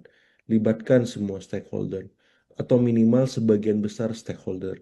Supaya apa? Kebijakan itu kokoh, solid, bisa dimiliki bersama oleh semua. Ya tadi, kalau misalkan PBB mau naik, naiknya seberapa besar? Ya sesuai kajian-kajian akademisi, ya sesuai dengan kemampuan warga. Jadi kebijakan itu akhirnya didukung, naik tapi mereka mau bayar, bukan melakukan civil disobedience ya, pembangkangan sipil. Mereka menolak, malah demo, marah-marah semacam itu. Nah, itu satu. Yang kedua, legislatifnya. Hmm. Legislatifnya harus berubah, berbenah, ya, menjalankan fungsi-fungsi utama mereka terkait pengawasan. Jangan sampai mampet, kemudian ya eksekutifnya sesuka hati. Sehingga apa? Masa tumpah ruah di jalan. Nah, saya kira legislatif, eksekutif mesti reflektif lah. Ya ini kan sudah berjalan setahun pemerintahan semacam itu, hampir setahun, otomatis mereka harus berubah, berbenah supaya jadi lebih baik. Dan yang paling utama, baik eksekutif, legislatif, itu komunikasinya harus baik. Jangan nantang-nantang, jangan arogan walaupun sudah menjadi kepala daerah, walaupun sudah menjadi anggota dewan. Terbuka, ini sosiodemografi pemilih sudah berubah, Pak. Ya, jadi Bapak Ibu yang terhormat, ini sudah berubah. Kalau Bapak Ibu nggak berubah, nggak berbenah, nggak kreatif di tengah masyarakat yang kritis dan terlimpahi informasi yang luar biasa banyak, bahaya. Tengah jalan bisa turun jabatan Bapak Ibu yang terhormat. Isu besar dan sudah sampai ke telinga elit di nasional begitu ya Mas Agung ya. Mungkin saya ingin Ya, minta pengantar dulu dari Mas Agung, apa yang sedianya bisa di-highlight Mas dari perjalanan demo besar di Pati yang sudah digelar pertama kali di tanggal 13 Agustus dan kabarnya bahkan akan digelar kembali untuk kedua kalinya. betul, Mbak. Jadi sebenarnya sederhana ya, ketika Pak Bupati membuat kebijakan lewat Perbub, yakni kenaikan PBB 250%, walaupun ini bisa ditelusuri lagi apakah di semua titik atau sebagian semacam itu, tapi kebijakan ini minim partisipasi, minim keterlibatan publik sebagaimana asas-asas umum pemerintahan daerah yang kita pahami di Undang-Undang Pemerintahan Daerah itu yang akhirnya membuat ya semacam bom waktu masalah. Karena ternyata setelah ditelisik lebih lanjut, ternyata bukan hanya soal pajak bumi bangunan, tapi ada 11 hal lain yang itu memang menjadi problem serius yang mendera atau menjerat bupati-pati. Yang pertama itu soal kebijakan nir partisipasi. Yang kedua soal relasi yang kurang baik antara eksekutif dengan legislatif. Karena kan ini ternyata disahkan perbubnya bulan Mei kalau saya tidak salah, kemudian meledak Agustus kemarin lewat demo besar. Ketika relasi eksekutif dan legislatif tidak baik, yang dikorbankan akhirnya rakyat. Seperti itu. Karena ketika Bupati Asik sendiri membuat kebijakan tanpa persetujuan, tanpa sepengetahuan DPRD, ujuk-ujuk langsung ke masyarakat, ke warga semacam itu, otomatis ya warga juga ya dalam tanda petik kesel karena kebijakan yang dilakukan itu bukan hanya satu kali tapi berkali-kali dan itu apa ya menggugah rasa nurani mereka, nalar mereka sehingga akhirnya klimaksnya pada waktu kemarin demonstrasi besar. Nah, Hmm. yang ketiga saya lihat juga memang ini problem laten ya ketika eksekutif dan legislatif tidak melibatkan publik, maka ini sebuah preseden buruk ya Mbak Nila, karena kita tahu pilkada selesai, oke, ya koalisi menang, yes, tapi bukan berarti tidak kemudian tidak melibatkan rakyat ketika mereka bekerja ataupun membuat kebijakan, perda atau merevisi aturan apapun semacam itu. Justru ini momen awal mereka memimpin. Bagaimana mungkin mereka bisa dipercaya kalau legitimasinya runtuh seketika di tengah periode kepemimpinannya? Ya kita lihat kemarin kan apa dia ditimpukin. Saya nggak kebayang seperti itu pemimpin daerah mendapati semacam itu. Terus anggota dewan digeruduk, bahkan mereka yang absen itu rakyat. Pansusnya juga yang buat dipaksa rakyat dikepung. Kalau nggak ada pansus itu. Jadi karena rakyat sudah bertindak jauh, akhirnya terjadilah pansus pemakzulan itu dan hak angket. Nah yang terakhir yang ingin saya garis bawahi soal komunikasi yang buruk, Mbak Nila. Ya, jadi ini melahirkan masalah-masalah baru lainnya. Ya, ditambah tadi leadershipnya juga buruk. Ya, jadi akhirnya akumulasi itu memuncak dan muncullah ya hak angket ataupun pansus pemakzulan yang sekarang ini dikawal warga. Saya mendapati informasi selain ada aksi lanjutan, mereka udah buat posko di depan DPRD itu. Dan saya kemarin endorse di beberapa kesempatan itu ketika pansus kerja dibuka itu pintu, kemudian live streaming deh sosmednya semua. YouTube, TikTok, Facebook, IG dan seterusnya supaya apa? Supaya tidak ada sangka apapun dalam benak masyarakat Pati. Minimal mereka adem, tenang dan melihat proses ini setransparan mungkin. Seperti itu Mbak sebagai pengantar. Ini artinya menjadi salah satu puncak kekecewaan dan puncak Ya. amarah dari masyarakat sampai rasanya benar-benar bersatu yang benar-benar bersama satu Ya, suara untuk kemudian sudah tidak lagi soal pembatalan PBB karena kan sebelum ada demonstrasi kan sudah dibatalkan ya Mas Agung ya betul, yang betul sudah 50%. dibatalkan. Tapi sekarang justru desakannya adalah untuk melengsarkan. Bagaimana Mas Agung melihat bahwa Hmm. desakannya bergeser dari yang awalnya soal PBB sekarang puncak kekecewaannya merembet untuk dilengsarkan Mas? Ya, saya melihat memang ada kekecewaan sangat besar di warga Pati soal leadership dan komunikasi Bupati yang sangat buruk, Mbak. Ya, harusnya kan ketika ada protes, ada demonstrasi, ya sudah saya terima, nanti aspirasinya saya tampung, nanti akan saya tindak lanjuti, atau saya kaji bersama DPRD. Santai aja sebenarnya. Bukan menantang balik, 5.000 nggak ada masalah, 50.000 siap seperti itu kan nggak populis.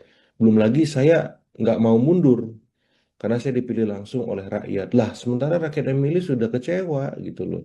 Jadi saya melihat ada sebuah apa ya mindset bahwa ketika dia dipilih selesai. Hmm. Di undang-undang itu bisa diberhentikan loh kepala daerah. Ada aturan mainnya kan, apakah dia mengundurkan diri, apakah dia meninggal, diberhentikan karena macam-macam alasan seperti itu. Dan inilah yang sedang diuji oleh pansus pemakzulan ya, 12 item tadi. Jadi saya melihat memang statement-statement yang kontraproduktif itu menurut saya disudahi saja. Ya Pak Bupati, alangkah baiknya untuk sementara waktu fokus ya dalam tanda petik ya bagaimana jalannya pemerintahan tidak terganggu, apakah mendelegasikan itu ke wakil bupati, ataukah berkomunikasi intensif dengan Kemendagri, dengan Pak Gubernur. Ya jangan sampai dengan situasi ini pemerintahan di Pati tidak berjalan maksimal.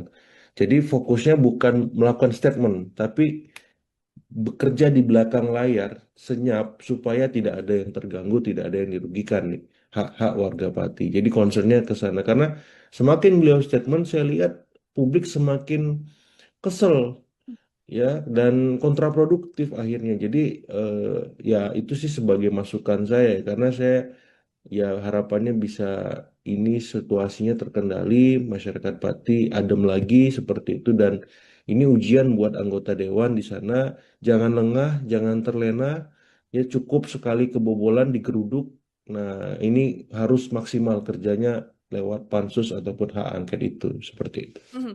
Dari 12 poin yang menjadi salah satu dasar dari DPRD begitu ya, Mas Agung ya. Ini kalau secara regulasi ataukah indikator-indikatornya apakah sangat memungkinkan untuk menuju ke pemakzulan, Mas?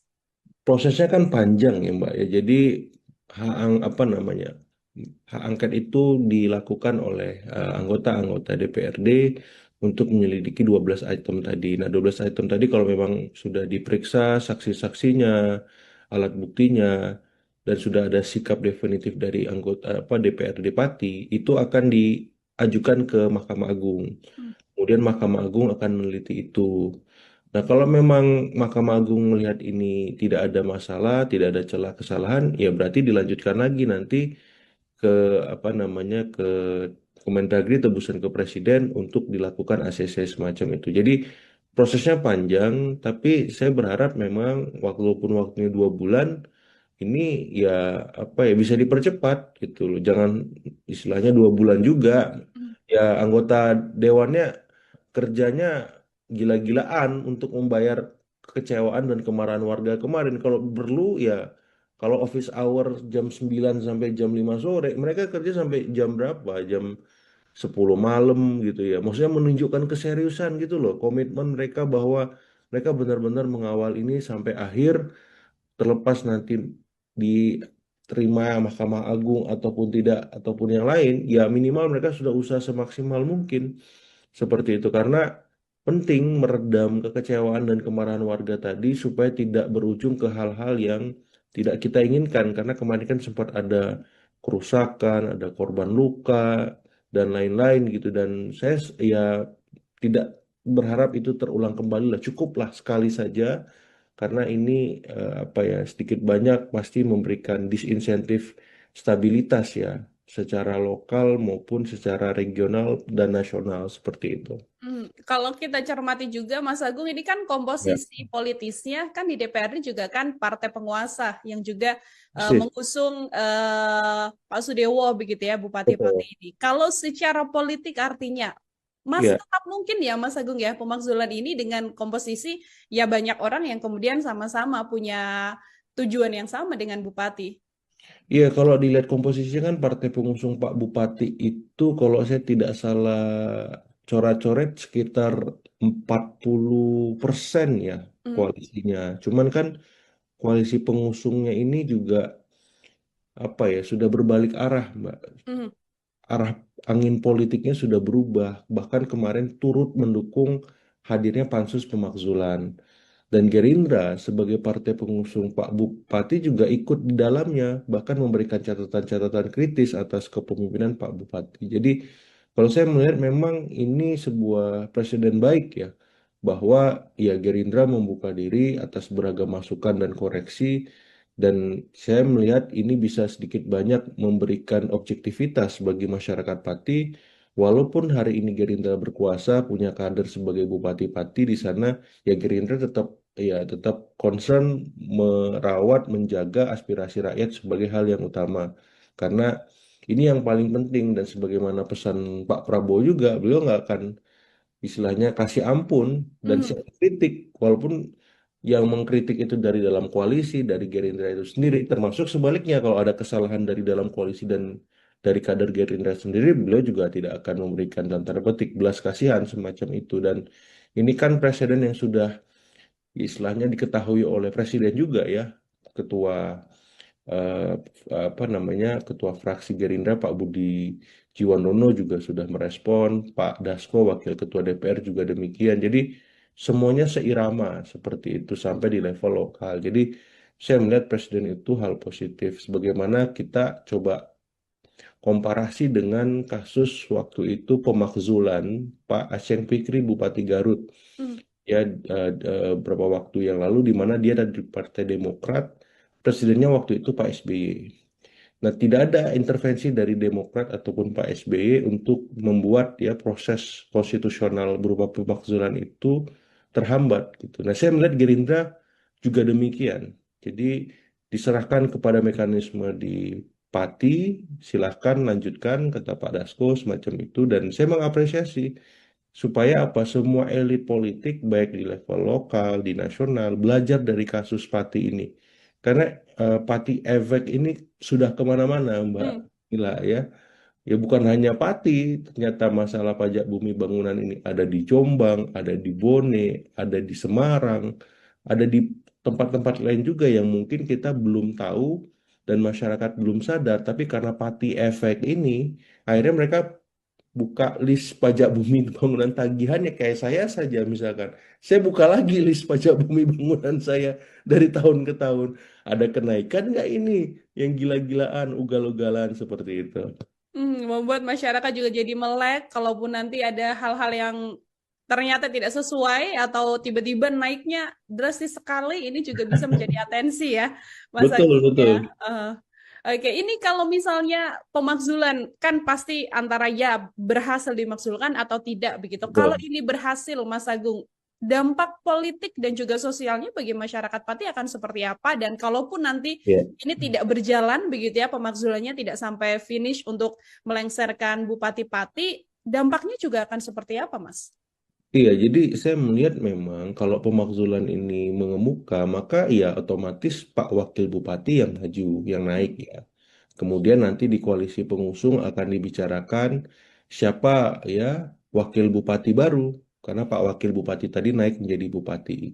Seperti itu. Jadi dampak politisnya ya mesti akan merubah lanskap politik di level lokal Pati sendiri, karena ada perubahan atau suksesi kepemimpinan secara tiba-tiba ya force major dan ini masukan buat semua karena sosiodemografi pemilih kita berubah karena diisi mayoritas Gen Z dan milenial yang terpapar informasi yang sangat kritis, yang sangat kadangnya pendidikannya tinggi semacam itu. Jadi eh, pemimpin daerah baik bupati maupun anggota-anggota dewan juga harus melek terhadap situasi itu. Kalau mereka kritis berarti kepala daerahnya harus kreatif. Anggota dewannya juga seperti itu. Sehingga tidak dengan gampangnya menaikkan PBB gila-gilaan. Kreatif itu ya berarti mencari sumber pemasukan lain ya yang memang masuk akal gitu. Ataupun kalau PBB naik ya janganlah sampai 250%, ya bertahap, ya menyesuaikan kemampuan daya beli masyarakat di sana.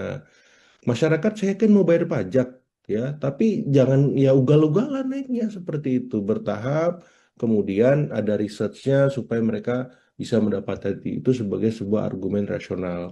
Nah, jadi secara politik akan banyak perubahan lanskap, Mbak, seperti itu, baik di level ya partainya, kemudian pemilihnya, ya, kemudian juga saya yakin pasti ada apa semacam reorientasi ketika mereka membuat kebijakan. Mau Hmm. nggak mau, ya akhirnya lebih partisipatif, lebih emansipatorik, lebih transparan, ya dibuka kanal-kanal informasi, saluran-saluran komunikasi itu yang selama ini tersumbat dan searah. Ini kan yang jadi soal. Ya seakan-akan ketika bupati sudah terpilih, anggota dewan sudah terpilih, bisa seenaknya aja buat perda, buat perbub, ya sudah, masyarakat tinggal setuju, nggak ada pilihan lain. Kalau nggak saya layani, kan gitu kemarin, sampai seperti itu.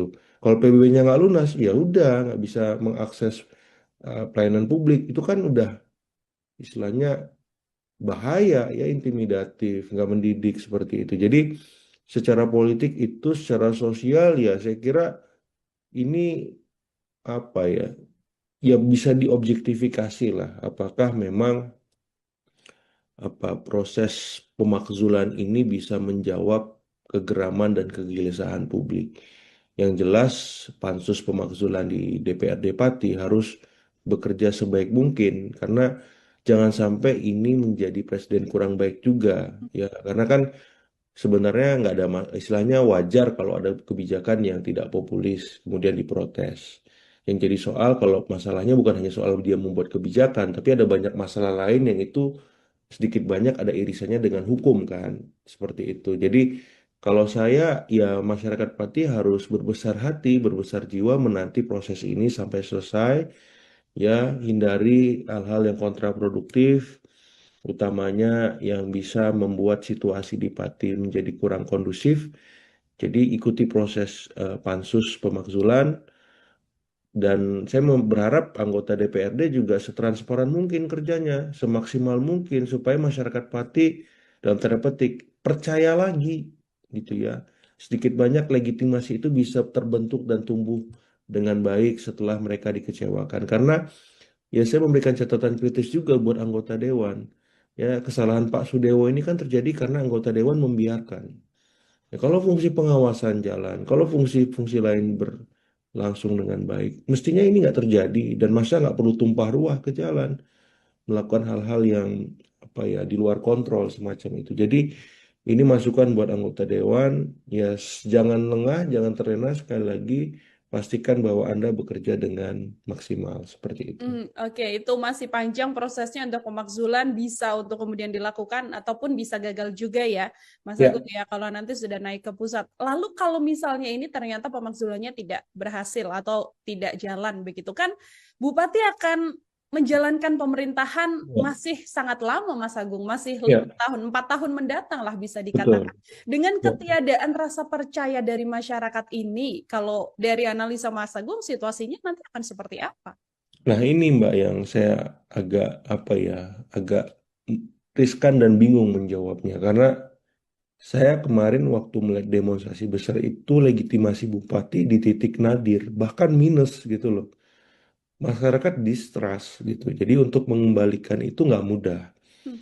Ya, jadi saya kira perlu ya intervensi dari pemerintah provinsi kah, misalkan sementara waktu seperti kemarin Pak Tat Yassin sebagai inspektur upacara karena Pak Bupati kurang sehat misalkan. Ya itu bisa jadi salah satu opsi. Atau nanti Pak Wakil Bupati yang menjalankan roda pemerintahan sehari-hari. Ya Pak Bupati mungkin misalkan di retreat dulu di Kemendagri. Ya retreat kedua, retreat ulang dalam tanda petik. Kayak kemarin Pak Luki Hakim kan apa itu Bupati saya lupa daerah di Jawa Barat juga tuh. Dia ke Jepang tanpa izin. Padahal dia sudah izin, ternyata ada misadministrasi di sana. Dia di retreat di Kemendagri 3 bulan tuh. Cuman kan ini agak berat masalah di Pati, mungkin lebih lama dari Pak Hmm. Luki Hakim misalkan. Jadi itu opsi juga. Silakan pansus pemakzulan jalan, Pak Bupati Pati di retreat dulu di Kemendagri. Ini dua hal yang berbeda, biarkan semuanya berjalan secara paralel. Pun kalau pansus sudah istilahnya selesai, ini diajukan ke MMA, diproses, Pak Bupati tetap aja di retreat dulu. Pemerintahan sehari-hari siapa? Pak Wakil atau nanti Pak Wagub atau seperti apalah. Ya, tapi biasanya kan Pak Wakil Bupati seperti itu. Jadi roda pemerintahan tetap jalan, masyarakat tenang, terlayani semacam itu. Jadi opsi-opsi itu yang saya lihat bisa istilahnya dalam tanda petik ya meredam, Mbak. Ya, kalau mengobati ya dikit-dikit lah kan Hmm. gitu. Nggak bisa langsung sembuh karena baru gitu lukanya. Jadi ya minimal udah ada format solusinya kalau saya. Pun nanti kalau misalkan tidak jadi pemakzulan, ya mau nggak mau ya masyarakat Pati mesti berbesar hati. Ya. Ya karena opsi semuanya terbuka dan mungkin terjadi. Tapi yang paling besar ya pansus ini memang punya tendensi kuat untuk meneruskan pemakzulan ini ke Mahkamah Agung dengan situasi dan kebatinan masyarakat Pati seperti sekarang. Hmm, oke, itu bisa menjadi win-win solution juga ya, Mas Agung ya. Ya, Ada ya, pemerintahan masih tetap jalan, di satu ya. sisi Bupati-Pati juga mendapatkan sekolah lagi, Pembinaan begitu nih. pembinaan betul di Kemendagri agar kemudian nantinya juga bisa perlahan-lahan meningkatkan rasa kepercayaan dari masyarakat. Kan banyak elit juga yang berharap diberikan kesempatan saja, dimaafkan, dibiarkan Ya, memperbaiki diri untuk bekerja, begitu ya Mas Agung ya. iya, Kalau dari iya. Mas Agung sendiri, masih bisakah kemudian Bupati-Pati ini kemudian muncul untuk dengan kesadaran dirinya memohon maaf, mengucapkan janji kembali selain janji politik sebelum menjabat, tapi janji ketika sudah menjabat untuk iya, saya akan lebih baik dan sebagainya. Perlukah atau masih bisakah masyarakat Pati untuk bisa uh, mendapatkan kesempatan Bupati-Pati agar menjabat lebih lama lagi, Mas? Iya, kalau saya sih jawaban objektifnya tunggu pansus pemakzulan sih, Mbak. Hmm, Seperti apa hasil kerjanya semacam itu. Karena kan Pak Bupati sebenarnya sudah minta maaf. ya. Ya sudah istilahnya apa ya bahasanya itu sudah membatalkan kebijakan PBB juga gitu. Jadi dia sudah melakukan apa yang seharusnya dilakukan.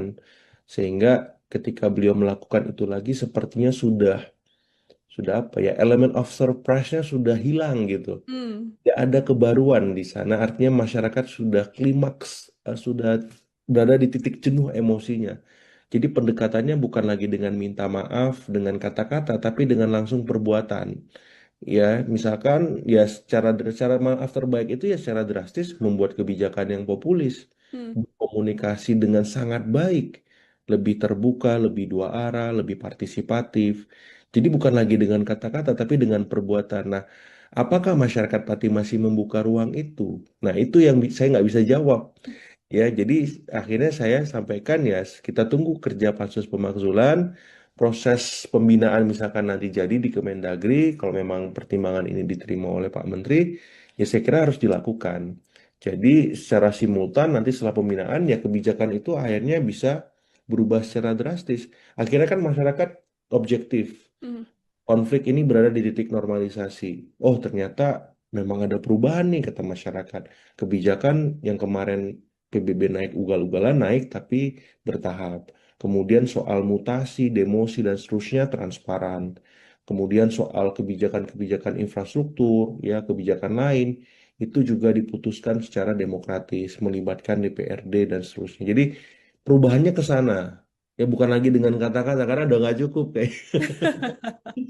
Sudah tidak bisa dengan kata-kata aja ya, Mas Agung ya. Susah, Jadi susah. lebih baik Kalau lihat dari situasi kebatinan di sana, saya lihat berat kayaknya. Oke, jadi lebih baik bekerja saja di balik layar, Betul. tidak perlu muncul ke publik. Yang penting nanti Untuk masyarakat bisa sementara, merasakan ya. ya Oh, betul. Untuk sementara, yang penting masyarakat nantinya bisa merasakan program yang kemudian diambil melalui kebijakan-kebijakan yang cermat dan tepat dari bupati-bupati seperti itu. Terakhir, Mas Agung, ini kan ya tadi di awal kita sempat mengatakan bahwa ini ternyata Pati efek bisa berdampak ke beberapa kota lain, begitu ya. Nah, betul. pembelajaran apa dan situasi apa yang kemudian bisa menjadi pembelajaran besar dari para kepala daerah di kabupaten dan juga di wilayah-wilayah lain, Mas Agung, agar hal ini, demo besar-besaran di Pati ini tidak kembali lagi terjadi di kota-kota lain? Betul, betul. Pertama, ya Pak Bupati itu harus setransparan mungkin ketika membuat kebijakan. Libatkan semua stakeholder atau minimal sebagian besar stakeholder. Supaya apa? Kebijakan itu kokoh, solid, bisa dimiliki bersama oleh semua. Ya tadi, kalau misalkan PBB mau naik, naiknya seberapa besar? Ya sesuai kajian-kajian akademisi, ya sesuai dengan kemampuan warga. Jadi kebijakan itu akhirnya didukung naik tapi mereka mau bayar, bukan melakukan civil disobedience ya, pembangkangan sipil. Mereka menolak, malah demo, marah-marah semacam itu. Nah, itu satu. Yang kedua, legislatifnya. Hmm. Legislatifnya harus berubah, berbenah, ya, menjalankan fungsi-fungsi utama mereka terkait pengawasan. Jangan sampai mampet, kemudian ya eksekutifnya sesuka hati. Sehingga apa? Masa tumpah ruah di jalan. Nah, saya kira legislatif, eksekutif mesti reflektif lah. Ya ini kan sudah berjalan setahun pemerintahan semacam itu, hampir setahun, otomatis mereka harus berubah, berbenah supaya jadi lebih baik. Dan yang paling utama, baik eksekutif, legislatif, itu komunikasinya harus baik. Jangan nantang-nantang, jangan arogan, walaupun sudah menjadi kepala daerah, walaupun sudah menjadi anggota dewan. Terbuka, ini sosiodemografi pemilih sudah berubah, Pak. Ya, jadi Bapak Ibu yang terhormat, ini sudah berubah. Kalau Bapak Ibu nggak berubah, nggak berbenah, nggak kreatif di tengah masyarakat yang kritis dan terlimpahi informasi yang luar biasa banyak, bahaya. Tengah jalan bisa turun jabatan Bapak Ibu yang terhormat. Jadi, Isu besar dan sudah sampai ke telinga elit di nasional, begitu ya, Mas Agung ya. Mungkin saya ingin ya, minta pengantar dulu dari Mas Agung, apa yang sedianya bisa di-highlight, Mas, dari perjalanan demo besar di Pati yang sudah digelar pertama kali di tanggal 13 Agustus dan kabarnya bahkan akan digelar kembali untuk kedua kalinya. betul Mbak. Jadi sebenarnya sederhana ya, ketika Pak Bupati membuat kebijakan lewat Perbub, yakni kenaikan PBB 250%, walaupun ini bisa ditelusuri lagi apakah di semua titik atau sebagian semacam itu, tapi kebijakan ini minim partisipasi, minim keterlibatan publik sebagaimana asas-asas umum pemerintahan daerah yang kita pahami di Undang-Undang Pemerintahan Daerah itu yang akhirnya membuat ya semacam bom waktu masalah.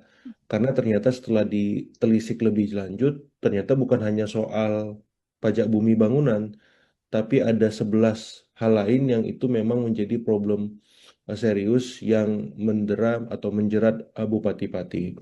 Yang pertama itu soal kebijakan nir partisipasi. Yang kedua soal relasi yang kurang baik antara eksekutif dengan legislatif. Karena kan ini ternyata disahkan perbubnya bulan Mei kalau saya tidak salah, kemudian meledak Agustus kemarin lewat demo besar.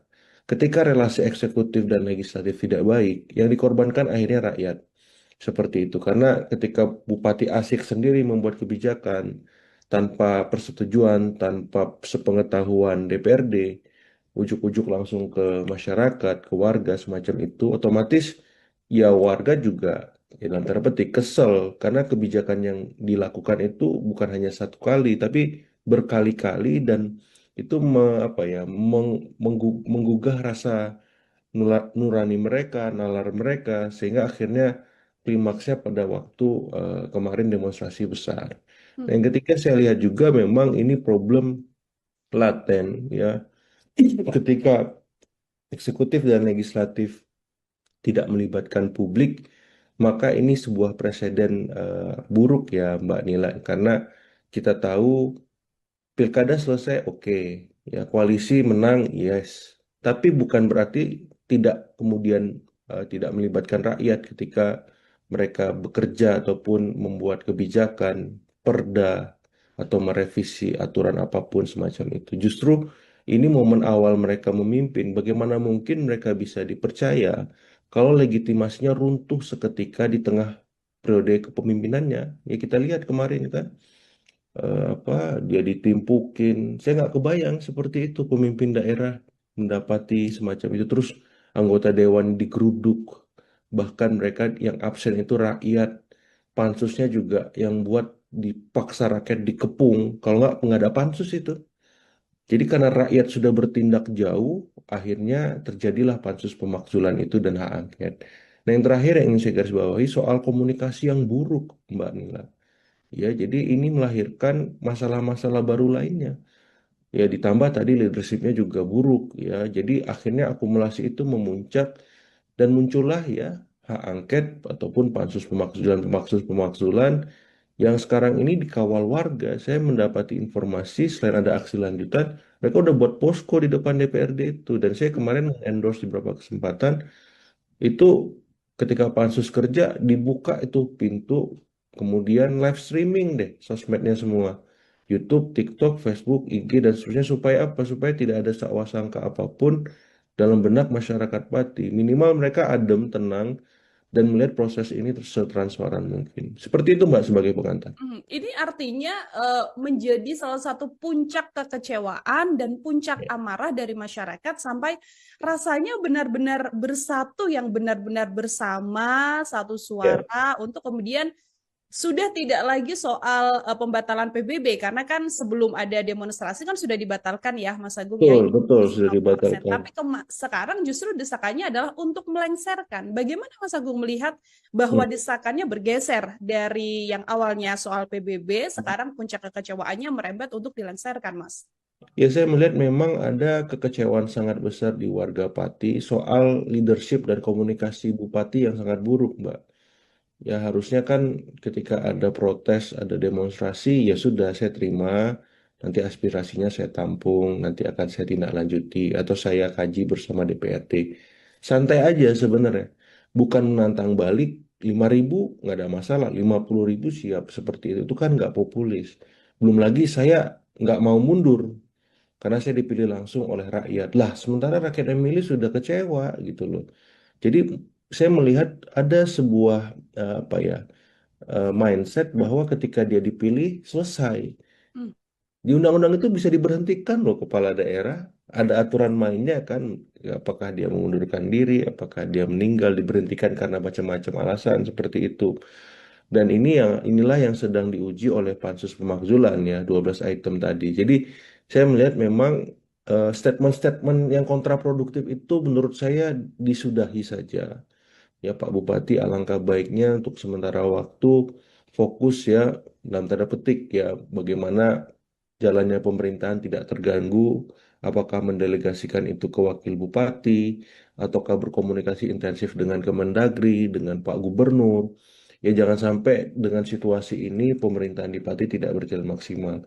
Jadi fokusnya bukan melakukan statement, tapi bekerja di belakang layar senyap supaya tidak ada yang terganggu, tidak ada yang dirugikan nih hak-hak warga Pati. Jadi concernnya ke sana karena semakin beliau statement saya lihat publik semakin kesel ya dan kontraproduktif akhirnya. Jadi eh, ya itu sih sebagai masukan saya karena saya ya harapannya bisa ini situasinya terkendali, masyarakat Pati adem lagi seperti itu dan ini ujian buat anggota dewan di sana. Jangan lengah, jangan terlena, ya cukup sekali kebobolan digeruduk. Nah, ini harus maksimal kerjanya lewat pansus ataupun hak angket itu seperti itu. Mhm. Dari 12 poin yang menjadi salah satu dasar dari DPRD begitu ya, Mas Agung ya. Ini kalau secara regulasi ataukah indikator-indikatornya apakah sangat memungkinkan untuk menuju ke pemakzulan, Mas? Prosesnya kan panjang ya Mbak ya. Jadi apa namanya hak angket itu dilakukan oleh anggota-anggota DPRD untuk menyelidiki 12 item tadi. Nah, 12 item tadi kalau memang sudah diperiksa saksi-saksinya, alat buktinya, dan sudah ada sikap definitif dari anggota apa DPRD Pati, itu akan diajukan ke Mahkamah Agung. Hmm. Kemudian Mahkamah Agung akan meneliti itu.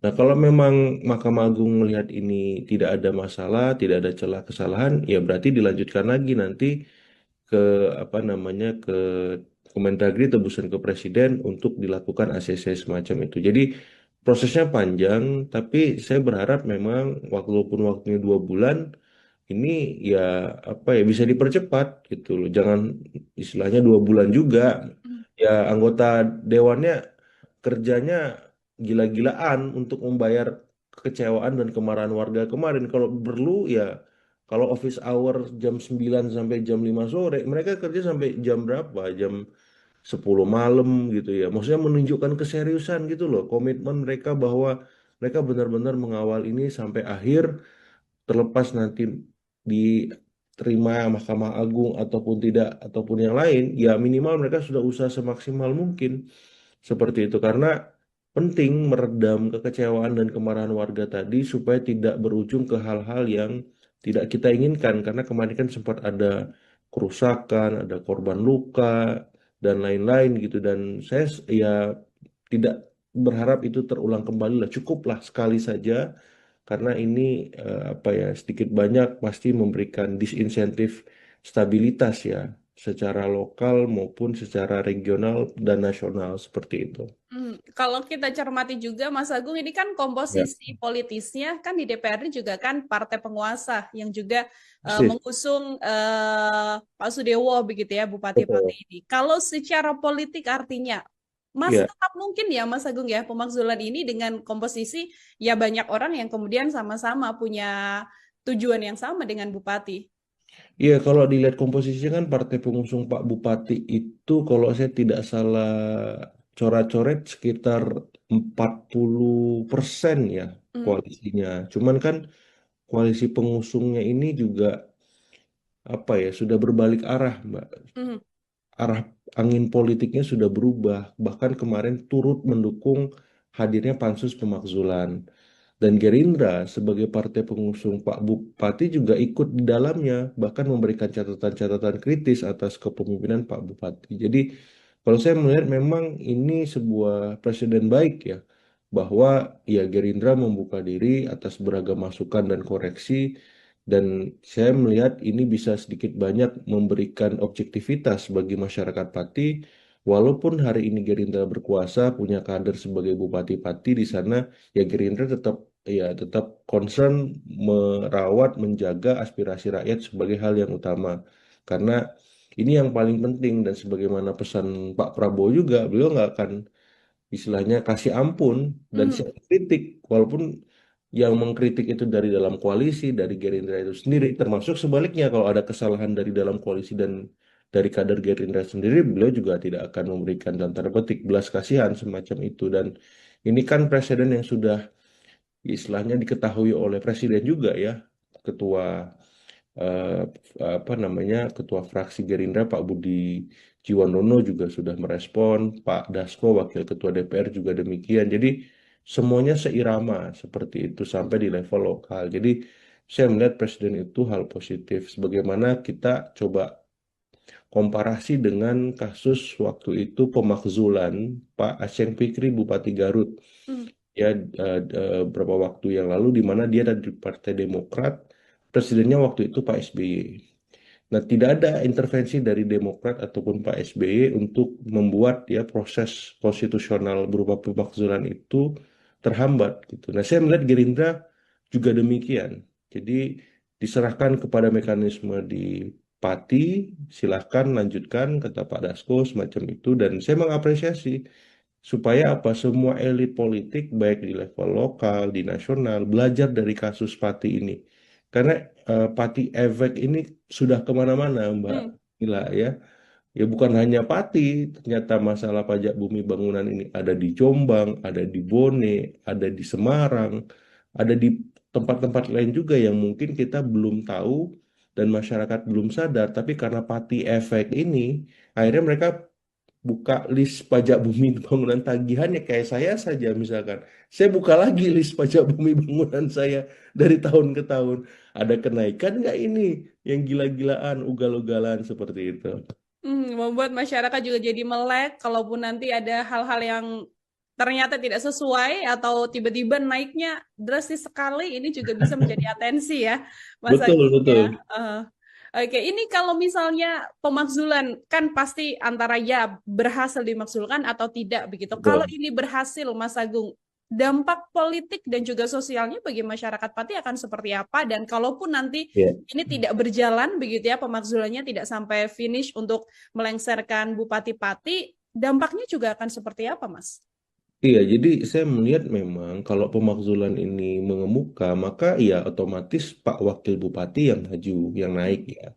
Kemudian nanti di koalisi pengusung akan dibicarakan siapa ya wakil bupati baru, karena Pak Wakil Bupati tadi naik menjadi bupati.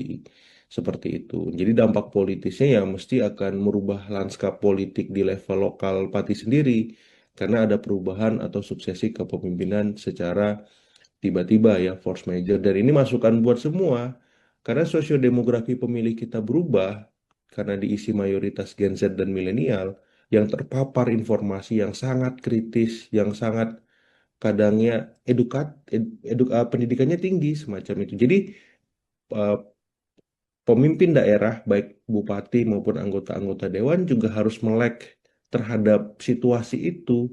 Kalau mereka kritis berarti kepala daerahnya harus kreatif. Anggota dewannya juga seperti itu. Sehingga tidak dengan gampangnya menaikkan PBB gila-gilaan. Kreatif itu ya berarti mencari sumber pemasukan lain ya yang memang masuk akal gitu. Ataupun kalau PBB naik ya janganlah sampai 250%, ya bertahap, ya menyesuaikan kemampuan daya beli masyarakat di sana. Masyarakat saya kan mau bayar pajak ya, tapi jangan ya ugal-ugalan naiknya seperti itu bertahap. Kemudian ada researchnya supaya mereka bisa mendapatkan itu sebagai sebuah argumen rasional. Nah, jadi secara politik akan banyak perubahan lanskap, Mbak, seperti itu, baik di level ya partainya, kemudian pemilihnya, ya, kemudian juga saya yakin pasti ada apa semacam reorientasi ketika mereka membuat kebijakan. Mau Hmm. nggak mau ya akhirnya lebih partisipatif, lebih emansipatorik, lebih transparan, ya dibuka kanal-kanal informasi, saluran-saluran komunikasi itu yang selama ini tersumbat dan searah. Ini kan yang jadi soal. Ya seakan-akan ketika bupati sudah terpilih, anggota dewan sudah terpilih, bisa seenaknya aja buat perda, buat perbub, ya sudah. Masyarakat tinggal setuju, nggak ada pilihan lain. Kalau nggak saya layani, kan gitu kemarin, sampai seperti itu.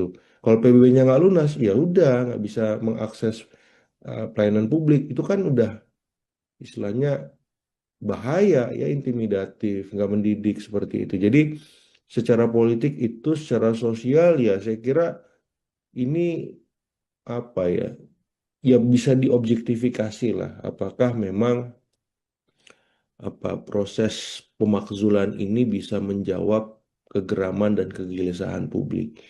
Yang jelas pansus pemakzulan di DPRD Pati harus bekerja sebaik mungkin karena jangan sampai ini menjadi presiden kurang baik juga ya karena kan sebenarnya nggak ada istilahnya wajar kalau ada kebijakan yang tidak populis kemudian diprotes. Yang jadi soal kalau masalahnya bukan hanya soal dia membuat kebijakan, tapi ada banyak masalah lain yang itu sedikit banyak ada irisannya dengan hukum kan, seperti itu. Jadi kalau saya ya masyarakat Pati harus berbesar hati, berbesar jiwa menanti proses ini sampai selesai, ya hindari hal-hal yang kontraproduktif utamanya yang bisa membuat situasi di Pati menjadi kurang kondusif. Jadi ikuti proses pansus pemakzulan dan saya berharap anggota DPRD juga setransparan mungkin kerjanya, semaksimal mungkin supaya masyarakat Pati dalam tanda petik percaya lagi gitu ya.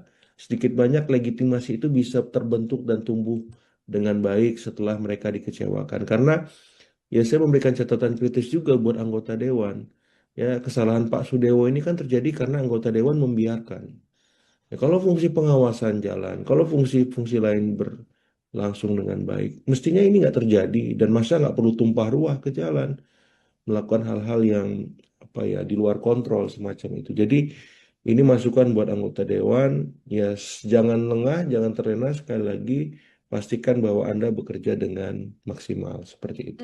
Oke, itu masih panjang prosesnya untuk pemakzulan bisa untuk kemudian dilakukan ataupun bisa gagal juga ya, Mas Ya, Agung ya, kalau nanti sudah naik ke pusat. Lalu kalau misalnya ini ternyata pemakzulannya tidak berhasil atau tidak jalan begitu kan, Bupati akan menjalankan pemerintahan ya, masih sangat lama, Mas Agung, masih 5 ya, tahun, 4 tahun mendatang lah bisa dikatakan. betul. Dengan Ya. ketiadaan rasa percaya dari masyarakat ini, kalau dari analisa Mas Agung, situasinya nanti akan seperti apa? Nah, ini Mbak yang saya agak apa ya, agak riskan dan bingung menjawabnya karena saya kemarin waktu melihat demonstrasi besar itu legitimasi bupati di titik nadir, bahkan minus gitu loh. Masyarakat distrust gitu. Jadi untuk mengembalikan itu nggak mudah. Hmm. Ya, jadi saya kira perlu ya intervensi dari pemerintah provinsi kah, misalkan sementara waktu seperti kemarin Pak Tat Yassin sebagai inspektur upacara karena Pak Bupati kurang sehat misalkan. Ya itu bisa jadi salah satu opsi. Atau nanti Pak Wakil Bupati yang menjalankan roda pemerintahan sehari-hari. Ya Pak Bupati mungkin misalkan di retreat dulu di Kemendagri. Ya retreat kedua, retreat ulang dalam tanda petik. Kayak kemarin Pak Luki Hakim kan apa itu Bupati saya lupa daerah di Jawa Barat juga tuh. Dia ke Jepang tanpa izin. Padahal dia sudah izin, ternyata ada misadministrasi di sana. Dia di retreat di Kemendagri 3 bulan tuh. Cuman kan ini agak berat masalah di Pati, mungkin lebih lama dari Pak Hmm. Luki Hakim misalkan. Jadi itu opsi juga. Silakan pansus pemakzulan jalan, Pak Bupati Pati di retreat dulu di Kemendagri. Ini dua hal yang berbeda, biarkan semuanya berjalan secara paralel. Pun kalau pansus sudah istilahnya selesai, ini diajukan ke MMA, diproses, Pak Bupati tetap aja di retreat dulu. Pemerintahan sehari-hari siapa? Pak Wakil atau nanti Pak Wagub atau seperti apalah. Ya, tapi biasanya kan Pak Wakil Bupati seperti itu. Jadi roda pemerintahan tetap jalan, masyarakat tenang, terlayani semacam itu. Jadi opsi-opsi itu yang saya lihat bisa istilahnya dalam tanda petik ya meredam, Mbak.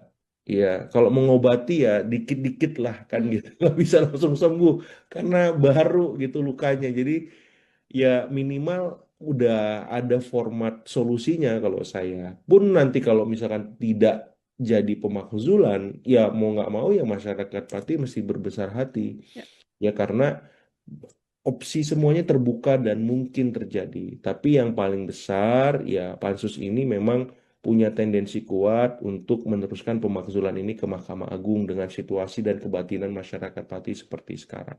Seperti, Oke, itu bisa menjadi win-win solution juga ya, Mas Agung ya. ya, Ada ya, pemerintahan masih tetap jalan, di satu ya. sisi Bupati-Pati juga mendapatkan sekolah lagi, Pembinaan begitu nih. pembinaan betul di Kemendagri agar kemudian nantinya juga bisa perlahan-lahan meningkatkan rasa kepercayaan dari masyarakat. Kan banyak elit juga yang berharap diberikan kesempatan saja, dimaafkan, Iya, dibiarkan memperbaiki diri untuk bekerja, begitu ya Mas Agung ya. iya, Kalau iya. dari Mas Agung sendiri, masih bisakah kemudian Bupati-Pati ini kemudian muncul untuk dengan kesadaran dirinya memohon maaf, mengucapkan janji kembali selain janji politik sebelum menjabat, tapi janji ketika sudah menjabat untuk iya, saya akan lebih baik dan sebagainya. Perlukah atau masih bisakah masyarakat Pati untuk bisa uh, mendapatkan kesempatan Bupati Pati agar menjabat lebih lama lagi, Mas?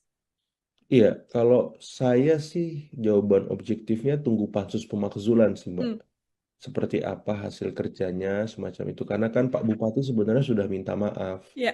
Ya sudah istilahnya apa ya bahasanya itu sudah membatalkan kebijakan PBB juga gitu. Jadi dia sudah melakukan apa yang seharusnya dilakukan.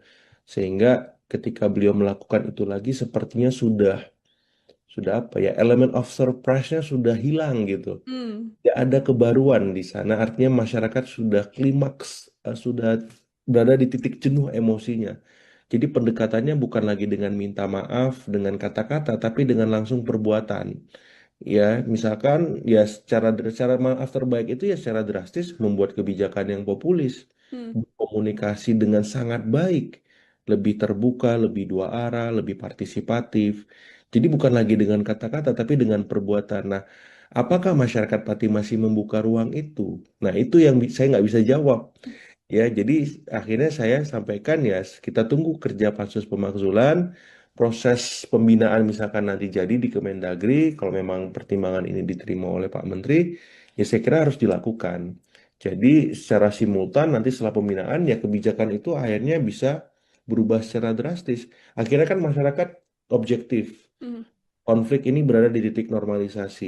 Oh, ternyata memang ada perubahan nih kata masyarakat. Kebijakan yang kemarin PBB naik ugal-ugalan naik tapi bertahap. Kemudian soal mutasi, demosi dan seterusnya transparan.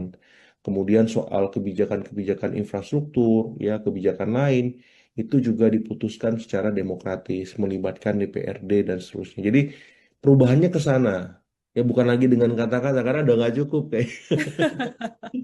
Sudah tidak bisa dengan kata-kata aja ya, Mas Agung ya. Susah, Jadi susah. lebih baik Kalau lihat dari situasi kebatinan di sana, saya lihat berat kayaknya.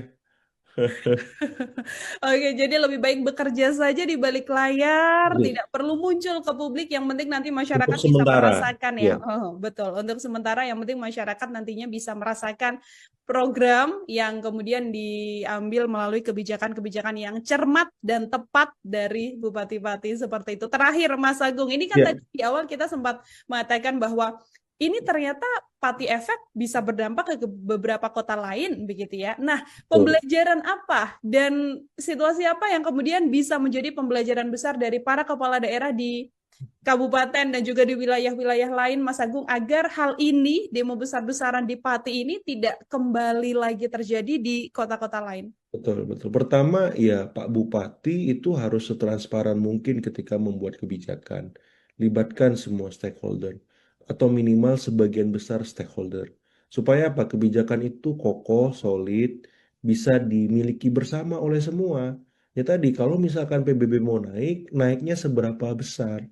Ya sesuai kajian-kajian akademisi, ya sesuai dengan kemampuan warga. Jadi kebijakan itu akhirnya didukung, naik tapi mereka mau bayar, bukan melakukan civil disobedience ya, pembangkangan sipil. Mereka menolak, malah demo, marah-marah semacam itu. Nah, itu satu. Yang kedua, legislatifnya. Hmm. Legislatifnya harus berubah, berbenah, ya, menjalankan fungsi-fungsi utama mereka terkait pengawasan. Jangan sampai mampet, kemudian ya eksekutifnya sesuka hati. Sehingga apa? Masa tumpah ruah di jalan. Nah, saya kira legislatif, eksekutif mesti reflektif lah. Ya ini kan sudah berjalan setahun pemerintahan semacam itu, hampir setahun, otomatis mereka harus berubah, berbenah supaya jadi lebih baik. Dan yang paling utama, baik eksekutif, legislatif, itu komunikasinya harus baik. Jangan nantang-nantang, jangan arogan, walaupun sudah menjadi kepala daerah, walaupun sudah menjadi anggota dewan. Terbuka, ini sosiodemografi pemilih sudah berubah, Pak. Ya, jadi Bapak Ibu yang terhormat, ini sudah berubah. Kalau Bapak Ibu nggak berubah, nggak berbenah, nggak kreatif di tengah masyarakat yang kritis dan terlimpahi informasi yang luar biasa banyak, bahaya. Tengah jalan bisa turun jabatan Bapak Ibu yang Hmm. terhormat. Jadi Isu besar dan sudah sampai ke telinga elit di nasional, begitu ya, Mas Agung ya. Mungkin saya ingin ya, minta pengantar dulu dari Mas Agung, apa yang sedianya bisa di-highlight, Mas, dari perjalanan demo besar di Pati yang sudah digelar pertama kali di tanggal 13 Agustus dan kabarnya bahkan akan digelar kembali untuk kedua kalinya.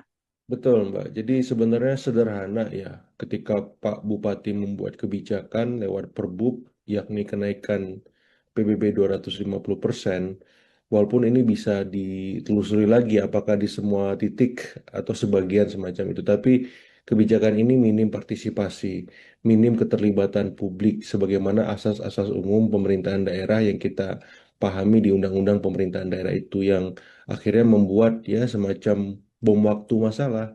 Karena ternyata setelah ditelisik lebih lanjut, ternyata bukan hanya soal pajak bumi bangunan, tapi ada 11 hal lain yang itu memang menjadi problem serius yang mendera atau menjerat bupati-pati. Yang pertama itu soal kebijakan nirpartisipasi. Yang kedua soal relasi yang kurang baik antara eksekutif dengan legislatif. Karena kan ini ternyata disahkan perbuknya bulan Mei kalau saya tidak salah, kemudian meledak Agustus kemarin lewat demo besar.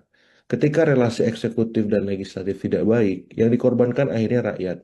Seperti itu. Karena ketika Bupati Asik sendiri membuat kebijakan tanpa persetujuan, tanpa sepengetahuan DPRD, ujuk-ujuk langsung ke masyarakat, ke warga semacam itu, otomatis ya warga juga ya dalam tanda petik kesel karena kebijakan yang dilakukan itu bukan hanya satu kali, tapi berkali-kali dan itu apa ya menggugah rasa nurani mereka, nalar mereka, sehingga akhirnya klimaksnya pada waktu kemarin demonstrasi besar.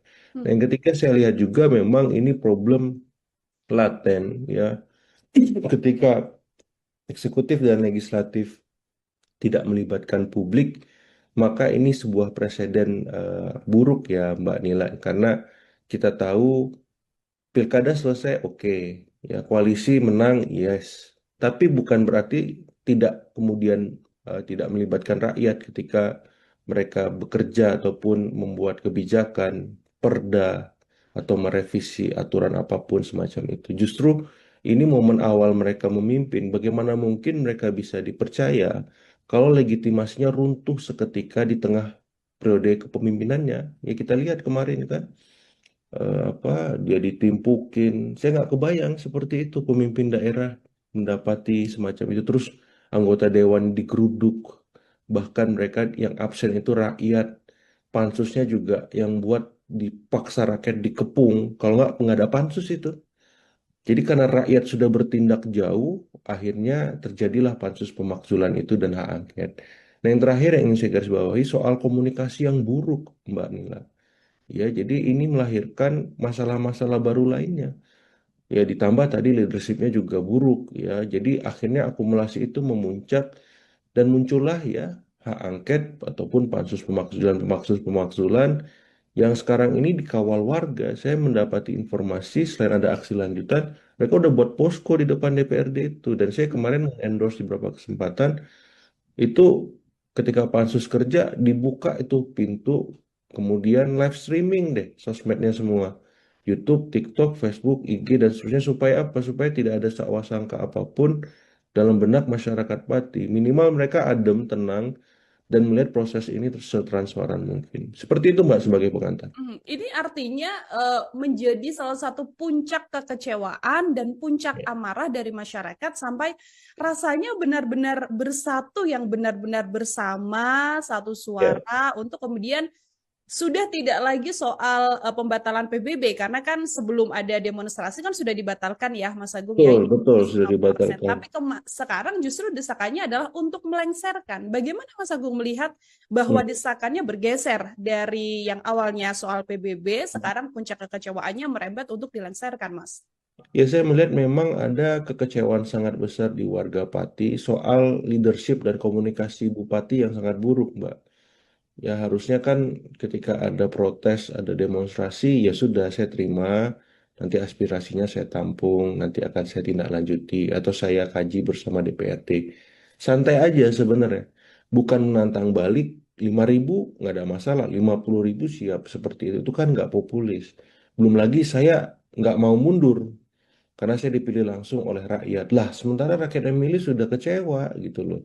Jadi saya melihat ada sebuah apa ya mindset bahwa ketika dia dipilih selesai. Hmm. Di undang-undang itu bisa diberhentikan loh kepala daerah. Ada aturan mainnya kan. Apakah dia mengundurkan diri, apakah dia meninggal, diberhentikan karena macam-macam alasan seperti itu. Dan inilah yang sedang diuji oleh Pansus Pemakzulan ya, 12 item tadi. Jadi saya melihat memang statement-statement yang kontraproduktif itu menurut saya disudahi saja.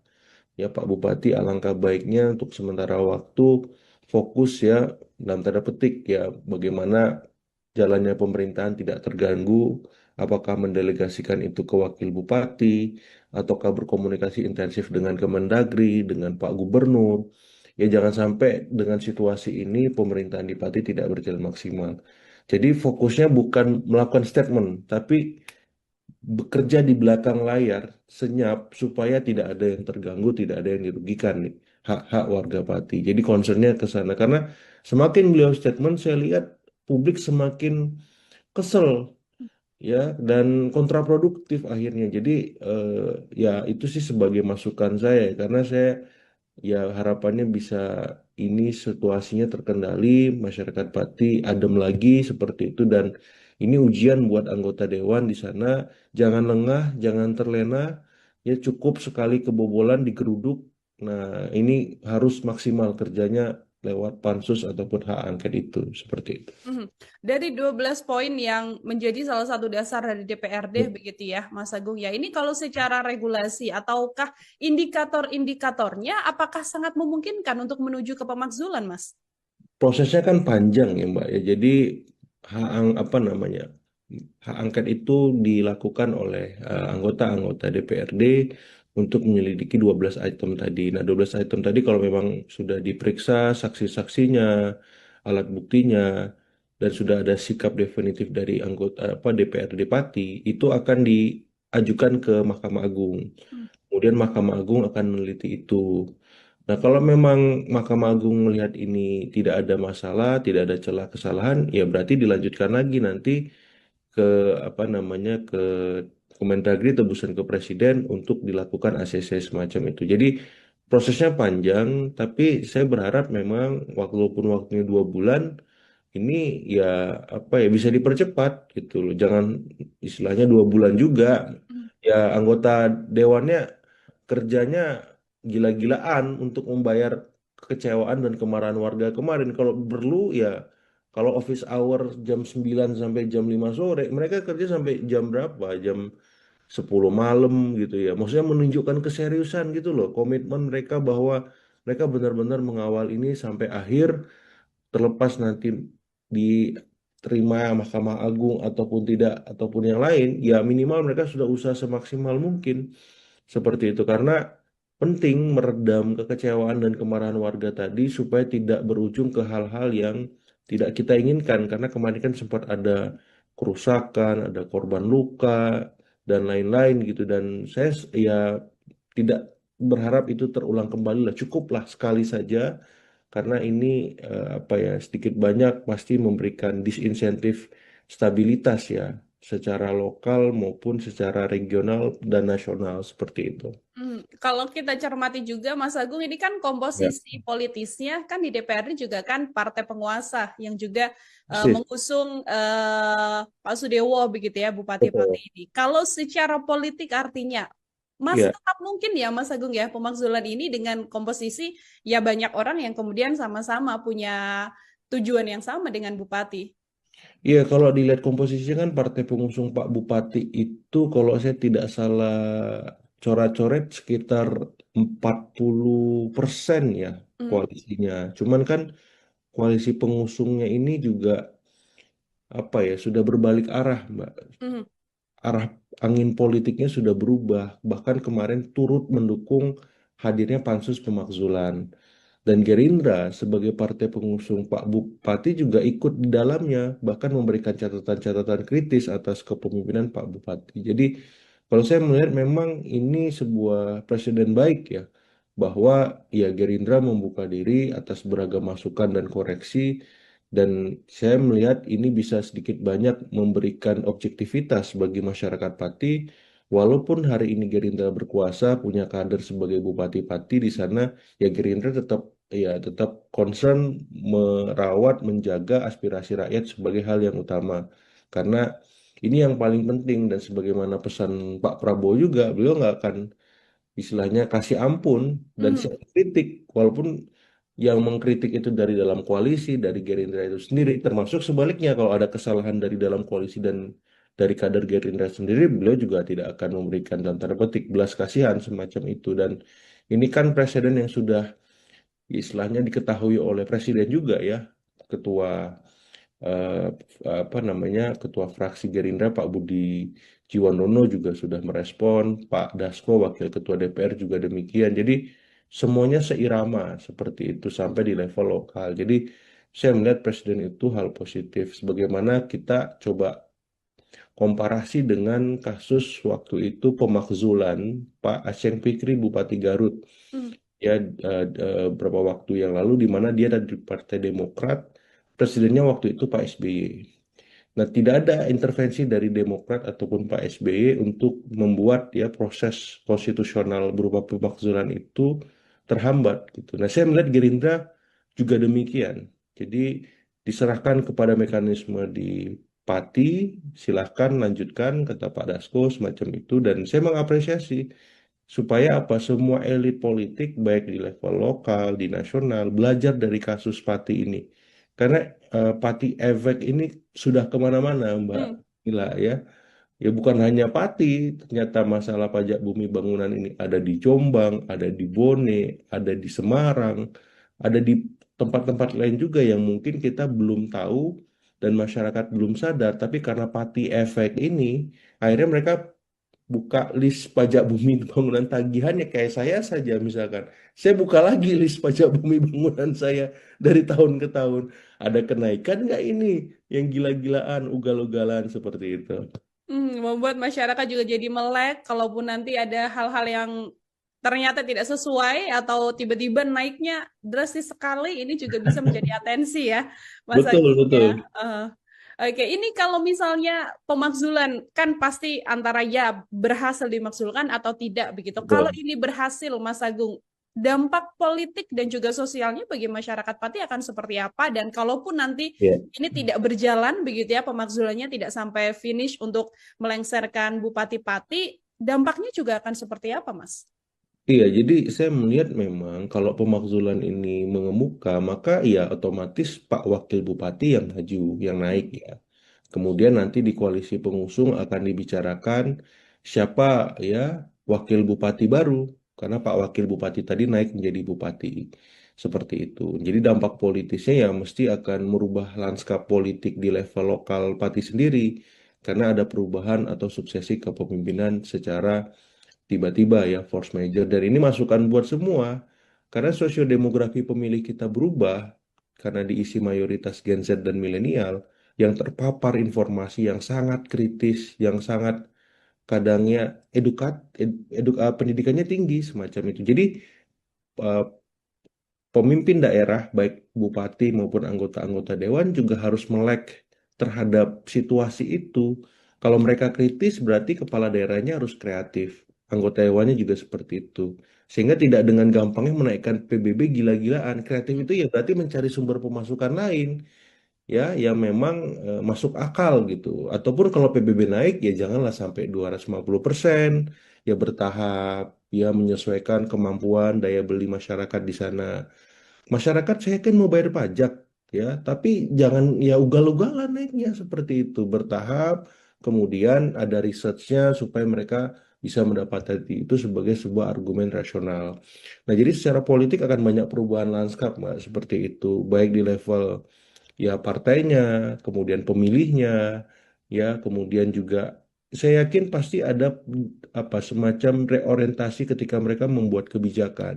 Mau Hmm. nggak mau ya akhirnya lebih partisipatif, lebih emansipatorik, lebih transparan, ya dibuka kanal-kanal informasi, saluran-saluran komunikasi itu yang selama ini tersumbat dan searah. Ini kan yang jadi soal. Ya seakan-akan ketika bupati sudah terpilih, anggota dewan sudah terpilih, bisa seenaknya aja buat perda, buat perbub, ya sudah. Masyarakat tinggal setuju, nggak ada pilihan lain. Kalau nggak saya layani. Kan gitu kemarin, sampai seperti itu.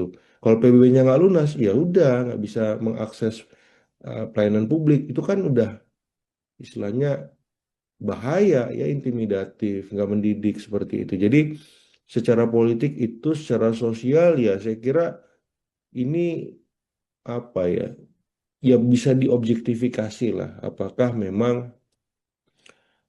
proses pemakzulan ini bisa menjawab kegeraman dan kegelisahan publik. Yang jelas pansus pemakzulan di DPRD Pati harus bekerja sebaik mungkin karena jangan sampai ini menjadi presiden kurang baik juga ya, karena kan sebenarnya nggak ada istilahnya wajar kalau ada kebijakan yang tidak populis kemudian diprotes. Yang jadi soal kalau masalahnya bukan hanya soal dia membuat kebijakan, tapi ada banyak masalah lain yang itu sedikit banyak ada irisannya dengan hukum kan, seperti itu. Jadi kalau saya ya masyarakat Pati harus berbesar hati, berbesar jiwa menanti proses ini sampai selesai, ya hindari hal-hal yang kontraproduktif, utamanya yang bisa membuat situasi di Pati menjadi kurang kondusif. Jadi ikuti proses pansus pemakzulan dan saya berharap anggota DPRD juga setransparan mungkin kerjanya, semaksimal mungkin supaya masyarakat Pati dalam tanda petik percaya lagi gitu ya. Sedikit banyak legitimasi itu bisa terbentuk dan tumbuh dengan baik setelah mereka dikecewakan. Karena ya saya memberikan catatan kritis juga buat anggota dewan. Ya, kesalahan Pak Sudewo ini kan terjadi karena anggota dewan membiarkan. Ya, kalau fungsi pengawasan jalan, kalau fungsi-fungsi lain berlangsung dengan baik, mestinya ini nggak terjadi dan masa nggak perlu tumpah ruah ke jalan, melakukan hal-hal yang apa ya di luar kontrol semacam itu. Jadi ini masukan buat anggota dewan, ya jangan lengah, jangan terlena sekali lagi, pastikan bahwa Anda bekerja dengan maksimal seperti itu.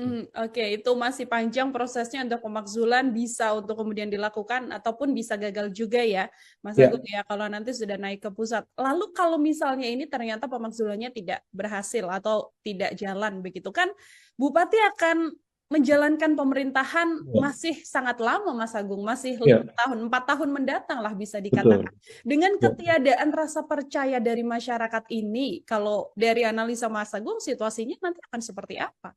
Nah, ini Mbak yang saya agak apa ya, agak riskan dan bingung menjawabnya karena saya kemarin waktu melihat demonstrasi besar itu legitimasi bupati di titik nadir, bahkan minus gitu loh.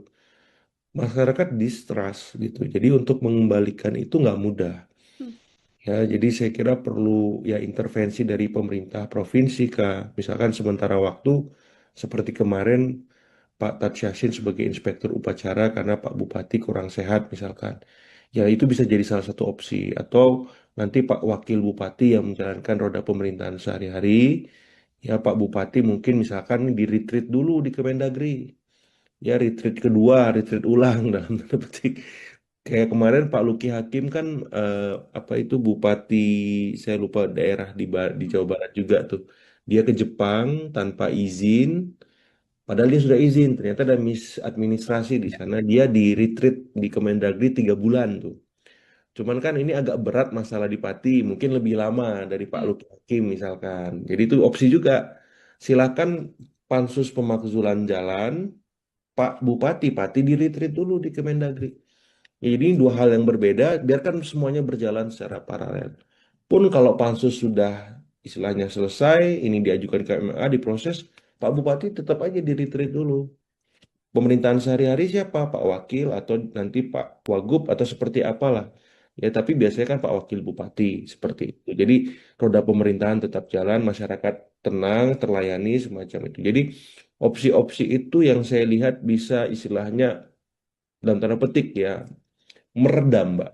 Ya, kalau mengobati ya dikit-dikit lah kan Hmm. gitu. Nggak bisa langsung sembuh karena baru gitu lukanya. Jadi ya minimal udah ada format solusinya kalau saya. Pun nanti kalau misalkan tidak jadi pemakzulan, ya mau nggak mau ya masyarakat Pati mesti berbesar hati. Ya. Ya karena opsi semuanya terbuka dan mungkin terjadi. Tapi yang paling besar ya pansus ini memang punya tendensi kuat untuk meneruskan pemakzulan ini ke Mahkamah Agung dengan situasi dan kebatinan masyarakat Pati seperti sekarang. Seperti, Oke, itu bisa menjadi win-win solution juga ya, Mas Agung ya. ya, Ada ya, pemerintahan masih tetap jalan, di satu ya. sisi Bupati-Pati juga mendapatkan sekolah lagi, Pembinaan begitu nih. pembinaan betul di Kemendagri agar kemudian nantinya juga bisa perlahan-lahan meningkatkan rasa kepercayaan dari masyarakat. Kan banyak elit juga yang berharap diberikan kesempatan saja, dimaafkan, Ya. dibiarkan memperbaiki diri untuk bekerja, begitu ya Mas Agung ya. Iya, Kalau iya. dari Mas Agung sendiri, masih bisakah kemudian Bupati-Pati ini kemudian muncul untuk dengan kesadaran dirinya memohon maaf, mengucapkan janji kembali selain janji politik sebelum menjabat, tapi janji ketika sudah menjabat untuk iya, saya akan lebih baik dan sebagainya. Perlukah atau masih bisakah masyarakat Pati untuk bisa uh, mendapatkan kesempatan Bupati-Pati agar menjabat lebih lama lagi, Mas? Iya, kalau saya sih jawaban objektifnya tunggu pansus pemakzulan sih, Mbak. Hmm, Seperti apa hasil kerjanya semacam itu. Karena kan Pak Bupati sebenarnya sudah minta maaf. ya. Ya sudah istilahnya apa ya bahasanya itu sudah membatalkan kebijakan PBB juga gitu. Jadi dia sudah melakukan apa yang seharusnya dilakukan. Sehingga ketika beliau melakukan itu lagi sepertinya sudah apa ya elemen of surprise-nya sudah hilang gitu. Hmm, Tidak ada kebaruan di sana. Artinya masyarakat sudah klimaks, sudah berada di titik jenuh emosinya. Jadi pendekatannya bukan lagi dengan minta maaf, dengan kata-kata, tapi dengan langsung perbuatan. Ya, misalkan ya secara maaf terbaik itu ya secara drastis membuat kebijakan yang populis, hmm, komunikasi dengan sangat baik, lebih terbuka, lebih dua arah, lebih partisipatif. Jadi bukan lagi dengan kata-kata, tapi dengan perbuatan. Nah, apakah masyarakat Pati masih membuka ruang itu? Nah, itu yang saya nggak bisa jawab. Ya, jadi akhirnya saya sampaikan ya, kita tunggu kerja pansus pemakzulan, proses pembinaan misalkan nanti jadi di Kemendagri, kalau memang pertimbangan ini diterima oleh Pak Menteri, ya saya kira harus dilakukan. Jadi secara simultan nanti setelah pembinaan ya kebijakan itu akhirnya bisa berubah secara drastis. Akhirnya kan masyarakat objektif. hmm, Konflik ini berada di titik normalisasi. Oh, ternyata memang ada perubahan nih kata masyarakat. Kebijakan yang kemarin PBB naik ugal-ugalan naik tapi bertahap. Kemudian soal mutasi, demosi dan seterusnya transparan. Kemudian soal kebijakan-kebijakan infrastruktur, ya kebijakan lain itu juga diputuskan secara demokratis, melibatkan DPRD dan seterusnya. Jadi perubahannya ke sana. Ya bukan lagi dengan kata-kata karena udah nggak cukup kayak. Sudah tidak bisa dengan kata-kata aja ya, Mas Agung ya. Susah, Jadi susah. lebih baik Kalau lihat dari situasi kebatinan di sana, saya lihat berat kayaknya. Oke, jadi lebih baik bekerja saja di balik layar, tidak perlu muncul ke publik. Yang penting nanti Untuk masyarakat bisa sementara, merasakan ya. ya, Oh, betul. Untuk sementara, yang penting masyarakat nantinya bisa merasakan program yang kemudian diambil melalui kebijakan-kebijakan yang cermat dan tepat dari Bupati-Bupati seperti itu. Terakhir, Mas Agung, ini kan ya, tadi di awal kita sempat mengatakan bahwa ini ternyata Pati efek bisa berdampak ke beberapa kota lain, begitu ya. Nah, betul. pembelajaran apa dan situasi apa yang kemudian bisa menjadi pembelajaran besar dari para kepala daerah di kabupaten dan juga di wilayah-wilayah lain, Mas Agung, agar hal ini, demo besar-besaran di Pati ini tidak kembali lagi terjadi di kota-kota lain? Betul, betul. Pertama, ya Pak Bupati itu harus setransparan mungkin ketika membuat kebijakan. Libatkan semua stakeholder atau minimal sebagian besar stakeholder. Supaya apa? Kebijakan itu kokoh, solid, bisa dimiliki bersama oleh semua. Ya tadi, kalau misalkan PBB mau naik, naiknya seberapa besar? Ya sesuai kajian-kajian akademisi, ya sesuai dengan kemampuan warga. Jadi kebijakan itu akhirnya didukung, naik tapi mereka mau bayar, bukan melakukan civil disobedience ya, pembangkangan sipil. Mereka menolak, malah demo, marah-marah semacam itu. Nah, itu satu. Yang kedua, legislatifnya. Hmm. Legislatifnya harus berubah, berbenah, ya, menjalankan fungsi-fungsi utama mereka terkait pengawasan. Jangan sampai mampet, kemudian ya eksekutifnya sesuka hati. Sehingga apa? Masalah tumpah ruah di jalan. Nah, saya kira legislatif, eksekutif mesti reflektif lah. Ya, ini kan sudah berjalan setahun pemerintahan semacam itu, hampir setahun, otomatis mereka harus berubah, berbenah supaya jadi lebih baik. Dan yang paling utama, baik eksekutif, legislatif, itu komunikasinya harus baik. Jangan nantang-nantang, jangan arogan, walaupun sudah menjadi kepala daerah, walaupun sudah menjadi anggota dewan. Terbuka, ini sosiodemografi pemilih sudah berubah, Pak. Ya, jadi Bapak Ibu yang terhormat, ini sudah berubah. Kalau Bapak Ibu nggak berubah, nggak berbenah, nggak kreatif di tengah masyarakat yang kritis dan terlimpahi informasi yang luar biasa banyak, bahaya. Tengah jalan bisa turun jabatan Bapak Ibu yang terhormat. Jadi, Isu besar dan sudah sampai ke telinga elit di nasional, begitu ya, Mas Agung ya. Mungkin saya ingin ya, minta pengantar dulu dari Mas Agung, apa yang sedianya bisa di-highlight, Mas, dari perjalanan demo besar di Pati yang sudah digelar pertama kali di tanggal 13 Agustus dan kabarnya bahkan akan digelar kembali untuk kedua kalinya. betul, Mbak. Jadi sebenarnya sederhana ya, ketika Pak Bupati membuat kebijakan lewat Perbub, yakni kenaikan PBB 250%, walaupun ini bisa ditelusuri lagi apakah di semua titik atau sebagian semacam itu, tapi kebijakan ini minim partisipasi, minim keterlibatan publik, sebagaimana asas-asas umum pemerintahan daerah yang kita pahami di Undang-Undang Pemerintahan Daerah itu yang akhirnya membuat ya semacam bom waktu masalah.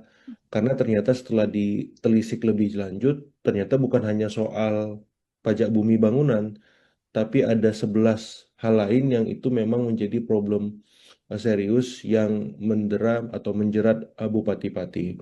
Yang pertama itu soal kebijakan nir partisipasi. Yang kedua soal relasi yang kurang baik antara eksekutif dengan legislatif. Karena kan ini ternyata disahkan perbuknya bulan Mei kalau saya tidak salah, kemudian meledak Agustus kemarin lewat demo besar. Ketika relasi eksekutif dan legislatif tidak baik, yang dikorbankan akhirnya rakyat.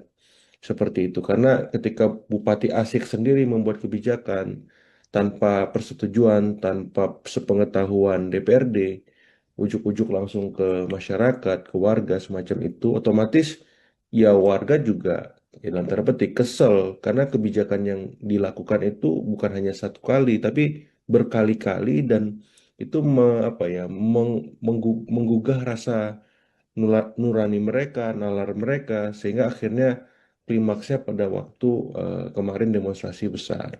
Nah, yang ketiga saya lihat juga memang ini problem laten ya, ketika eksekutif dan legislatif tidak melibatkan publik, maka ini sebuah preseden buruk ya Mbak Nila, karena kita tahu pilkada selesai, oke. Ya, koalisi menang, yes. Tapi bukan berarti tidak kemudian tidak melibatkan rakyat ketika mereka bekerja ataupun membuat kebijakan, perda, atau merevisi aturan apapun semacam itu. Justru ini momen awal mereka memimpin. Bagaimana mungkin mereka bisa dipercaya kalau legitimasinya runtuh seketika di tengah periode kepemimpinannya? Ya kita lihat kemarin kan apa dia ditimpukin. Saya nggak kebayang seperti itu pemimpin daerah mendapati semacam itu. Terus anggota dewan digeruduk, bahkan mereka yang absen itu rakyat. Pansusnya juga yang buat dipaksa rakyat dikepung. Kalau nggak ada pansus itu.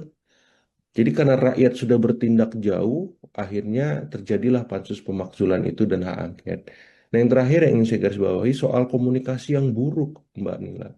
Ya, jadi ini melahirkan masalah-masalah baru lainnya. Ya, ditambah tadi leadershipnya juga buruk. Ya, jadi akhirnya akumulasi itu memuncak dan muncullah ya hak angket ataupun pansus pemakzulan yang sekarang ini dikawal warga. Saya mendapati informasi selain ada aksi lanjutan, mereka udah buat posko di depan DPRD itu. Dan saya kemarin endorse di beberapa kesempatan itu ketika pansus kerja dibuka itu pintu, kemudian live streaming deh sosmednya semua. YouTube, TikTok, Facebook, IG, dan seterusnya supaya apa? Supaya tidak ada sakwa sangka apapun dalam benak masyarakat Pati. Minimal mereka adem, tenang, dan melihat proses ini setransparan mungkin. Seperti itu Mbak sebagai pengantar.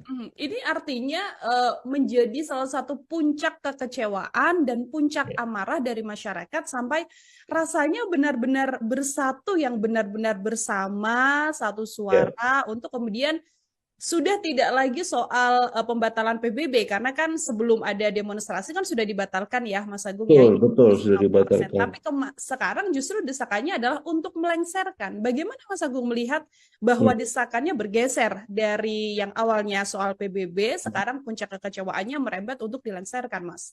Ya, saya melihat memang ada kekecewaan sangat besar di warga Pati soal leadership dan komunikasi Bupati yang sangat buruk, Mbak. Ya, harusnya kan ketika ada protes, ada demonstrasi, ya sudah saya terima, nanti aspirasinya saya tampung, nanti akan saya tindak lanjuti, atau saya kaji bersama DPRD. Santai aja sebenarnya. Bukan menantang balik, 5.000 nggak ada masalah, 50.000 siap seperti itu kan nggak populis. Belum lagi saya nggak mau mundur, karena saya dipilih langsung oleh rakyat. Lah, sementara rakyat yang milih sudah kecewa gitu loh. Jadi saya melihat ada sebuah apa ya mindset bahwa ketika dia dipilih selesai. Hmm.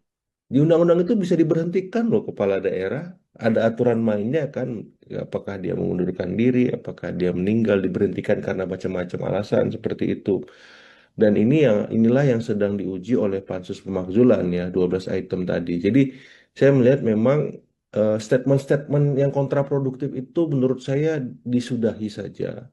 Ya Pak Bupati, alangkah baiknya untuk sementara waktu fokus ya dalam tanda petik ya bagaimana jalannya pemerintahan tidak terganggu, apakah mendelegasikan itu ke wakil bupati, ataukah berkomunikasi intensif dengan Kemendagri, dengan Pak Gubernur. Ya jangan sampai dengan situasi ini pemerintahan di Pati tidak berjalan maksimal.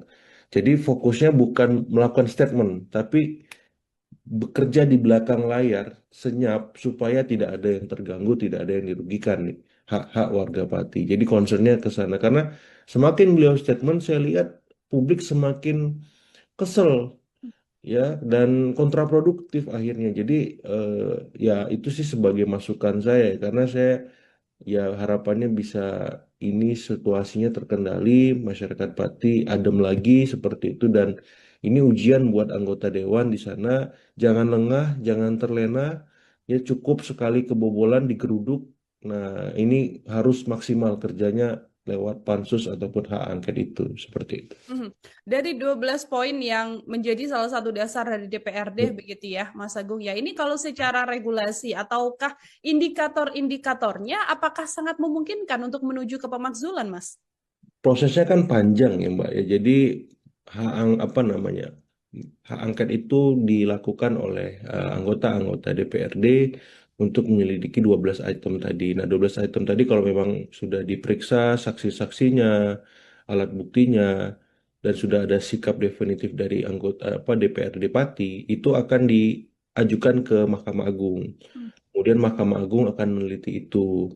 Nah, kalau memang Mahkamah Agung melihat ini tidak ada masalah, tidak ada celah kesalahan, ya berarti dilanjutkan lagi nanti ke apa namanya ke Kemendagri tebusan ke Presiden untuk dilakukan ACC semacam itu. Jadi prosesnya panjang, tapi saya berharap memang walaupun waktunya 2 bulan, ini ya apa ya bisa dipercepat gitu loh. Jangan istilahnya 2 bulan juga. Hmm. Ya anggota dewannya kerjanya gila-gilaan untuk membayar kekecewaan dan kemarahan warga kemarin. Kalau perlu ya kalau office hour jam 9 sampai jam 5 sore, mereka kerja sampai jam berapa? Jam 10 malam gitu ya. Maksudnya menunjukkan keseriusan gitu loh, komitmen mereka bahwa mereka benar-benar mengawal ini sampai akhir terlepas nanti diterima Mahkamah Agung ataupun tidak ataupun yang lain, ya minimal mereka sudah usaha semaksimal mungkin seperti itu karena penting meredam kekecewaan dan kemarahan warga tadi supaya tidak berujung ke hal-hal yang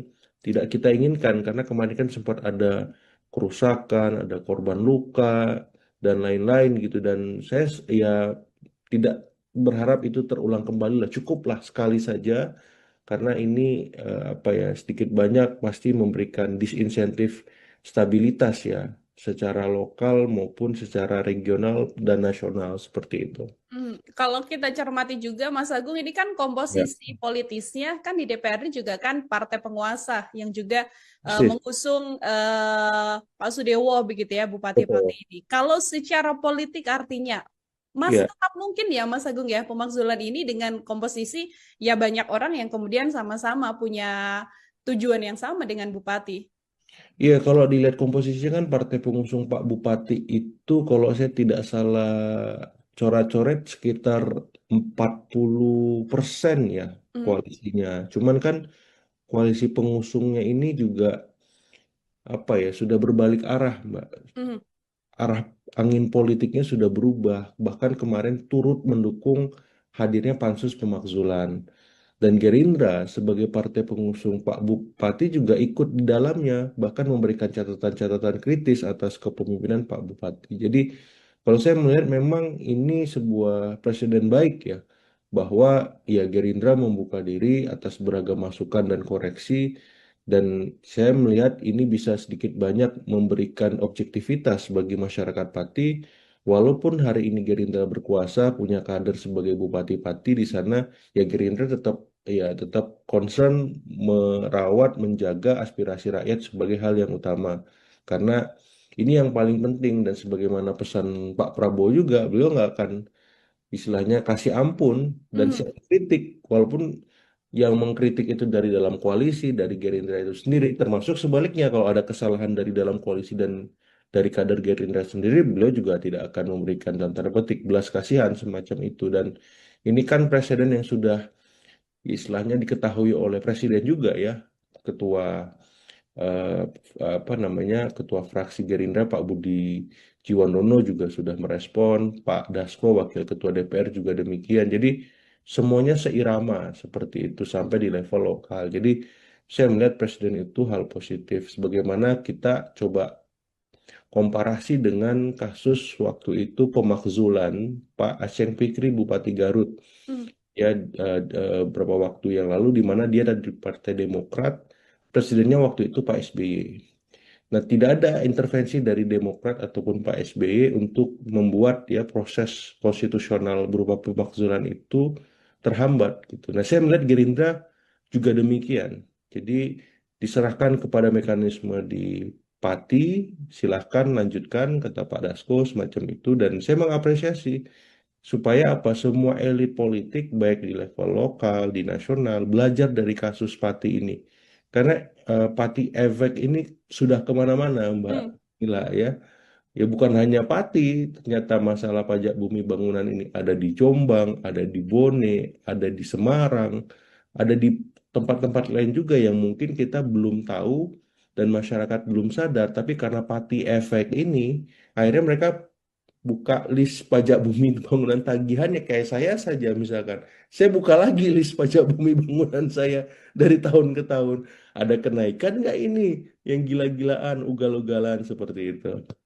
Membuat masyarakat juga jadi melek, kalaupun nanti ada hal-hal yang ternyata tidak sesuai atau tiba-tiba naiknya drastis sekali, ini juga bisa menjadi atensi ya, Mas Betul, Agung ya. betul. Eh, Oke, ini kalau misalnya pemakzulan kan pasti antara ya berhasil dimakzulkan atau tidak begitu. Kalau Betul. ini berhasil, Mas Agung, dampak politik dan juga sosialnya bagi masyarakat Pati akan seperti apa? Dan kalaupun nanti Ya. ini tidak berjalan begitu ya, pemakzulannya tidak sampai finish untuk melengsarkan Bupati Pati, dampaknya juga akan seperti apa, Mas? Iya, jadi saya melihat memang kalau pemakzulan ini mengemuka, maka ya otomatis Pak Wakil Bupati yang maju, yang naik ya.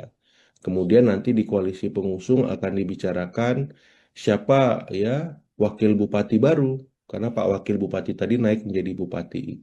Seperti itu. Jadi dampak politisnya ya mesti akan merubah lanskap politik di level lokal Pati sendiri, karena ada perubahan atau suksesi kepemimpinan secara tiba-tiba ya force major dan ini masukan buat semua karena sosiodemografi pemilih kita berubah karena diisi mayoritas Gen Z dan milenial yang terpapar informasi yang sangat kritis yang sangat kadangnya pendidikannya tinggi semacam itu jadi eh, pemimpin daerah baik bupati maupun anggota-anggota dewan juga harus melek terhadap situasi itu kalau mereka kritis berarti kepala daerahnya harus kreatif anggota dewannya juga seperti itu.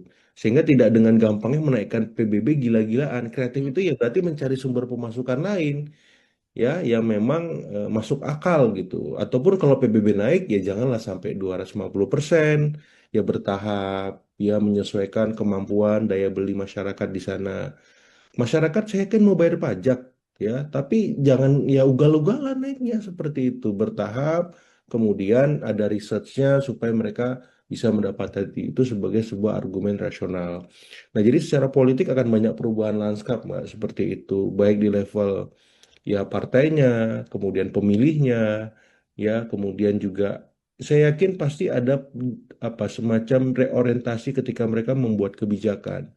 Mau Hmm. nggak mau ya akhirnya lebih partisipatif, lebih emansipatorik, lebih transparan, ya dibuka kanal-kanal informasi, saluran-saluran komunikasi itu yang selama ini tersumbat dan searah. Ini kan yang jadi soal.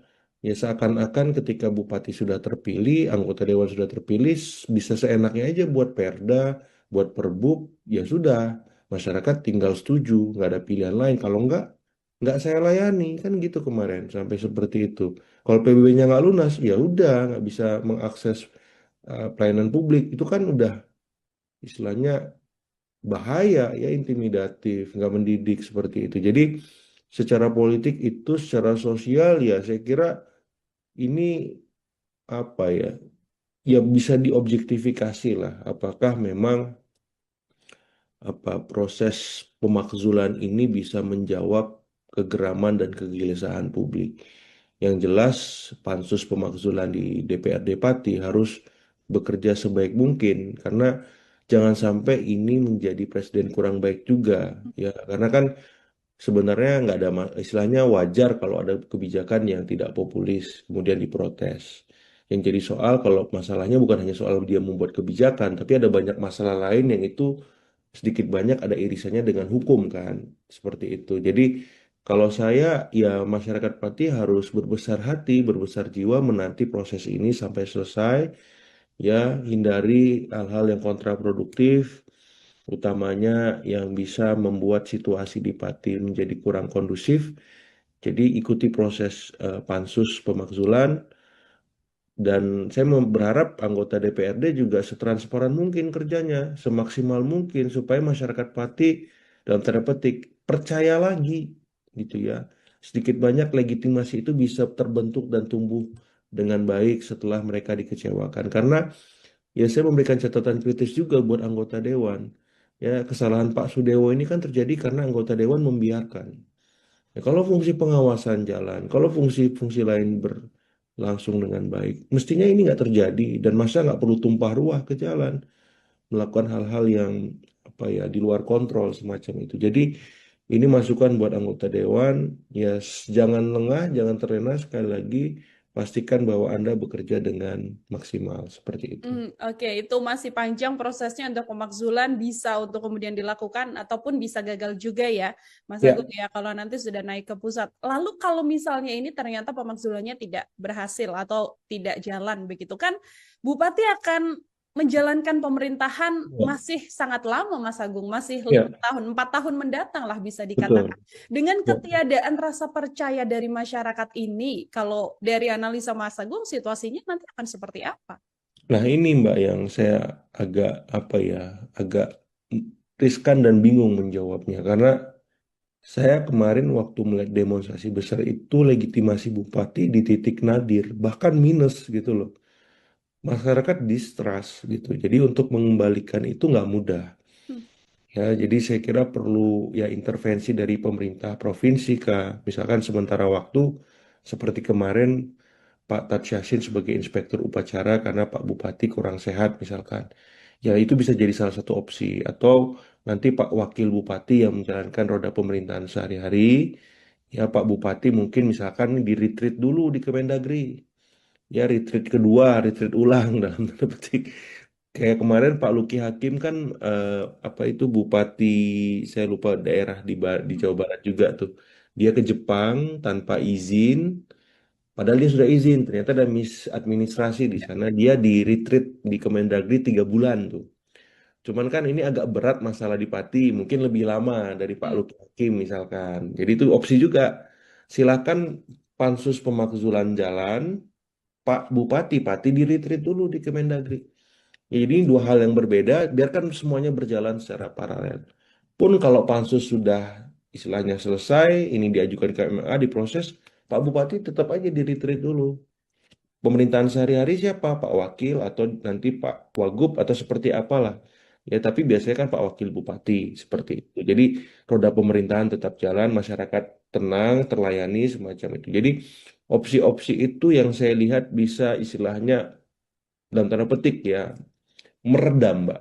Ya, kalau mengobati ya dikit-dikit lah kan Hmm. gitu. Nggak bisa langsung sembuh karena baru gitu lukanya. Jadi ya minimal udah ada format solusinya kalau saya.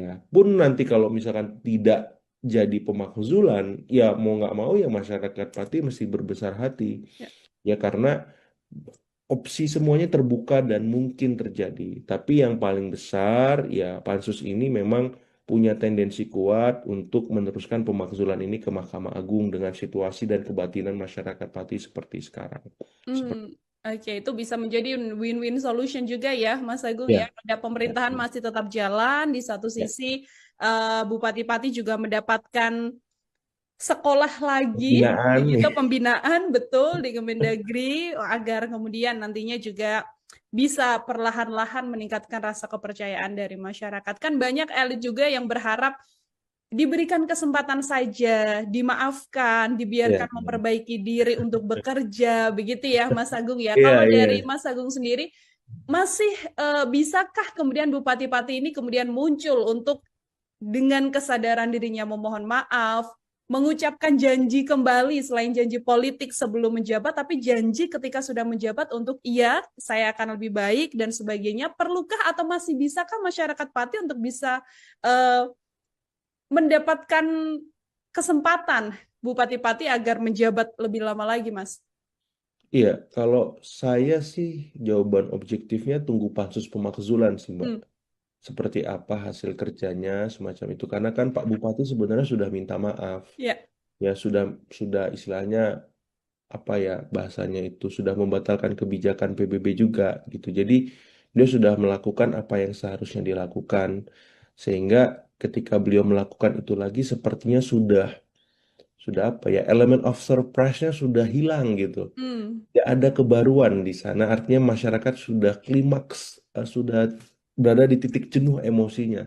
Jadi pendekatannya bukan lagi dengan minta maaf, dengan kata-kata, tapi dengan langsung perbuatan.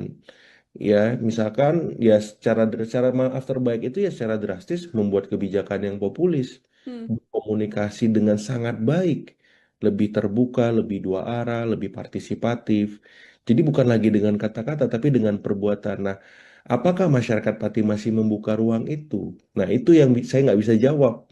Ya, jadi akhirnya saya sampaikan ya, kita tunggu kerja pansus pemakzulan, proses pembinaan misalkan nanti jadi di Kemendagri, kalau memang pertimbangan ini diterima oleh Pak Menteri, ya saya kira harus dilakukan. Jadi secara simultan nanti setelah pembinaan ya kebijakan itu akhirnya bisa berubah secara drastis. Akhirnya kan masyarakat objektif. Hmm. Konflik ini berada di titik normalisasi. Oh, ternyata memang ada perubahan nih kata masyarakat. Kebijakan yang kemarin PBB naik ugal-ugalan naik tapi bertahap. Kemudian soal mutasi, demosi dan seterusnya transparan. Kemudian soal kebijakan-kebijakan infrastruktur, ya kebijakan lain itu juga diputuskan secara demokratis, melibatkan DPRD dan seterusnya. Jadi perubahannya ke sana. Ya bukan lagi dengan kata-kata karena udah nggak cukup kayak. Sudah tidak bisa dengan kata-kata aja ya, Mas Agung ya. Susah, Jadi susah. lebih baik Kalau lihat dari situasi kebatinan di sana, saya lihat berat kayaknya.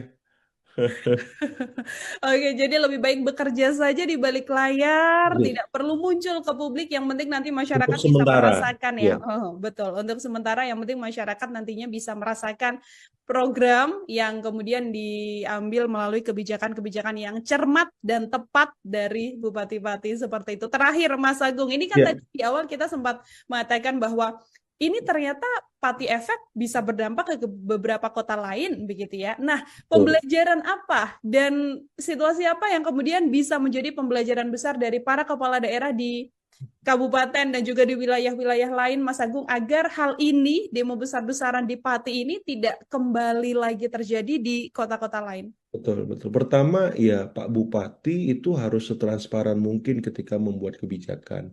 Libatkan semua stakeholder, atau minimal sebagian besar stakeholder. Supaya apa? Kebijakan itu kokoh, solid, bisa dimiliki bersama oleh semua. Ya tadi, kalau misalkan PBB mau naik, naiknya seberapa besar? Ya sesuai kajian-kajian akademisi, ya sesuai dengan kemampuan warga. Jadi kebijakan itu akhirnya didukung, naik, tapi mereka mau bayar, bukan melakukan civil disobedience ya, pembangkangan sipil. Mereka menolak, malah demo, marah-marah, semacam itu. Nah itu satu. Yang kedua, legislatifnya. Hmm. Legislatifnya harus berubah, berbenah, ya menjalankan fungsi-fungsi utama mereka terkait pengawasan.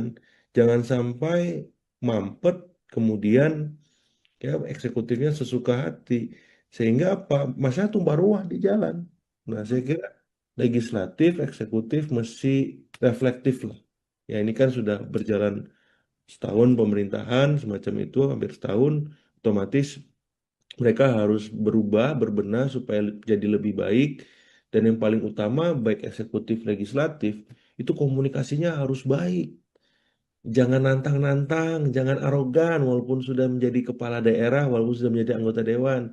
Terbuka, ini sosiodemografi pemilih sudah berubah, Pak. Ya, jadi Bapak Ibu yang terhormat, ini sudah berubah. Kalau Bapak Ibu nggak berubah, nggak berbenah, nggak kreatif di tengah masyarakat yang kritis dan terlimpah informasi yang luar biasa banyak, bahaya. Tengah jalan bisa turun jabatan Bapak Ibu yang Hmm. terhormat. Isu besar dan sudah sampai ke telinga elit di nasional, begitu ya, Mas Agung ya. Mungkin saya ingin Ya, minta pengantar dulu dari Mas Agung, apa yang sedianya bisa di-highlight, Mas, dari perjalanan demo besar di Pati yang sudah digelar pertama kali di tanggal 13 Agustus dan kabarnya bahkan akan digelar kembali untuk kedua kalinya.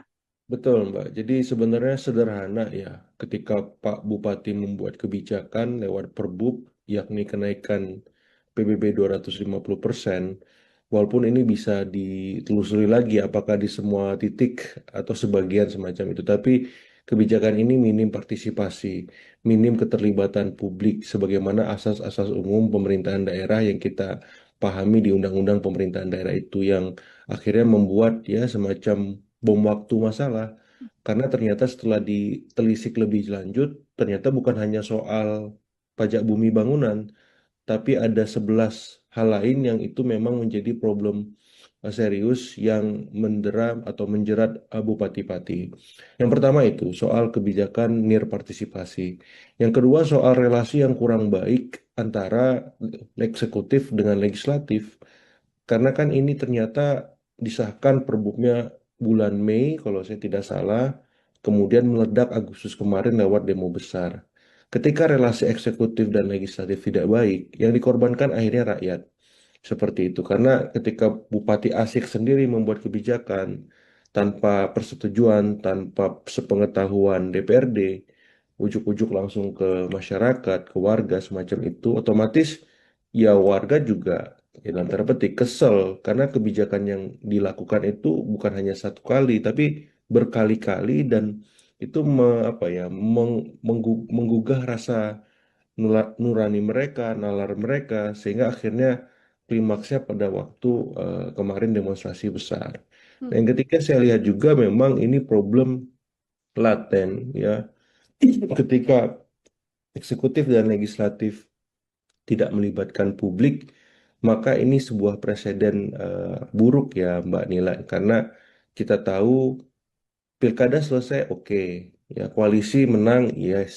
Tapi bukan berarti tidak kemudian tidak melibatkan rakyat ketika mereka bekerja ataupun membuat kebijakan, perda, atau merevisi aturan apapun semacam itu. Justru ini momen awal mereka memimpin. Bagaimana mungkin mereka bisa dipercaya kalau legitimasinya runtuh seketika di tengah periode kepemimpinannya? Ya kita lihat kemarin kan. apa dia ditimpukin. Saya nggak kebayang seperti itu pemimpin daerah mendapati semacam itu. Terus anggota dewan digeruduk, bahkan mereka yang absen itu rakyat. Pansusnya juga yang buat dipaksa rakyat dikepung. Kalau nggak ada pansus itu. Jadi karena rakyat sudah bertindak jauh, akhirnya terjadilah pansus pemakzulan itu dan hak angket. Nah, yang terakhir yang ingin saya garis bawahi soal komunikasi yang buruk, Mbak Nila. Ya, jadi ini melahirkan masalah-masalah baru lainnya. Ya, ditambah tadi leadershipnya juga buruk. Ya, jadi akhirnya akumulasi itu memuncak dan muncullah ya hak angket ataupun pansus pemakzulan yang sekarang ini dikawal warga. Saya mendapati informasi selain ada aksi lanjutan, mereka udah buat posko di depan DPRD itu. Dan saya kemarin endorse di beberapa kesempatan itu ketika pansus kerja dibuka itu pintu, kemudian live streaming deh sosmednya semua. YouTube, TikTok, Facebook, IG, dan seterusnya supaya apa? Supaya tidak ada sakwa sangka apapun dalam benak masyarakat Pati. Minimal mereka adem, tenang, dan melihat proses ini setransparan mungkin. Seperti itu Mbak sebagai pengantar. Ini artinya menjadi salah satu puncak kekecewaan dan puncak Ya. amarah dari masyarakat sampai rasanya benar-benar bersatu yang benar-benar bersama satu Ya, suara untuk kemudian sudah tidak lagi soal pembatalan PBB karena kan sebelum ada demonstrasi kan sudah dibatalkan ya Mas Agung ya betul, ini betul habis sudah 50%. dibatalkan. Tapi sekarang justru desakannya adalah untuk melengsarkan. Bagaimana Mas Agung melihat bahwa Hmm. desakannya bergeser dari yang awalnya soal PBB sekarang puncak kekecewaannya merembet untuk dilengsarkan Mas? Ya, saya melihat memang ada kekecewaan sangat besar di warga Pati soal leadership dan komunikasi Bupati yang sangat buruk, Mbak. Ya, harusnya kan ketika ada protes, ada demonstrasi, ya sudah saya terima, nanti aspirasinya saya tampung, nanti akan saya tindak lanjuti, atau saya kaji bersama DPRD. Santai aja sebenarnya. Bukan menantang balik, 5.000 nggak ada masalah, 50.000 siap seperti itu kan nggak populis. Belum lagi saya nggak mau mundur, karena saya dipilih langsung oleh rakyat. Lah, sementara rakyat yang milih sudah kecewa gitu loh. Jadi saya melihat ada sebuah apa ya mindset bahwa ketika dia dipilih selesai. Hmm. Di undang-undang itu bisa diberhentikan loh kepala daerah. Ada aturan mainnya kan. Ya, apakah dia mengundurkan diri, apakah dia meninggal, diberhentikan karena macam-macam alasan seperti itu. Dan inilah yang sedang diuji oleh pansus pemakzulan ya 12 item tadi. Jadi saya melihat memang statement-statement yang kontraproduktif itu menurut saya disudahi saja. Ya Pak Bupati, alangkah baiknya untuk sementara waktu fokus ya dalam tanda petik ya bagaimana jalannya pemerintahan tidak terganggu, apakah mendelegasikan itu ke wakil bupati, ataukah berkomunikasi intensif dengan Kemendagri, dengan Pak Gubernur. Ya jangan sampai dengan situasi ini pemerintahan di Pati tidak berjalan maksimal. Jadi fokusnya bukan melakukan statement, tapi bekerja di belakang layar senyap supaya tidak ada yang terganggu, tidak ada yang dirugikan nih hak-hak warga Pati. Jadi concernnya ke sana karena semakin beliau statement saya lihat publik semakin kesel ya dan kontraproduktif akhirnya. Jadi eh, ya itu sih sebagai masukan saya karena saya ya harapannya bisa ini situasinya terkendali, masyarakat Pati adem lagi seperti itu dan ini ujian buat anggota dewan di sana. Jangan lengah, jangan terlena, ya cukup sekali kebobolan digeruduk. Nah, ini harus maksimal kerjanya lewat pansus ataupun hak angket itu seperti itu. Mhm. Dari 12 poin yang menjadi salah satu dasar dari DPRD begitu ya, Mas Agung ya. Ini kalau secara regulasi ataukah indikator-indikatornya apakah sangat memungkinkan untuk menuju ke pemakzulan, Mas? Prosesnya kan panjang ya Mbak ya. Jadi apa namanya hak angket itu dilakukan oleh anggota-anggota DPRD untuk menyelidiki 12 item tadi. Nah 12 item tadi kalau memang sudah diperiksa saksi-saksinya, alat buktinya, dan sudah ada sikap definitif dari anggota apa DPRD Pati, itu akan diajukan ke Mahkamah Agung. Hmm. Kemudian Mahkamah Agung akan meneliti itu. Nah, kalau memang Mahkamah Agung melihat ini tidak ada masalah, tidak ada celah kesalahan, ya berarti dilanjutkan lagi nanti ke apa namanya ke Kemendagri tebusan ke Presiden untuk dilakukan ACC semacam itu. Jadi prosesnya panjang, tapi saya berharap memang walaupun waktunya 2 bulan, ini ya apa ya bisa dipercepat gitu loh. Jangan istilahnya 2 bulan juga. Hmm. Ya anggota dewannya kerjanya gila-gilaan untuk membayar kekecewaan dan kemarahan warga kemarin. Kalau perlu ya kalau office hour jam 9 sampai jam 5 sore, mereka kerja sampai jam berapa? Jam 10 malam gitu ya. Maksudnya menunjukkan keseriusan gitu loh, komitmen mereka bahwa mereka benar-benar mengawal ini sampai akhir, terlepas nanti diterima Mahkamah Agung ataupun tidak ataupun yang lain, ya minimal mereka sudah usaha semaksimal mungkin seperti itu karena penting meredam kekecewaan dan kemarahan warga tadi supaya tidak berujung ke hal-hal yang tidak kita inginkan karena kemarin kan sempat ada kerusakan, ada korban luka dan lain-lain gitu dan saya ya tidak berharap itu terulang kembali lah cukuplah sekali saja karena ini apa ya sedikit banyak pasti memberikan disinsentif stabilitas ya secara lokal maupun secara regional dan nasional seperti itu. Kalau kita cermati juga Mas Agung ini kan Ya, komposisi politisnya kan di DPRD juga kan partai penguasa yang juga persis. mengusung Pak Sudewo begitu ya Bupati Pati Betul. ini. Kalau secara politik artinya masih Ya, tetap mungkin ya Mas Agung ya pemakzulan ini dengan komposisi ya banyak orang yang kemudian sama-sama punya tujuan yang sama dengan Bupati. iya kalau dilihat komposisinya kan partai pengusung Pak Bupati itu kalau saya tidak salah coret-coret sekitar 40% ya Hmm, koalisinya. Cuman kan koalisi pengusungnya ini juga apa ya sudah berbalik arah, Mbak. hmm, Arah angin politiknya sudah berubah. Bahkan kemarin turut mendukung hadirnya pansus pemakzulan. Dan Gerindra sebagai partai pengusung Pak Bupati juga ikut di dalamnya, bahkan memberikan catatan-catatan kritis atas kepemimpinan Pak Bupati. Jadi kalau saya melihat memang ini sebuah presiden baik ya, bahwa ya Gerindra membuka diri atas beragam masukan dan koreksi, dan saya melihat ini bisa sedikit banyak memberikan objektivitas bagi masyarakat Pati, walaupun hari ini Gerindra berkuasa, punya kader sebagai Bupati Pati di sana, ya Gerindra tetap concern merawat menjaga aspirasi rakyat sebagai hal yang utama karena ini yang paling penting dan sebagaimana pesan Pak Prabowo juga beliau nggak akan istilahnya kasih ampun dan hmm, siap kritik walaupun yang mengkritik itu dari dalam koalisi dari Gerindra itu sendiri termasuk sebaliknya kalau ada kesalahan dari dalam koalisi dan dari kader Gerindra sendiri beliau juga tidak akan memberikan dalam tanda petik belas kasihan semacam itu dan ini kan presiden yang sudah istilahnya diketahui oleh presiden juga ya ketua eh, apa namanya ketua fraksi Gerindra Pak Budi Jiwandono juga sudah merespon Pak Dasko wakil ketua DPR juga demikian jadi semuanya seirama seperti itu sampai di level lokal jadi saya melihat presiden itu hal positif sebagaimana kita coba komparasi dengan kasus waktu itu pemakzulan Pak Aceng Fikri Bupati Garut hmm, ya beberapa waktu yang lalu di mana dia dari Partai Demokrat, presidennya waktu itu Pak SBY.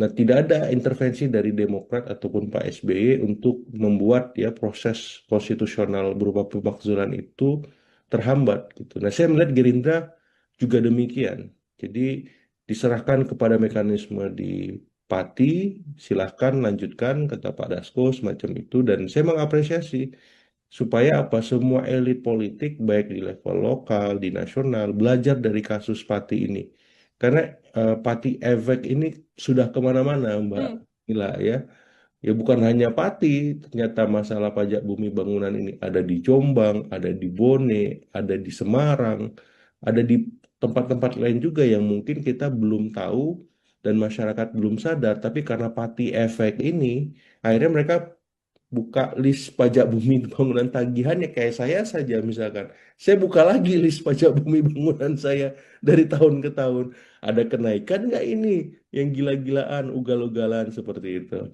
Membuat masyarakat juga jadi melek, kalaupun nanti ada hal-hal yang ternyata tidak sesuai atau tiba-tiba naiknya drastis sekali, ini juga bisa menjadi atensi ya, Mas Betul, Agung ya. betul. Oke, ini kalau misalnya pemakzulan kan pasti antara ya berhasil dimakzulkan atau tidak begitu. Kalau Betul. ini berhasil, Mas Agung, dampak politik dan juga sosialnya bagi masyarakat Pati akan seperti apa? Dan kalaupun nanti Ya. ini tidak berjalan begitu ya, pemakzulannya tidak sampai finish untuk melengsarkan Bupati Pati, dampaknya juga akan seperti apa, Mas? Iya, jadi saya melihat memang kalau pemakzulan ini mengemuka, maka ya otomatis Pak Wakil Bupati yang maju, yang naik Hmm. ya. Kemudian nanti di koalisi pengusung akan dibicarakan siapa ya wakil bupati baru, karena Pak Wakil Bupati tadi naik menjadi bupati.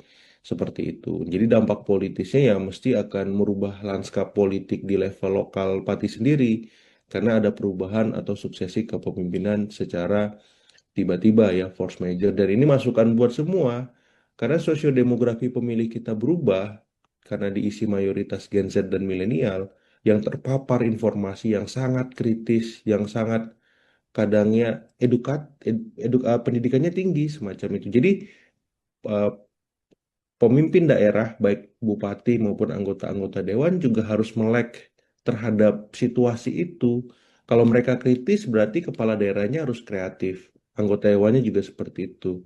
Sehingga tidak dengan gampangnya menaikkan PBB gila-gilaan. Kreatif itu ya berarti mencari sumber pemasukan lain ya yang memang masuk akal gitu. Ataupun kalau PBB naik ya janganlah sampai 250%, ya bertahap, ya menyesuaikan kemampuan daya beli masyarakat di sana. Masyarakat saya kan mau bayar pajak ya, tapi jangan ya ugal-ugalan naiknya seperti itu, bertahap, kemudian ada researchnya supaya mereka bisa mendapatkan itu sebagai sebuah argumen rasional. Nah, jadi secara politik akan banyak perubahan lanskap, Mbak, seperti itu, baik di level ya partainya, kemudian pemilihnya, ya, kemudian juga saya yakin pasti ada apa semacam reorientasi ketika mereka membuat kebijakan. Mau Hmm. nggak mau ya akhirnya lebih partisipatif, lebih emansipatorik, lebih transparan, ya dibuka kanal-kanal informasi, saluran-saluran komunikasi itu yang selama ini tersumbat dan searah. Ini kan yang jadi soal. Ya seakan-akan ketika bupati sudah terpilih, anggota dewan sudah terpilih, bisa seenaknya aja buat perda, buat perbub, ya sudah. Masyarakat tinggal setuju, nggak ada pilihan lain. Kalau nggak saya layani, kan gitu kemarin, sampai seperti itu. Kalau PBB-nya nggak lunas, ya udah, nggak bisa mengakses pelayanan publik. Itu kan udah istilahnya bahaya, ya intimidatif, nggak mendidik seperti itu. Jadi secara politik itu, secara sosial, ya saya kira ini apa ya, ya bisa diobjektifikasi lah apakah memang apa proses pemakzulan ini bisa menjawab kegeraman dan kegelisahan publik. Yang jelas pansus pemakzulan di DPRD Pati harus bekerja sebaik mungkin karena jangan sampai ini menjadi presiden kurang baik juga ya, karena kan sebenarnya nggak ada istilahnya wajar kalau ada kebijakan yang tidak populis kemudian diprotes. Yang jadi soal kalau masalahnya bukan hanya soal dia membuat kebijakan, tapi ada banyak masalah lain yang itu sedikit banyak ada irisannya dengan hukum kan, seperti itu. Jadi kalau saya ya masyarakat Pati harus berbesar hati, berbesar jiwa menanti proses ini sampai selesai, ya hindari hal-hal yang kontraproduktif, utamanya yang bisa membuat situasi di Pati menjadi kurang kondusif. Jadi ikuti proses pansus pemakzulan, dan saya berharap anggota DPRD juga setransparan mungkin kerjanya, semaksimal mungkin supaya masyarakat Pati dalam tanda petik percaya lagi gitu ya. Sedikit banyak legitimasi itu bisa terbentuk dan tumbuh dengan baik setelah mereka dikecewakan. Karena ya saya memberikan catatan kritis juga buat anggota dewan. Ya, kesalahan Pak Sudewo ini kan terjadi karena anggota dewan membiarkan. Ya, kalau fungsi pengawasan jalan, kalau fungsi-fungsi lain berlangsung dengan baik, mestinya ini nggak terjadi dan masa nggak perlu tumpah ruah ke jalan, melakukan hal-hal yang apa ya di luar kontrol semacam itu. Jadi ini masukan buat anggota dewan, ya jangan lengah, jangan terlena sekali lagi, pastikan bahwa Anda bekerja dengan maksimal seperti itu. Oke, itu masih panjang prosesnya untuk pemakzulan bisa untuk kemudian dilakukan ataupun bisa gagal juga ya, Mas Ya, Agung ya, kalau nanti sudah naik ke pusat. Lalu kalau misalnya ini ternyata pemakzulannya tidak berhasil atau tidak jalan begitu kan, Bupati akan menjalankan pemerintahan Ya, masih sangat lama, Mas Agung, masih 5 ya, tahun, 4 tahun mendatang lah bisa dikatakan. betul. Dengan Ya. ketiadaan rasa percaya dari masyarakat ini, kalau dari analisa Mas Agung, situasinya nanti akan seperti apa? Nah, ini Mbak yang saya agak apa ya, agak riskan dan bingung menjawabnya karena saya kemarin waktu melihat demonstrasi besar itu legitimasi bupati di titik nadir, bahkan minus gitu loh. Masyarakat distrust gitu. Jadi untuk mengembalikan itu nggak mudah. Hmm. Ya, jadi saya kira perlu ya intervensi dari pemerintah provinsi kah, misalkan sementara waktu seperti kemarin Pak Tat Yassin sebagai inspektur upacara karena Pak Bupati kurang sehat misalkan. Ya itu bisa jadi salah satu opsi. Atau nanti Pak Wakil Bupati yang menjalankan roda pemerintahan sehari-hari, ya Pak Bupati mungkin misalkan di retreat dulu di Kemendagri. Ya retreat kedua, retreat ulang dalam tanda petik. Kayak kemarin Pak Luki Hakim kan eh, apa itu Bupati saya lupa daerah di Jawa Barat juga tuh. Dia ke Jepang tanpa izin. Padahal dia sudah izin, ternyata ada misadministrasi di sana. Dia di retreat di Kemendagri 3 bulan tuh. Cuman kan ini agak berat masalah di Pati, mungkin lebih lama dari Pak Hmm. Luki Hakim misalkan. Jadi itu opsi juga. Silakan pansus pemakzulan jalan, Pak Bupati, Pati di retreat dulu di Kemendagri.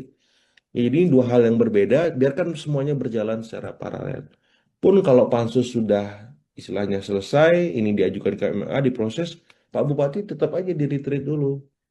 Pemerintahan sehari-hari siapa? Pak Wakil atau nanti Pak Wagub atau seperti apalah. Ya, tapi biasanya kan Pak Wakil Bupati seperti itu. Jadi roda pemerintahan tetap jalan, masyarakat tenang, terlayani semacam itu. Jadi opsi-opsi itu yang saya lihat bisa istilahnya dalam tanda petik ya meredam, Mbak. Ya, kalau mengobati ya dikit-dikit lah kan Hmm. gitu. Nggak bisa langsung sembuh karena baru gitu lukanya. Jadi ya minimal udah ada format solusinya kalau saya. Pun nanti kalau misalkan tidak jadi pemakzulan, ya mau nggak mau ya masyarakat Pati mesti berbesar hati. Ya. Ya karena opsi semuanya terbuka dan mungkin terjadi. Tapi yang paling besar ya pansus ini memang punya tendensi kuat untuk meneruskan pemakzulan ini ke Mahkamah Agung dengan situasi dan kebatinan masyarakat Pati seperti sekarang. Seperti Oke, itu bisa menjadi win-win solution juga ya, Mas Agung ya. ya, Ada pemerintahan masih tetap jalan, di satu ya. sisi Bupati-Pati juga mendapatkan sekolah lagi, Pembinaan begitu nih. pembinaan betul di Kemendagri agar kemudian nantinya juga bisa perlahan-lahan meningkatkan rasa kepercayaan dari masyarakat. Kan banyak elit juga yang berharap diberikan kesempatan saja, dimaafkan, dibiarkan Iya, memperbaiki diri untuk bekerja, begitu ya, Mas Agung ya. iya, Kalau iya. dari Mas Agung sendiri, masih bisakah kemudian bupati-bupati ini kemudian muncul untuk dengan kesadaran dirinya memohon maaf, mengucapkan janji kembali selain janji politik sebelum menjabat, tapi janji ketika sudah menjabat untuk iya, saya akan lebih baik dan sebagainya. Perlukah atau masih bisakah masyarakat Pati untuk bisa uh, mendapatkan kesempatan Bupati Pati agar menjabat lebih lama lagi, Mas? Iya, kalau saya sih jawaban objektifnya tunggu pansus pemakzulan sih, Mbak. Hmm, Seperti apa hasil kerjanya semacam itu. Karena kan Pak Bupati sebenarnya sudah minta maaf. ya. Ya sudah istilahnya apa ya bahasanya itu sudah membatalkan kebijakan PBB juga gitu. Jadi dia sudah melakukan apa yang seharusnya dilakukan.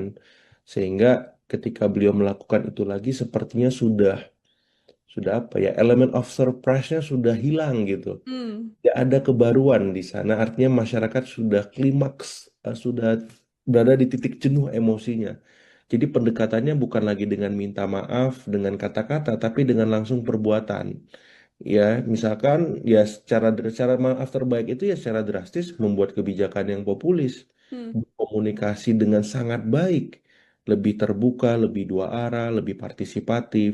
Jadi bukan lagi dengan kata-kata, tapi dengan perbuatan. Nah, apakah masyarakat Pati masih membuka ruang itu? Nah, itu yang saya nggak bisa jawab. Ya, jadi akhirnya saya sampaikan ya, kita tunggu kerja pansus pemakzulan, proses pembinaan misalkan nanti jadi di Kemendagri, kalau memang pertimbangan ini diterima oleh Pak Menteri, ya saya kira harus dilakukan. Jadi secara simultan nanti setelah pembinaan ya kebijakan itu akhirnya bisa berubah secara drastis, akhirnya kan masyarakat objektif. Hmm. Konflik ini berada di titik normalisasi. Oh, ternyata memang ada perubahan nih, kata masyarakat. Kebijakan yang kemarin PBB naik ugal-ugalan naik, tapi bertahap. Kemudian soal mutasi, demosi, dan seterusnya transparan. Kemudian soal kebijakan-kebijakan infrastruktur, ya kebijakan lain, itu juga diputuskan secara demokratis, melibatkan DPRD dan seterusnya. Jadi perubahannya ke sana. Ya bukan lagi dengan kata-kata, karena udah nggak cukup kayak. Sudah tidak bisa dengan kata-kata aja ya, Mas Agung ya. Susah, Jadi susah. lebih Kalau baik lihat dari situasi kebatinan di sana, saya lihat berat kayaknya. Oke, jadi lebih baik bekerja saja di balik layar, Iya. tidak perlu muncul ke publik, yang penting nanti Untuk masyarakat bisa sementara, merasakan ya. ya Oh, betul. Untuk sementara yang penting masyarakat nantinya bisa merasakan program yang kemudian diambil melalui kebijakan-kebijakan yang cermat dan tepat dari bupati-bupati seperti itu. Terakhir, Mas Agung, ini kan ya tadi di awal kita sempat mengatakan bahwa ini ternyata Pati efek bisa berdampak ke beberapa kota lain begitu ya. Nah, betul. pembelajaran apa dan situasi apa yang kemudian bisa menjadi pembelajaran besar dari para kepala daerah di kabupaten dan juga di wilayah-wilayah lain, Mas Agung, agar hal ini, demo besar-besaran di Pati ini tidak kembali lagi terjadi di kota-kota lain? Betul, betul. Pertama, ya Pak Bupati itu harus setransparan mungkin ketika membuat kebijakan. Libatkan semua stakeholder atau minimal sebagian besar stakeholder. Supaya apa? Kebijakan itu kokoh, solid, bisa dimiliki bersama oleh semua. Ya tadi, kalau misalkan PBB mau naik, naiknya seberapa besar? Ya sesuai kajian-kajian akademisi, ya sesuai dengan kemampuan warga. Jadi kebijakan itu akhirnya didukung, naik tapi mereka mau bayar, bukan melakukan civil disobedience ya, pembangkangan sipil. Mereka menolak, malah demo, marah-marah semacam itu. Nah, itu satu. Yang kedua, legislatifnya. Hmm. Legislatifnya harus berubah, berbenah, ya, menjalankan fungsi-fungsi utama mereka terkait pengawasan. Jangan sampai mampet, kemudian ya eksekutifnya sesuka hati. Sehingga apa? Masa tumpah ruah di jalan. Nah, saya kira legislatif, eksekutif mesti reflektif lah. Ya ini kan sudah berjalan setahun pemerintahan semacam itu, hampir setahun, otomatis mereka harus berubah, berbenah supaya jadi lebih baik. Dan yang paling utama, baik eksekutif, legislatif, itu komunikasinya harus baik. Jangan nantang-nantang, jangan arogan, walaupun sudah menjadi kepala daerah, walaupun sudah menjadi anggota dewan. Terbuka, ini sosiodemografi pemilih sudah berubah, Pak. Ya, jadi Bapak Ibu yang terhormat, ini sudah berubah. Kalau Bapak Ibu nggak berubah, nggak berbenah, nggak kreatif di tengah masyarakat yang kritis dan terlimpahi informasi yang luar biasa banyak, bahaya. Tengah jalan bisa turun jabatan Bapak Ibu yang terhormat. Jadi, Isu besar dan sudah sampai ke telinga elit di nasional begitu ya Mas Agung ya. Mungkin saya ingin ya, minta pengantar dulu dari Mas Agung, apa yang sedianya bisa di-highlight Mas dari perjalanan demo besar di Pati yang sudah digelar pertama kali di tanggal 13 Agustus dan kabarnya bahkan akan digelar kembali untuk kedua kalinya. betul Mbak. Jadi sebenarnya sederhana ya, ketika Pak Bupati membuat kebijakan lewat Perbub, yakni kenaikan PBB 250%, walaupun ini bisa ditelusuri lagi apakah di semua titik atau sebagian semacam itu, tapi kebijakan ini minim partisipasi, minim keterlibatan publik sebagaimana asas-asas umum pemerintahan daerah yang kita pahami di Undang-Undang Pemerintahan Daerah itu yang akhirnya membuat ya semacam bom waktu masalah. Karena ternyata setelah ditelisik lebih lanjut, ternyata bukan hanya soal pajak bumi bangunan, tapi ada 11 hal lain yang itu memang menjadi problem serius yang mendera atau menjerat Bupati Pati. Yang pertama itu soal kebijakan nir partisipasi. Yang kedua soal relasi yang kurang baik antara eksekutif dengan legislatif. Karena kan ini ternyata disahkan perbubnya bulan Mei kalau saya tidak salah, kemudian meledak Agustus kemarin lewat demo besar. Ketika relasi eksekutif dan legislatif tidak baik, yang dikorbankan akhirnya rakyat. Seperti itu. Karena ketika Bupati Asik sendiri membuat kebijakan tanpa persetujuan, tanpa sepengetahuan DPRD, ujuk-ujuk langsung ke masyarakat, ke warga semacam itu, otomatis ya warga juga ya dalam tanda petik kesel karena kebijakan yang dilakukan itu bukan hanya satu kali tapi berkali-kali dan itu apa ya menggugah rasa nurani mereka, nalar mereka sehingga akhirnya klimaksnya pada waktu kemarin demonstrasi besar. Nah, Hmm. yang ketiga saya lihat juga memang ini problem laten ya ketika eksekutif dan legislatif tidak melibatkan publik, maka ini sebuah preseden buruk ya Mbak Nila, karena kita tahu pilkada selesai, oke, ya koalisi menang, yes, tapi bukan berarti tidak kemudian tidak melibatkan rakyat ketika mereka bekerja ataupun membuat kebijakan, perda atau merevisi aturan apapun semacam itu. Justru ini momen awal mereka memimpin. Bagaimana mungkin mereka bisa dipercaya kalau legitimasinya runtuh seketika di tengah periode kepemimpinannya? Ya kita lihat kemarin kan apa dia ditimpukin. Saya nggak kebayang seperti itu pemimpin daerah mendapati semacam itu. Terus anggota dewan digeruduk, bahkan mereka yang absen itu rakyat. Pansusnya juga yang buat dipaksa rakyat dikepung. Kalau nggak ada pansus itu. Jadi karena rakyat sudah bertindak jauh, akhirnya terjadilah pansus pemakzulan itu dan hak angket. Nah yang terakhir yang ingin saya garis bawahi soal komunikasi yang buruk, Mbak Nila. Ya, jadi ini melahirkan masalah-masalah baru lainnya. Ya, ditambah tadi leadershipnya juga buruk. Ya, jadi akhirnya akumulasi itu memuncak dan muncullah ya hak angket ataupun pansus pemakzulan yang sekarang ini dikawal warga. Saya mendapati informasi selain ada aksi lanjutan, mereka udah buat posko di depan DPRD itu. Dan saya kemarin endorse di beberapa kesempatan itu ketika pansus kerja dibuka itu pintu, kemudian live streaming deh sosmednya semua. YouTube, TikTok, Facebook, IG, dan seterusnya supaya apa? Supaya tidak ada sakwa sangka apapun dalam benak masyarakat Pati. Minimal mereka adem, tenang, dan melihat proses ini setransparan mungkin. Seperti itu Mbak sebagai pengantar.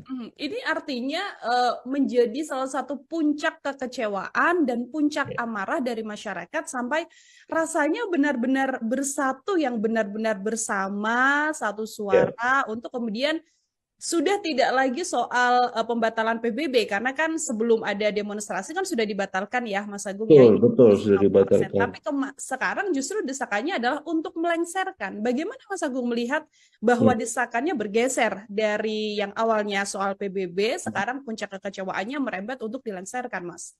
Ya, saya melihat memang ada kekecewaan sangat besar di warga Pati soal leadership dan komunikasi Bupati yang sangat buruk, Mbak.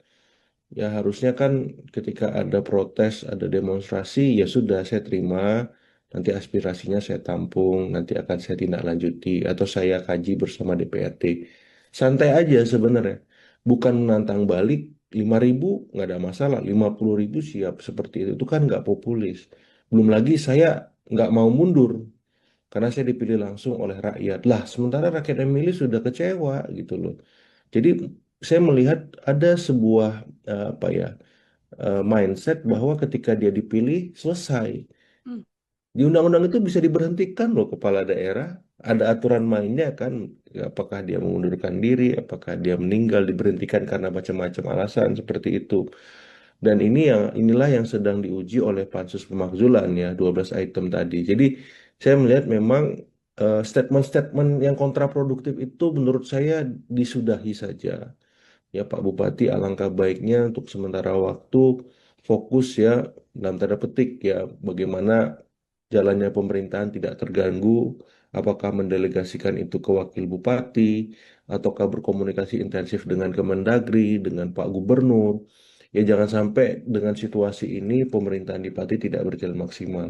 Jadi fokusnya bukan melakukan statement, tapi bekerja di belakang layar senyap supaya tidak ada yang terganggu, tidak ada yang dirugikan nih hak-hak warga Pati. Jadi concernnya ke sana karena semakin beliau statement saya lihat publik semakin kesel ya dan kontraproduktif akhirnya. Jadi eh, ya itu sih sebagai masukan saya karena saya ya harapannya bisa ini situasinya terkendali, masyarakat Pati adem lagi seperti itu dan ini ujian buat anggota dewan di sana.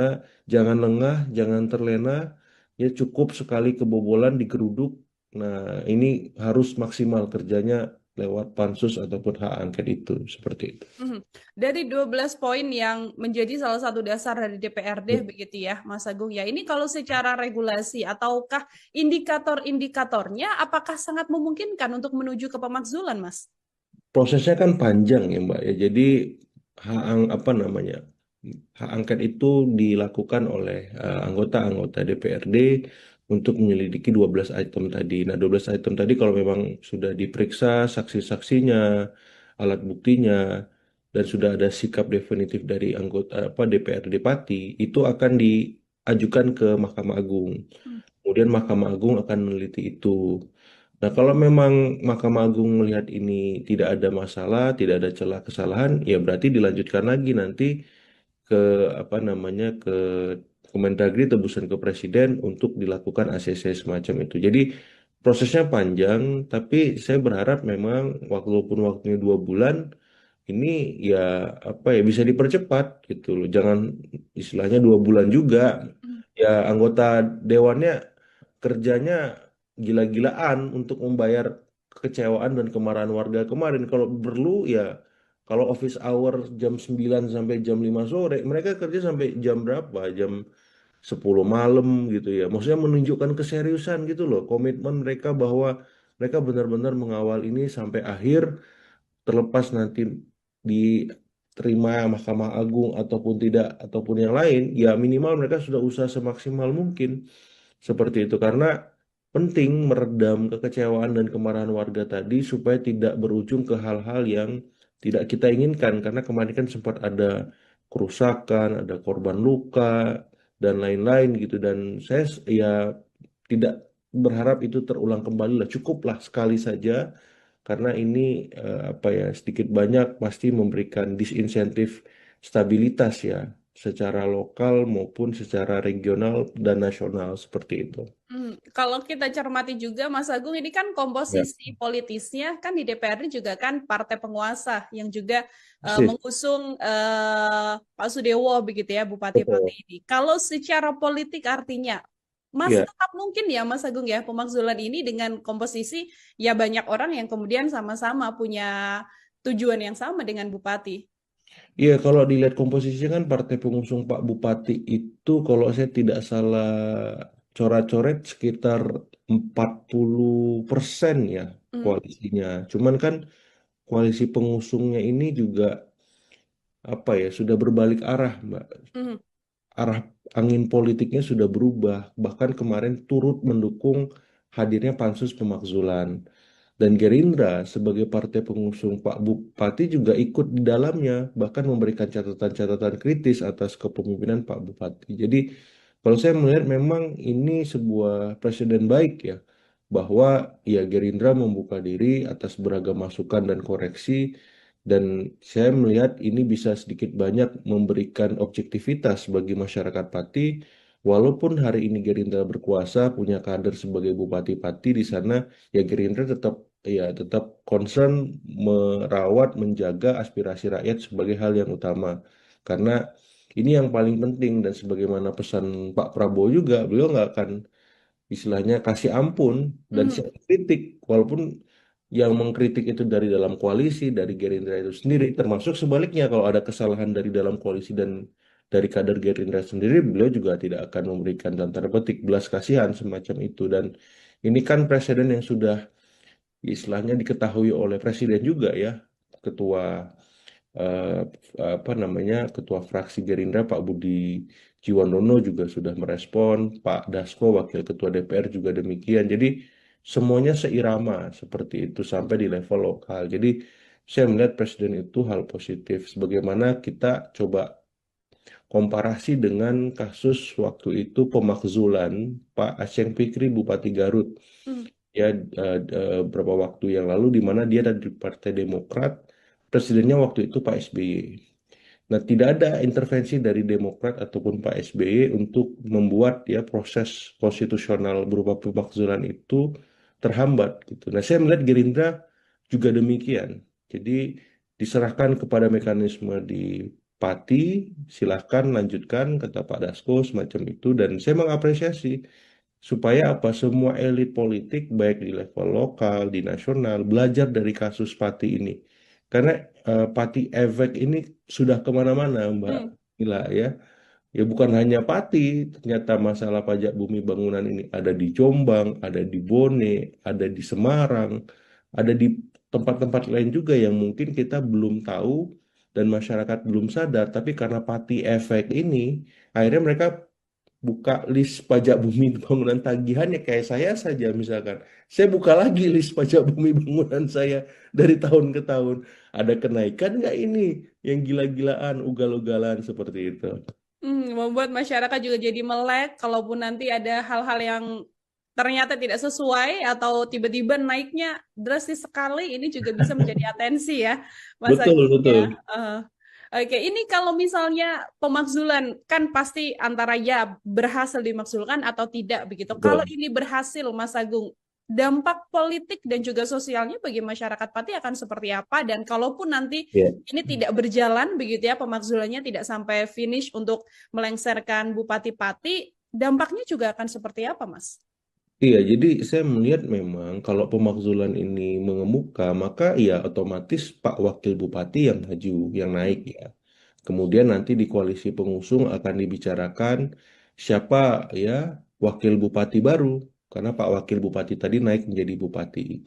Seperti itu. Jadi dampak politisnya ya mesti akan merubah lanskap politik di level lokal Pati sendiri, karena ada perubahan atau suksesi kepemimpinan secara tiba-tiba ya force major, dan ini masukan buat semua karena sosiodemografi pemilih kita berubah karena diisi mayoritas Gen Z dan milenial yang terpapar informasi yang sangat kritis, yang sangat kadangnya pendidikannya tinggi semacam itu. Jadi eh, pemimpin daerah baik bupati maupun anggota-anggota dewan juga harus melek terhadap situasi itu.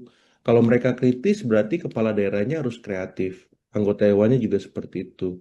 Sehingga tidak dengan gampangnya menaikkan PBB gila-gilaan. Kreatif itu ya berarti mencari sumber pemasukan lain ya yang memang masuk akal gitu. Ataupun kalau PBB naik ya janganlah sampai 250%, ya bertahap, ya menyesuaikan kemampuan daya beli masyarakat di sana.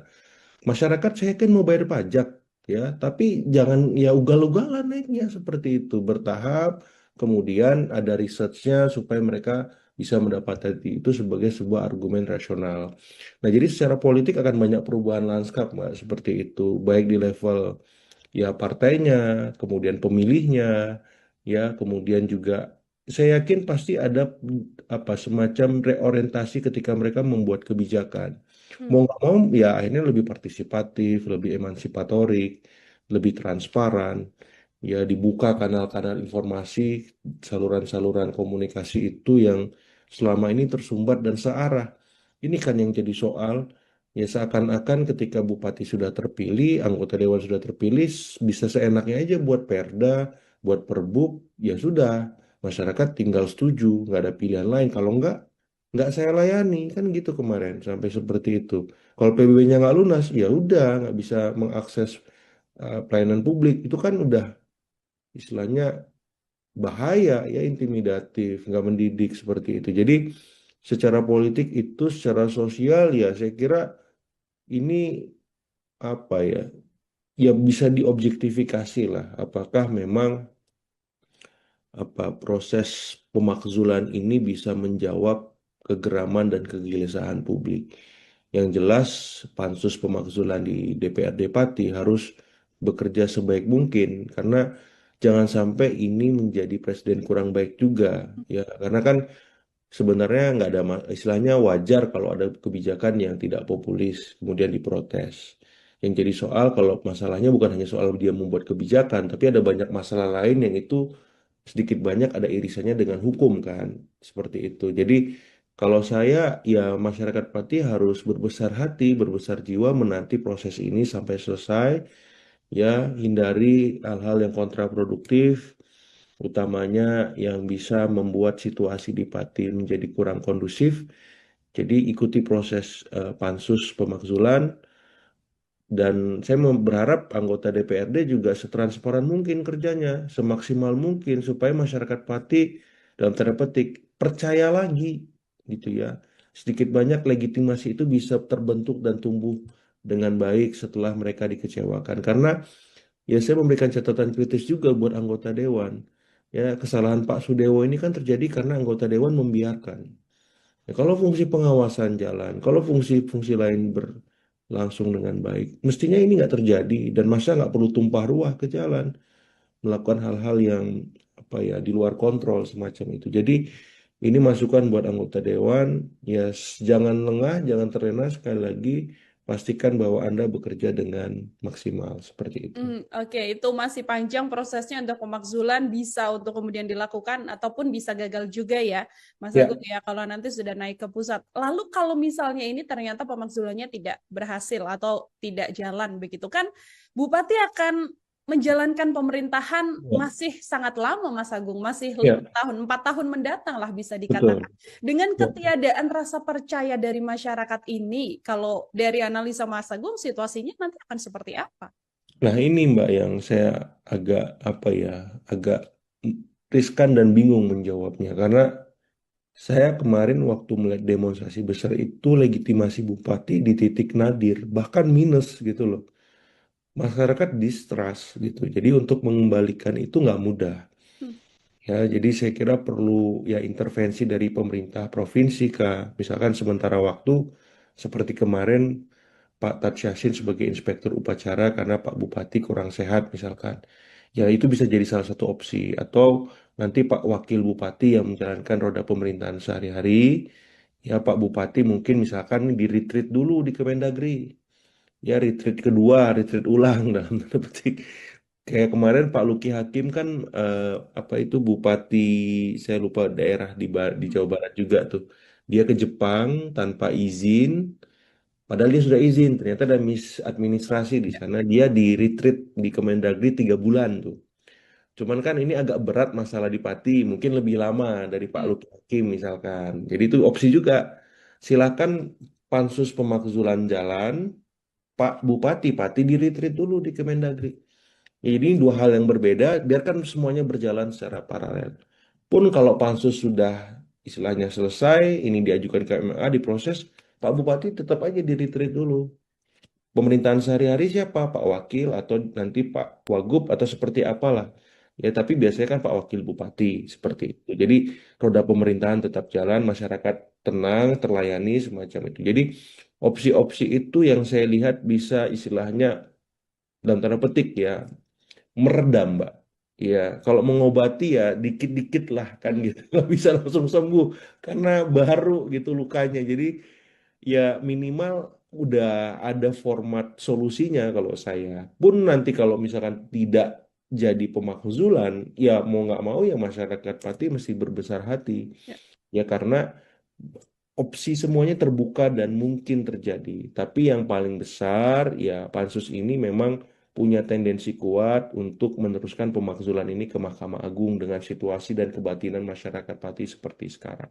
Seperti Oke, itu bisa menjadi win-win solution juga ya, Mas Agung ya. ya, Ada pemerintahan masih tetap jalan, di satu ya. sisi Bupati-Pati juga mendapatkan sekolah lagi, Pembinaan begitu nih. pembinaan betul di Kemendagri agar kemudian nantinya juga bisa perlahan-lahan meningkatkan rasa kepercayaan dari masyarakat. Kan banyak elit juga yang berharap diberikan kesempatan saja, dimaafkan, Ya, dibiarkan memperbaiki diri untuk bekerja, begitu ya Mas Agung ya. iya, Kalau iya. dari Mas Agung sendiri, masih bisakah kemudian Bupati-Pati ini kemudian muncul untuk dengan kesadaran dirinya memohon maaf, mengucapkan janji kembali selain janji politik sebelum menjabat, tapi janji ketika sudah menjabat untuk iya, saya akan lebih baik dan sebagainya. Perlukah atau masih bisakah masyarakat Pati untuk bisa uh, mendapatkan kesempatan Bupati-Pati agar menjabat lebih lama lagi, Mas?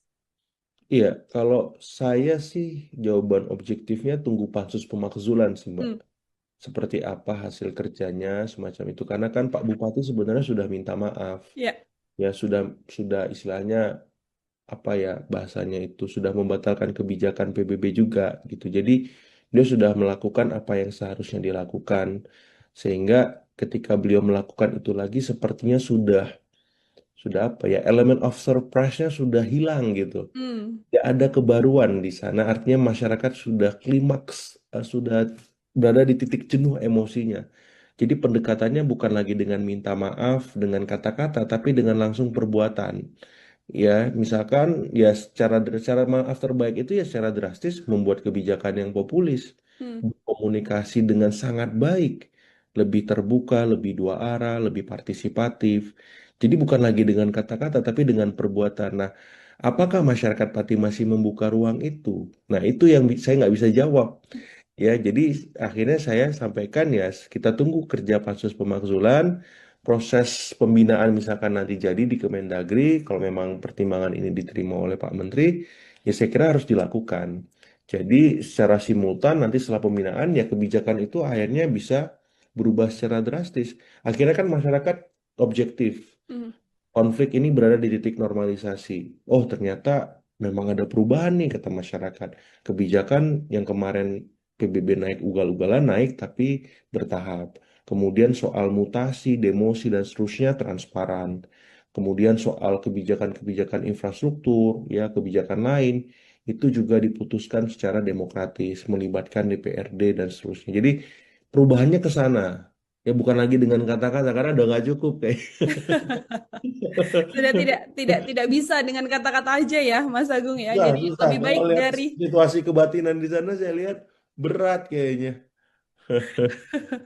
Oke, jadi lebih baik bekerja saja di balik layar, Iya. tidak perlu muncul ke publik, yang penting nanti Untuk masyarakat bisa sementara, merasakan ya. ya Oh, betul. Untuk sementara yang penting masyarakat nantinya bisa merasakan program yang kemudian diambil melalui kebijakan-kebijakan yang cermat dan tepat dari Bupati-Bupati seperti itu. Terakhir, Mas Agung, ini kan ya tadi di awal kita sempat mengatakan bahwa ini ternyata Pati efek bisa berdampak ke beberapa kota lain begitu ya. Nah, betul. pembelajaran apa dan situasi apa yang kemudian bisa menjadi pembelajaran besar dari para kepala daerah di kabupaten dan juga di wilayah-wilayah lain, Mas Agung, agar hal ini, demo besar-besaran di Pati ini tidak kembali lagi terjadi di kota-kota lain? Betul, betul. Pertama, ya Pak Bupati itu harus setransparan mungkin ketika membuat kebijakan.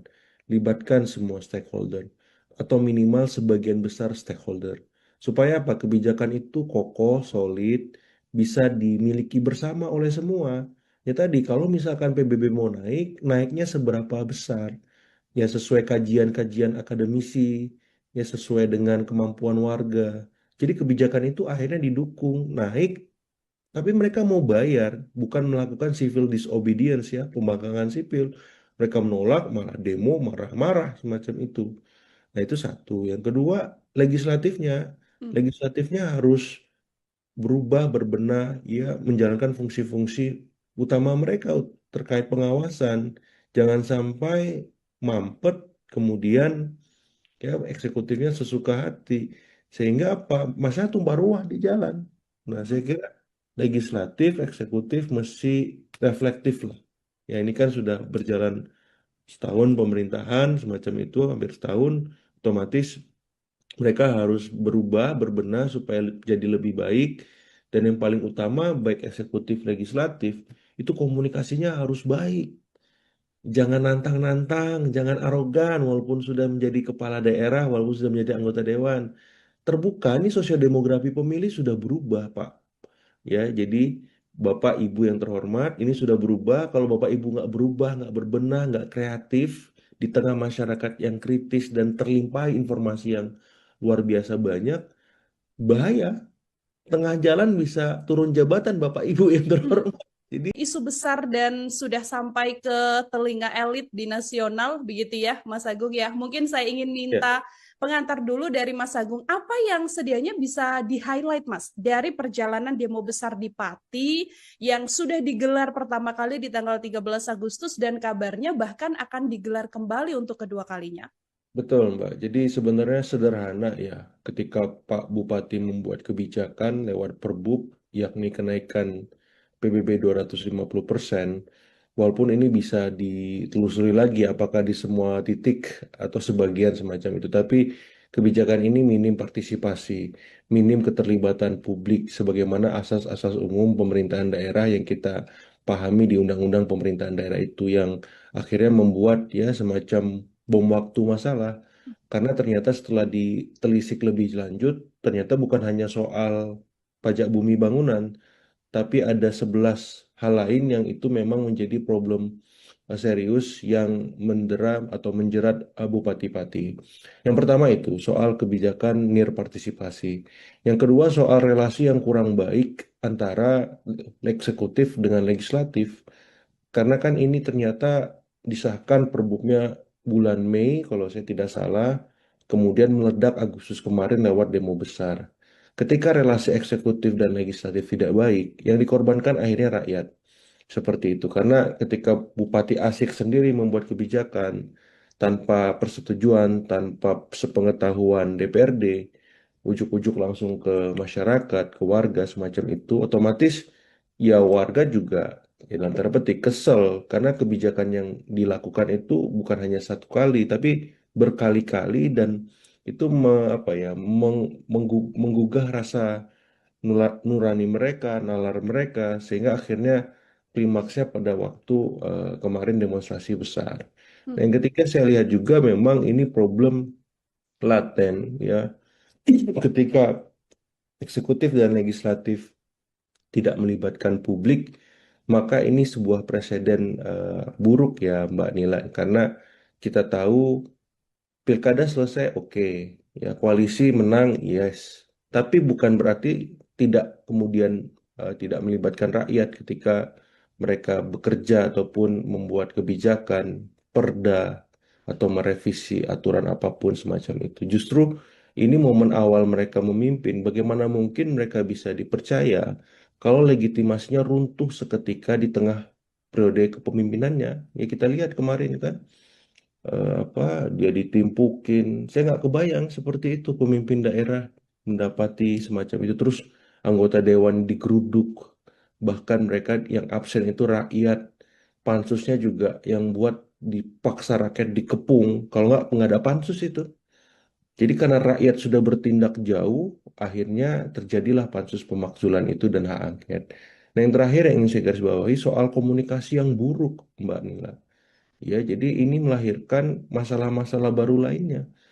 Ya, ditambah tadi leadershipnya juga buruk. Ya, jadi akhirnya akumulasi itu memuncak dan muncullah ya hak angket ataupun pansus pemakzulan yang sekarang ini dikawal warga. Saya mendapati informasi selain ada aksi lanjutan, mereka udah buat posko di depan DPRD itu. Dan saya kemarin endorse di beberapa kesempatan itu ketika pansus kerja dibuka itu pintu, kemudian live streaming deh sosmednya semua.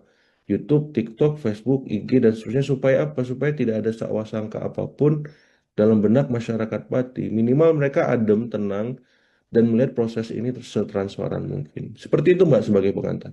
Ini artinya menjadi salah satu puncak kekecewaan dan puncak Ya. amarah dari masyarakat sampai rasanya benar-benar bersatu yang benar-benar bersama satu Ya, suara untuk kemudian sudah tidak lagi soal pembatalan PBB karena kan sebelum ada demonstrasi kan sudah dibatalkan ya Mas Agung ya betul, ini betul sudah 50%. dibatalkan. Tapi sekarang justru desakannya adalah untuk melengsarkan. Bagaimana Mas Agung melihat bahwa Hmm. desakannya bergeser dari yang awalnya soal PBB sekarang puncak kekecewaannya merembet untuk dilengsarkan Mas?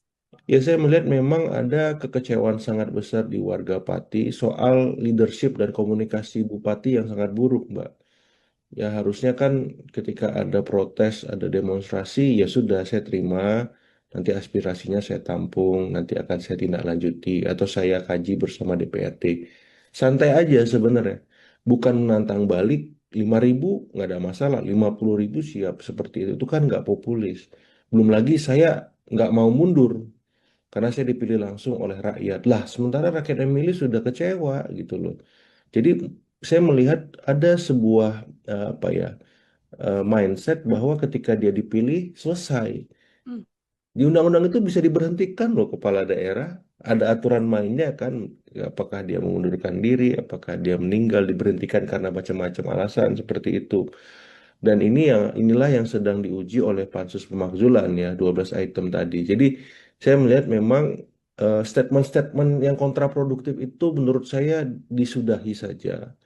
ya Pak Bupati alangkah baiknya untuk sementara waktu fokus ya dalam tanda petik ya bagaimana jalannya pemerintahan tidak terganggu, apakah mendelegasikan itu ke wakil bupati, ataukah berkomunikasi intensif dengan Kemendagri, dengan Pak Gubernur. Ya jangan sampai dengan situasi ini pemerintahan di Pati tidak berjalan maksimal. Jadi fokusnya bukan melakukan statement, tapi bekerja di belakang layar senyap supaya tidak ada yang terganggu, tidak ada yang dirugikan nih hak-hak warga Pati. Jadi concernnya ke sana karena semakin beliau statement saya lihat publik semakin kesel ya dan kontraproduktif akhirnya. Jadi eh, ya itu sih sebagai masukan saya karena saya ya harapannya bisa ini situasinya terkendali, masyarakat Pati adem lagi seperti itu dan ini ujian buat anggota dewan di sana. Jangan lengah, jangan terlena, ya cukup sekali kebobolan digeruduk. Nah, ini harus maksimal kerjanya lewat pansus ataupun hak angket itu seperti itu. Mhm. Dari 12 poin yang menjadi salah satu dasar dari DPRD begitu ya, Mas Agung ya. Ini kalau secara regulasi ataukah indikator-indikatornya apakah sangat memungkinkan untuk menuju ke pemakzulan, Mas? Prosesnya kan panjang ya Mbak ya. Jadi apa namanya hak angket itu dilakukan oleh anggota-anggota DPRD untuk menyelidiki 12 item tadi. Nah, 12 item tadi kalau memang sudah diperiksa saksi-saksinya, alat buktinya, dan sudah ada sikap definitif dari anggota apa DPRD Pati, itu akan diajukan ke Mahkamah Agung. Hmm. Kemudian Mahkamah Agung akan meneliti itu. Nah, kalau memang Mahkamah Agung melihat ini tidak ada masalah, tidak ada celah kesalahan, ya berarti dilanjutkan lagi nanti ke apa namanya ke Kemendagri tebusan ke Presiden untuk dilakukan ACC semacam itu. Jadi prosesnya panjang, tapi saya berharap memang walaupun waktunya 2 bulan, ini ya apa ya bisa dipercepat gitu loh. Jangan istilahnya 2 bulan juga. Hmm. Ya anggota dewannya kerjanya gila-gilaan untuk membayar kekecewaan dan kemarahan warga kemarin. Kalau perlu ya kalau office hour jam 9 sampai jam 5 sore, mereka kerja sampai jam berapa? Jam 10 malam gitu ya. Maksudnya menunjukkan keseriusan gitu loh, komitmen mereka bahwa mereka benar-benar mengawal ini sampai akhir terlepas nanti diterima Mahkamah Agung ataupun tidak ataupun yang lain, ya minimal mereka sudah usaha semaksimal mungkin seperti itu karena penting meredam kekecewaan dan kemarahan warga tadi supaya tidak berujung ke hal-hal yang tidak kita inginkan karena kemarin kan sempat ada kerusakan, ada korban luka dan lain-lain gitu dan saya ya tidak berharap itu terulang kembali lah cukuplah sekali saja karena ini apa ya sedikit banyak pasti memberikan disinsentif stabilitas ya secara lokal maupun secara regional dan nasional seperti itu. Kalau kita cermati juga, Mas Agung, ini kan Ya, komposisi politisnya kan di DPRD juga kan partai penguasa yang juga persis. mengusung Pak Sudewo begitu ya, Bupati Pati Betul. ini. Kalau secara politik artinya masih Ya, tetap mungkin ya, Mas Agung ya, pemakzulan ini dengan komposisi ya banyak orang yang kemudian sama-sama punya tujuan yang sama dengan Bupati.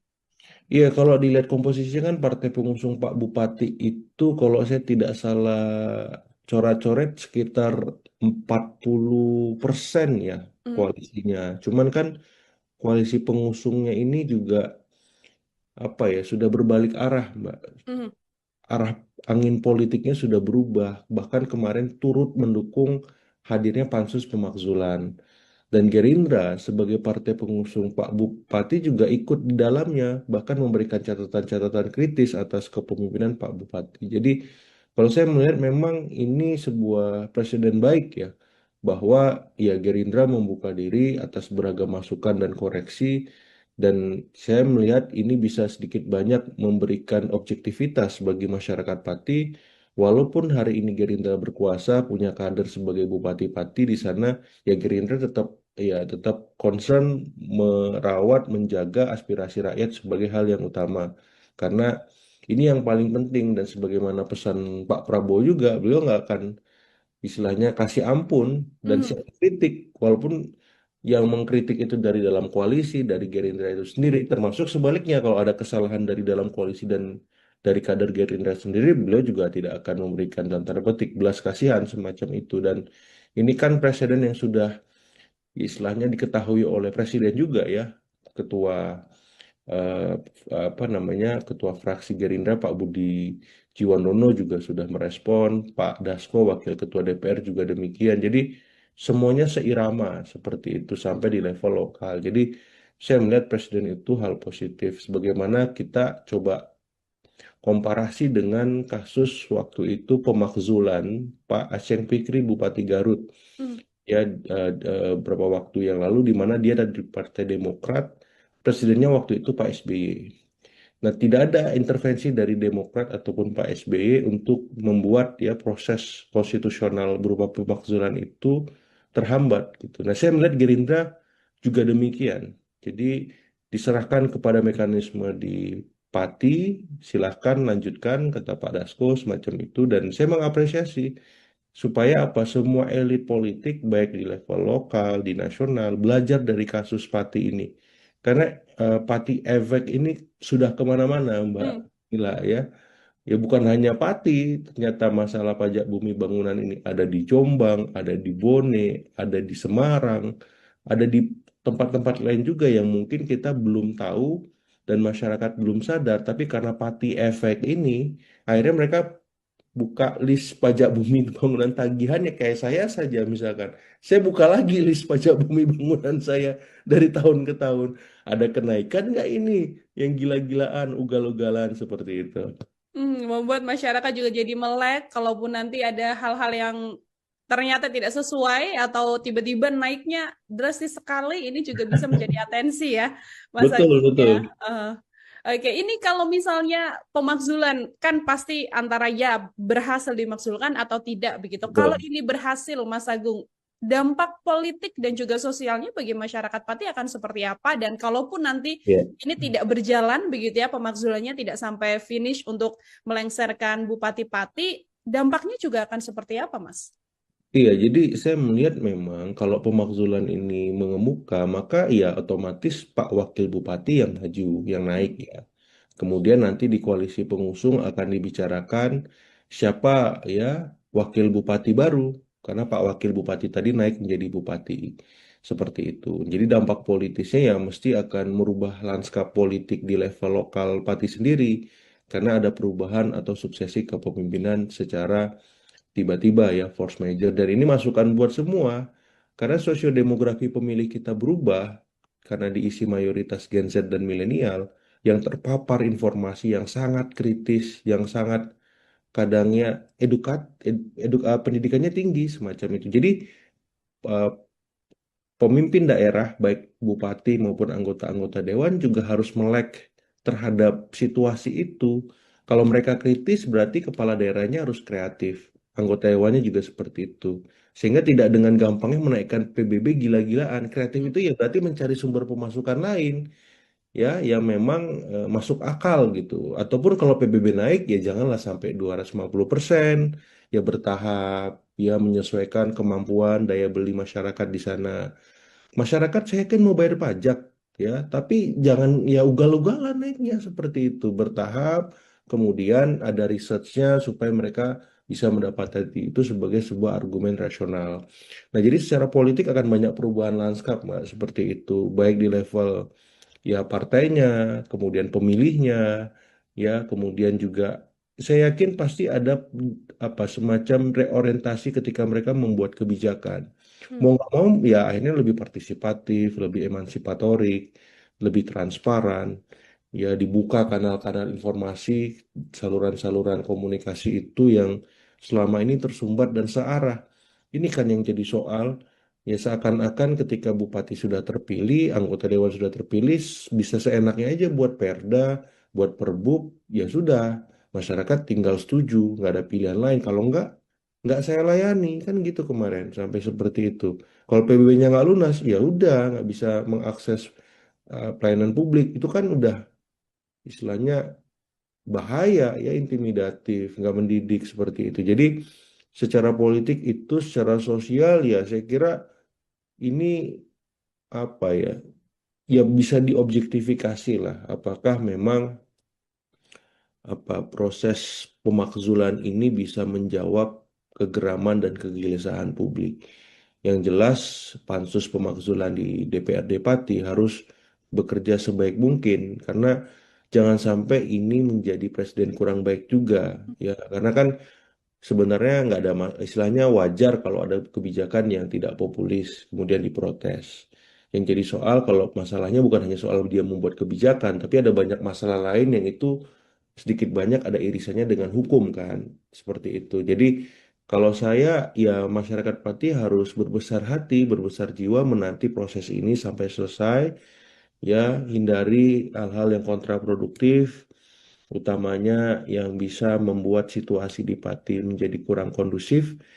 Jadi ikuti proses pansus pemakzulan dan saya berharap anggota DPRD juga setransparan mungkin kerjanya, semaksimal mungkin supaya masyarakat Pati dalam tanda petik percaya lagi gitu ya.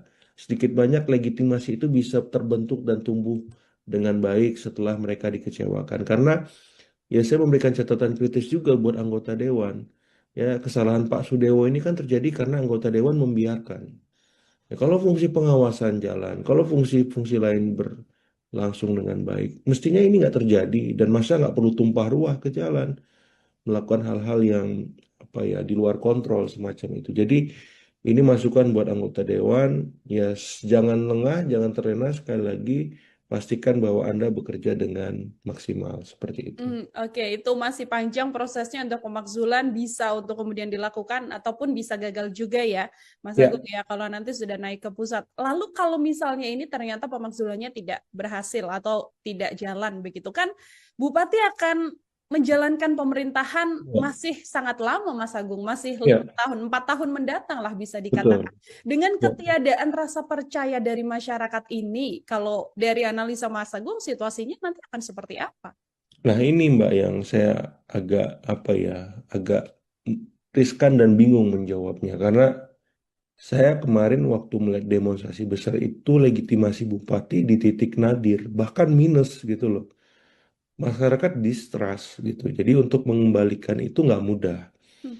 Ya, jadi saya kira perlu ya intervensi dari pemerintah provinsi kah, misalkan sementara waktu seperti kemarin Pak Tat Yassin sebagai inspektur upacara karena Pak Bupati kurang sehat misalkan. Ya itu bisa jadi salah satu opsi. Atau nanti Pak Wakil Bupati yang menjalankan roda pemerintahan sehari-hari. Ya Pak Bupati mungkin misalkan di retreat dulu di Kemendagri. Ya retreat kedua, retreat ulang dalam tanda petik. Kayak kemarin Pak Luki Hakim kan apa itu Bupati saya lupa daerah di Jawa Barat juga tuh. Dia ke Jepang tanpa izin. Padahal dia sudah izin, ternyata ada misadministrasi di sana. Dia di retreat di Kemendagri 3 bulan tuh. Cuman kan ini agak berat masalah di Pati, mungkin lebih lama dari Pak Hmm. Luki Hakim misalkan. Jadi itu opsi juga. Silakan pansus pemakzulan jalan, Pak Bupati Pati di retreat dulu di Kemendagri. Jadi ini dua hal yang berbeda, biarkan semuanya berjalan secara paralel. Pun kalau pansus sudah istilahnya selesai, ini diajukan ke MMA, diproses, Pak Bupati tetap aja di retreat dulu. Pemerintahan sehari-hari siapa? Pak Wakil atau nanti Pak Wagub atau seperti apalah. Ya, tapi biasanya kan Pak Wakil Bupati seperti itu. Jadi roda pemerintahan tetap jalan, masyarakat tenang, terlayani semacam itu. Jadi opsi-opsi itu yang saya lihat bisa istilahnya dalam tanda petik ya meredam, Mbak. Ya, kalau mengobati ya dikit-dikit lah kan Hmm. gitu. Nggak bisa langsung sembuh karena baru gitu lukanya. Jadi ya minimal udah ada format solusinya kalau saya. Pun nanti kalau misalkan tidak jadi pemakzulan, ya mau nggak mau ya masyarakat Pati mesti berbesar hati. Ya. Ya karena opsi semuanya terbuka dan mungkin terjadi. Tapi yang paling besar ya pansus ini memang punya tendensi kuat untuk meneruskan pemakzulan ini ke Mahkamah Agung dengan situasi dan kebatinan masyarakat Pati seperti sekarang. Seperti Oke, itu bisa menjadi win-win solution juga ya, Mas Agung ya. ya, Ada pemerintahan masih tetap jalan, di satu ya. sisi Bupati-Pati juga mendapatkan sekolah lagi, Pembinaan begitu nih. pembinaan betul di Kemendagri agar kemudian nantinya juga bisa perlahan-lahan meningkatkan rasa kepercayaan dari masyarakat. Kan banyak elit juga yang berharap diberikan kesempatan saja, dimaafkan, Ya. dibiarkan memperbaiki diri untuk bekerja, begitu ya Mas Agung ya. Iya, Kalau iya. dari Mas Agung sendiri, masih bisakah kemudian Bupati Pati ini kemudian muncul untuk dengan kesadaran dirinya memohon maaf, mengucapkan janji kembali selain janji politik sebelum menjabat, tapi janji ketika sudah menjabat untuk iya, saya akan lebih baik dan sebagainya. Perlukah atau masih bisakah masyarakat Pati untuk bisa uh, mendapatkan kesempatan Bupati Pati agar menjabat lebih lama lagi, Mas? Iya, kalau saya sih jawaban objektifnya tunggu pansus pemakzulan sih, Mbak. Hmm, Seperti apa hasil kerjanya semacam itu. Karena kan Pak Bupati sebenarnya sudah minta maaf. ya. Ya sudah istilahnya apa ya bahasanya itu sudah membatalkan kebijakan PBB juga gitu. Jadi dia sudah melakukan apa yang seharusnya dilakukan. Sehingga ketika beliau melakukan itu lagi sepertinya sudah apa ya elemen of surprise-nya sudah hilang gitu. Hmm, Tidak ada kebaruan di sana. Artinya masyarakat sudah klimaks, sudah berada di titik jenuh emosinya. Jadi pendekatannya bukan lagi dengan minta maaf, dengan kata-kata, tapi dengan langsung perbuatan. Ya, misalkan ya cara maaf terbaik itu ya secara drastis membuat kebijakan yang populis, hmm, komunikasi dengan sangat baik, lebih terbuka, lebih dua arah, lebih partisipatif. Jadi bukan lagi dengan kata-kata, tapi dengan perbuatan. Nah, apakah masyarakat Pati masih membuka ruang itu? Nah, itu yang saya nggak bisa jawab. Ya, jadi akhirnya saya sampaikan ya kita tunggu kerja pansus pemakzulan, proses pembinaan misalkan nanti jadi di Kemendagri, kalau memang pertimbangan ini diterima oleh Pak Menteri, ya saya kira harus dilakukan. Jadi secara simultan nanti setelah pembinaan ya kebijakan itu akhirnya bisa berubah secara drastis. Akhirnya kan masyarakat objektif. hmm.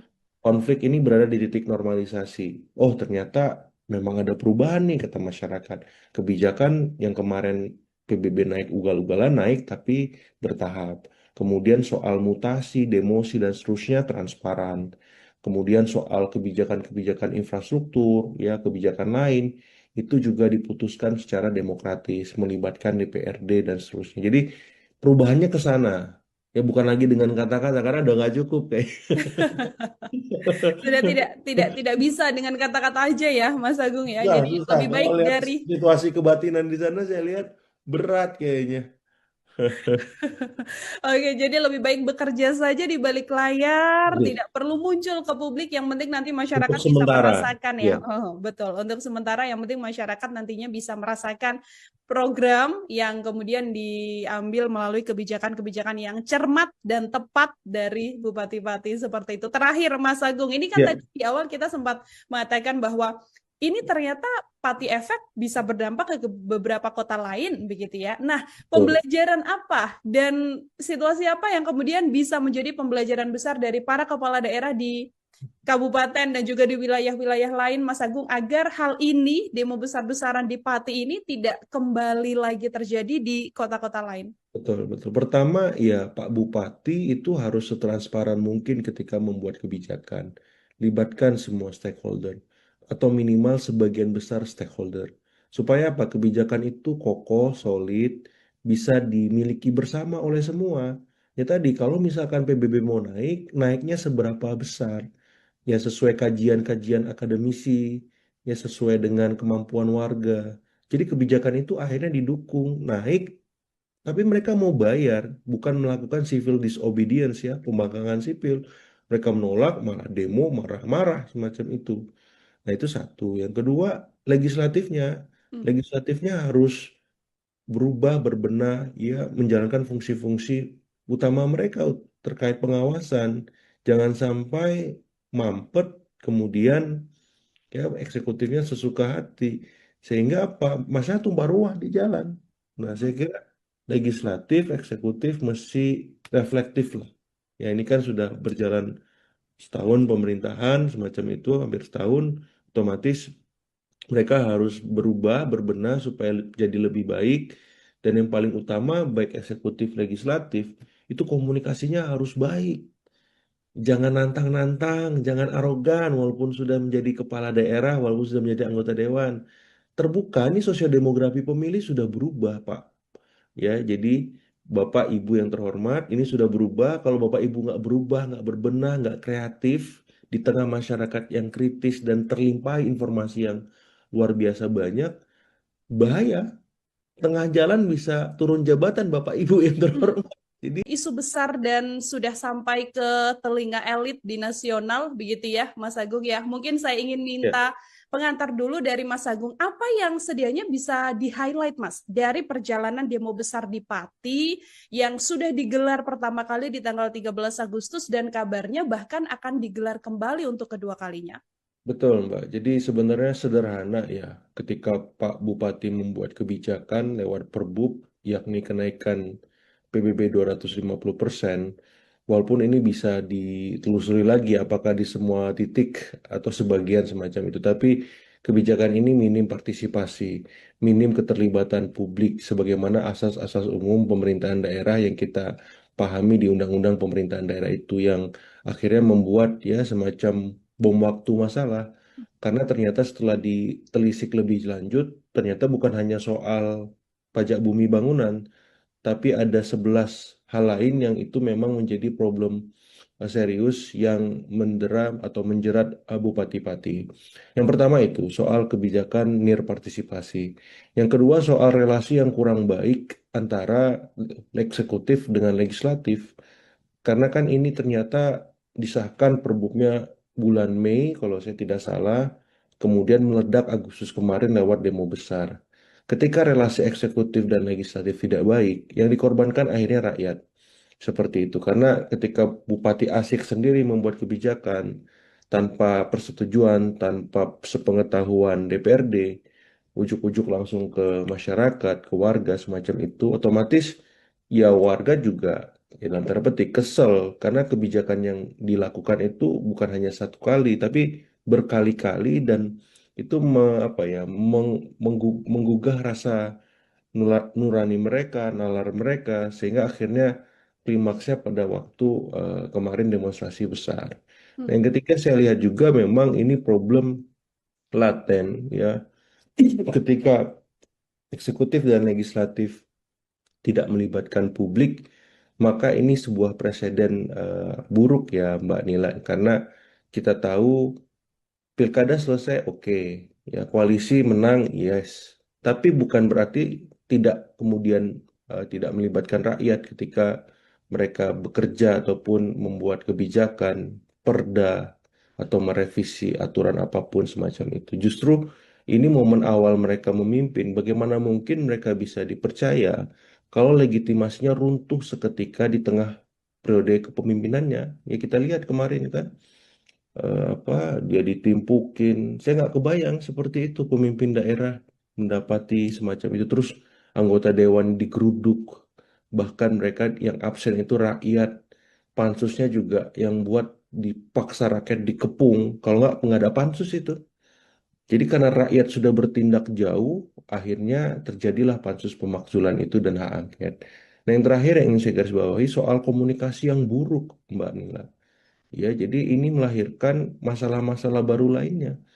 Ya, ditambah tadi leadershipnya juga buruk. Ya, jadi akhirnya akumulasi itu memuncak dan muncullah ya hak angket ataupun pansus pemakzulan yang sekarang ini dikawal warga. Saya mendapati informasi selain ada aksi lanjutan, mereka udah buat posko di depan DPRD itu. Dan saya kemarin endorse di beberapa kesempatan itu ketika pansus kerja dibuka itu pintu, kemudian live streaming deh sosmednya semua. YouTube, TikTok, Facebook, IG, dan seterusnya supaya apa? Supaya tidak ada sangka apapun dalam benak masyarakat Pati. Minimal mereka adem, tenang, dan melihat proses ini setransparan mungkin. Seperti itu Mbak sebagai pengantar.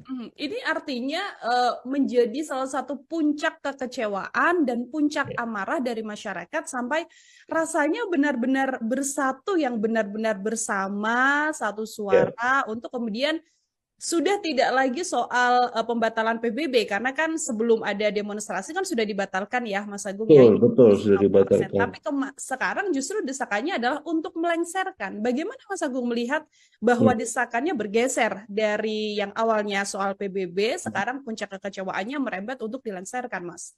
Ya, saya melihat memang ada kekecewaan sangat besar di warga Pati soal leadership dan komunikasi Bupati yang sangat buruk, Mbak. Ya, harusnya kan ketika ada protes, ada demonstrasi, ya sudah saya terima, nanti aspirasinya saya tampung, nanti akan saya tindak lanjuti, atau saya kaji bersama DPRD. Santai aja sebenarnya.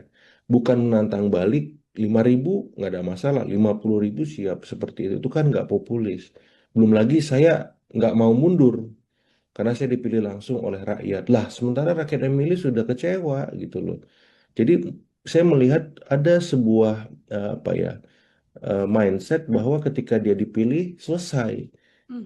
Di undang-undang itu bisa diberhentikan loh kepala daerah. Ada aturan mainnya kan. Apakah dia mengundurkan diri, apakah dia meninggal, diberhentikan karena macam-macam alasan seperti itu. Dan inilah yang sedang diuji oleh Pansus Pemakzulan ya, 12 item tadi. Jadi saya melihat memang statement-statement yang kontraproduktif itu menurut saya disudahi saja. Ya Pak Bupati, alangkah baiknya untuk sementara waktu fokus ya dalam tanda petik ya bagaimana jalannya pemerintahan tidak terganggu, apakah mendelegasikan itu ke wakil bupati, ataukah berkomunikasi intensif dengan Kemendagri, dengan Pak Gubernur. Ya jangan sampai dengan situasi ini pemerintahan di Pati tidak berjalan maksimal.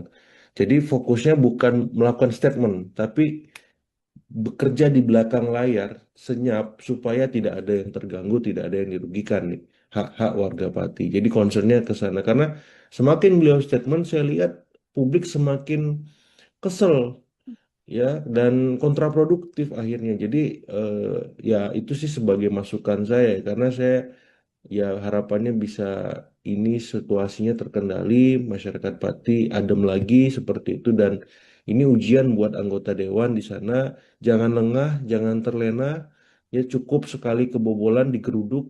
Nah, ini harus maksimal kerjanya lewat pansus ataupun hak angket itu seperti itu. Mhm. Dari 12 poin yang menjadi salah satu dasar dari DPRD Ya, begitu ya, Mas Agung ya. Ini kalau secara regulasi ataukah indikator-indikatornya apakah sangat memungkinkan untuk menuju ke pemakzulan, Mas? prosesnya kan panjang ya Mbak ya. Jadi apa namanya? Hak angket itu dilakukan oleh anggota-anggota DPRD untuk menyelidiki 12 item tadi. Nah, 12 item tadi kalau memang sudah diperiksa saksi-saksinya, alat buktinya, dan sudah ada sikap definitif dari anggota apa DPRD Pati, itu akan diajukan ke Mahkamah Agung. Hmm. Kemudian Mahkamah Agung akan meneliti itu. Nah, kalau memang Mahkamah Agung melihat ini tidak ada masalah, tidak ada celah kesalahan, ya berarti dilanjutkan lagi nanti ke apa namanya ke Kemendagri tebusan ke Presiden untuk dilakukan ACC semacam itu. Jadi prosesnya panjang, tapi saya berharap memang walaupun waktunya 2 bulan, ini ya apa ya bisa dipercepat gitu loh. Jangan istilahnya 2 bulan juga. Hmm. Ya anggota dewannya kerjanya gila-gilaan untuk membayar kekecewaan dan kemarahan warga kemarin. Kalau perlu ya kalau office hour jam 9 sampai jam 5 sore, mereka kerja sampai jam berapa? Jam 10 malam gitu ya. Maksudnya menunjukkan keseriusan gitu loh, komitmen mereka bahwa mereka benar-benar mengawal ini sampai akhir terlepas nanti diterima Mahkamah Agung ataupun tidak ataupun yang lain, ya minimal mereka sudah usaha semaksimal mungkin seperti itu karena penting meredam kekecewaan dan kemarahan warga tadi supaya tidak berujung ke hal-hal yang tidak kita inginkan karena kemarin kan sempat ada kerusakan, ada korban luka dan lain-lain gitu dan saya ya tidak berharap itu terulang kembali lah cukuplah sekali saja karena ini apa ya sedikit banyak pasti memberikan disinsentif stabilitas ya secara lokal maupun secara regional dan nasional seperti itu. Kalau kita cermati juga, Mas Agung, ini kan Ya, komposisi politisnya kan di DPRD juga kan partai penguasa yang juga persis, mengusung Pak Sudewo begitu ya, Bupati Pati betul. ini. Kalau secara politik artinya masih Ya, tetap mungkin ya, Mas Agung ya, pemakzulan ini dengan komposisi ya banyak orang yang kemudian sama-sama punya tujuan yang sama dengan Bupati. iya kalau dilihat komposisinya kan partai pengusung Pak Bupati itu kalau saya tidak salah coret-coret sekitar 40% ya Hmm. koalisinya. Cuman kan koalisi pengusungnya ini juga apa ya sudah berbalik arah, Mbak. Hmm. Arah angin politiknya sudah berubah. Bahkan kemarin turut mendukung hadirnya pansus pemakzulan. Dan Gerindra sebagai partai pengusung Pak Bupati juga ikut di dalamnya, bahkan memberikan catatan-catatan kritis atas kepemimpinan Pak Bupati. Jadi Kalau saya melihat memang ini sebuah presiden baik ya, bahwa ya Gerindra membuka diri atas beragam masukan dan koreksi, dan saya melihat ini bisa sedikit banyak memberikan objektivitas bagi masyarakat Pati, walaupun hari ini Gerindra berkuasa, punya kader sebagai bupati-pati di sana, ya Gerindra tetap concern merawat, menjaga aspirasi rakyat sebagai hal yang utama. Karena ini yang paling penting dan sebagaimana pesan Pak Prabowo juga, beliau nggak akan istilahnya kasih ampun dan Mhm. siap kritik, walaupun yang mengkritik itu dari dalam koalisi, dari Gerindra itu sendiri, termasuk sebaliknya kalau ada kesalahan dari dalam koalisi dan dari kader Gerindra sendiri, beliau juga tidak akan memberikan dalam tanda petik belas kasihan semacam itu. Dan ini kan presiden yang sudah istilahnya diketahui oleh presiden juga ya, ketua eh, apa namanya ketua fraksi Gerindra Pak Budi Jiwandono juga sudah merespon, Pak Dasko wakil ketua DPR juga demikian. Jadi semuanya seirama seperti itu sampai di level lokal. Jadi saya melihat presiden itu hal positif. Sebagaimana kita coba komparasi dengan kasus waktu itu pemakzulan Pak Aceng Fikri Bupati Garut Mhm. ya, beberapa waktu yang lalu di mana dia dari Partai Demokrat, presidennya waktu itu Pak SBY. Nah, tidak ada intervensi dari Demokrat ataupun Pak SBY untuk membuat ya proses konstitusional berupa pemakzulan itu terhambat gitu. Nah, saya melihat Gerindra juga demikian. Jadi diserahkan kepada mekanisme di Pati, silahkan lanjutkan kata Pak Dasko semacam itu, dan saya mengapresiasi supaya apa semua elit politik baik di level lokal, di nasional belajar dari kasus Pati ini. Karena Pati efek ini sudah kemana-mana, Mbak Mhm. Mila ya. Ya bukan hanya Pati, ternyata masalah pajak bumi bangunan ini ada di Jombang, ada di Bone, ada di Semarang, ada di tempat-tempat lain juga yang mungkin kita belum tahu dan masyarakat belum sadar. Tapi karena Pati efek ini, akhirnya mereka buka list pajak bumi bangunan tagihannya kayak saya saja misalkan. Saya buka lagi list pajak bumi bangunan saya dari tahun ke tahun. Ada kenaikan nggak ini yang gila-gilaan, ugal-ugalan seperti itu? Membuat masyarakat juga jadi melek, kalaupun nanti ada hal-hal yang ternyata tidak sesuai atau tiba-tiba naiknya drastis sekali, ini juga bisa menjadi atensi ya, Mas Betul, Agung ya. betul. Oke, ini kalau misalnya pemakzulan kan pasti antara ya berhasil dimakzulkan atau tidak begitu. Kalau Betul. ini berhasil, Mas Agung, dampak politik dan juga sosialnya bagi masyarakat Pati akan seperti apa? Dan kalaupun nanti Ya. ini tidak berjalan begitu ya, pemakzulannya tidak sampai finish untuk melengsarkan Bupati Pati, dampaknya juga akan seperti apa, Mas? Iya, jadi saya melihat memang kalau pemakzulan ini mengemuka, maka ya otomatis Pak Wakil Bupati yang maju, yang naik Hmm. ya. Kemudian nanti di koalisi pengusung akan dibicarakan siapa ya wakil bupati baru, karena Pak Wakil Bupati tadi naik menjadi bupati.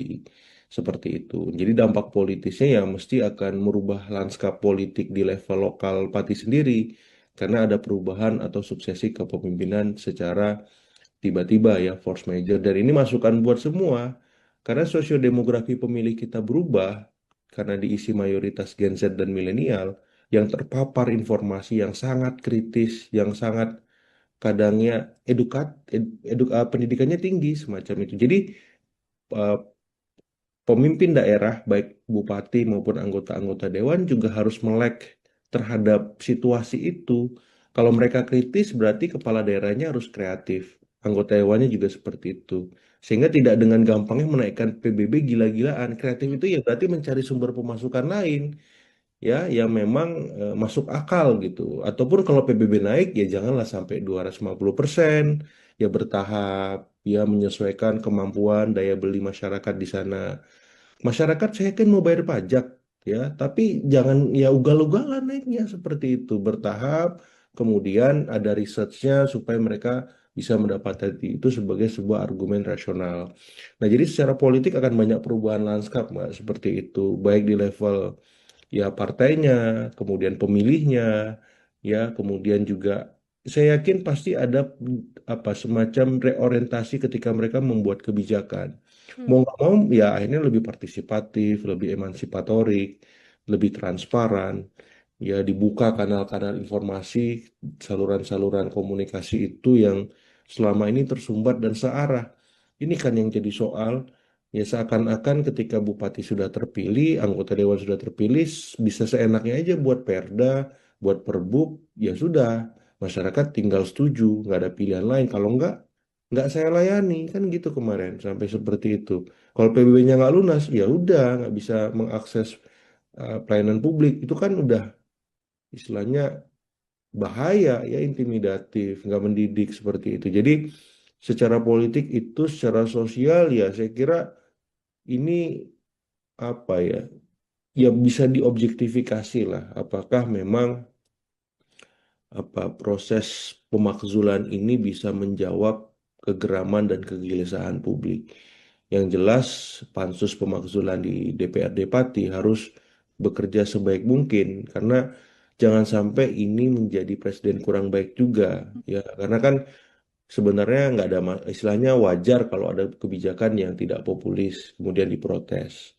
Yang jadi soal kalau masalahnya bukan hanya soal dia membuat kebijakan, tapi ada banyak masalah lain yang itu sedikit banyak ada irisannya dengan hukum kan, seperti itu. Jadi kalau saya ya masyarakat Pati harus berbesar hati, berbesar jiwa menanti proses ini sampai selesai ya, hindari hal-hal yang kontraproduktif, utamanya yang bisa membuat situasi di Pati menjadi kurang kondusif. Jadi ikuti proses pansus pemakzulan dan saya berharap anggota DPRD juga setransparan mungkin kerjanya, semaksimal mungkin supaya masyarakat Pati dalam tanda petik percaya lagi gitu ya. Sedikit banyak legitimasi itu bisa terbentuk dan tumbuh dengan baik setelah mereka dikecewakan. Karena ya saya memberikan catatan kritis juga buat anggota dewan. Ya, kesalahan Pak Sudewo ini kan terjadi karena anggota dewan membiarkan.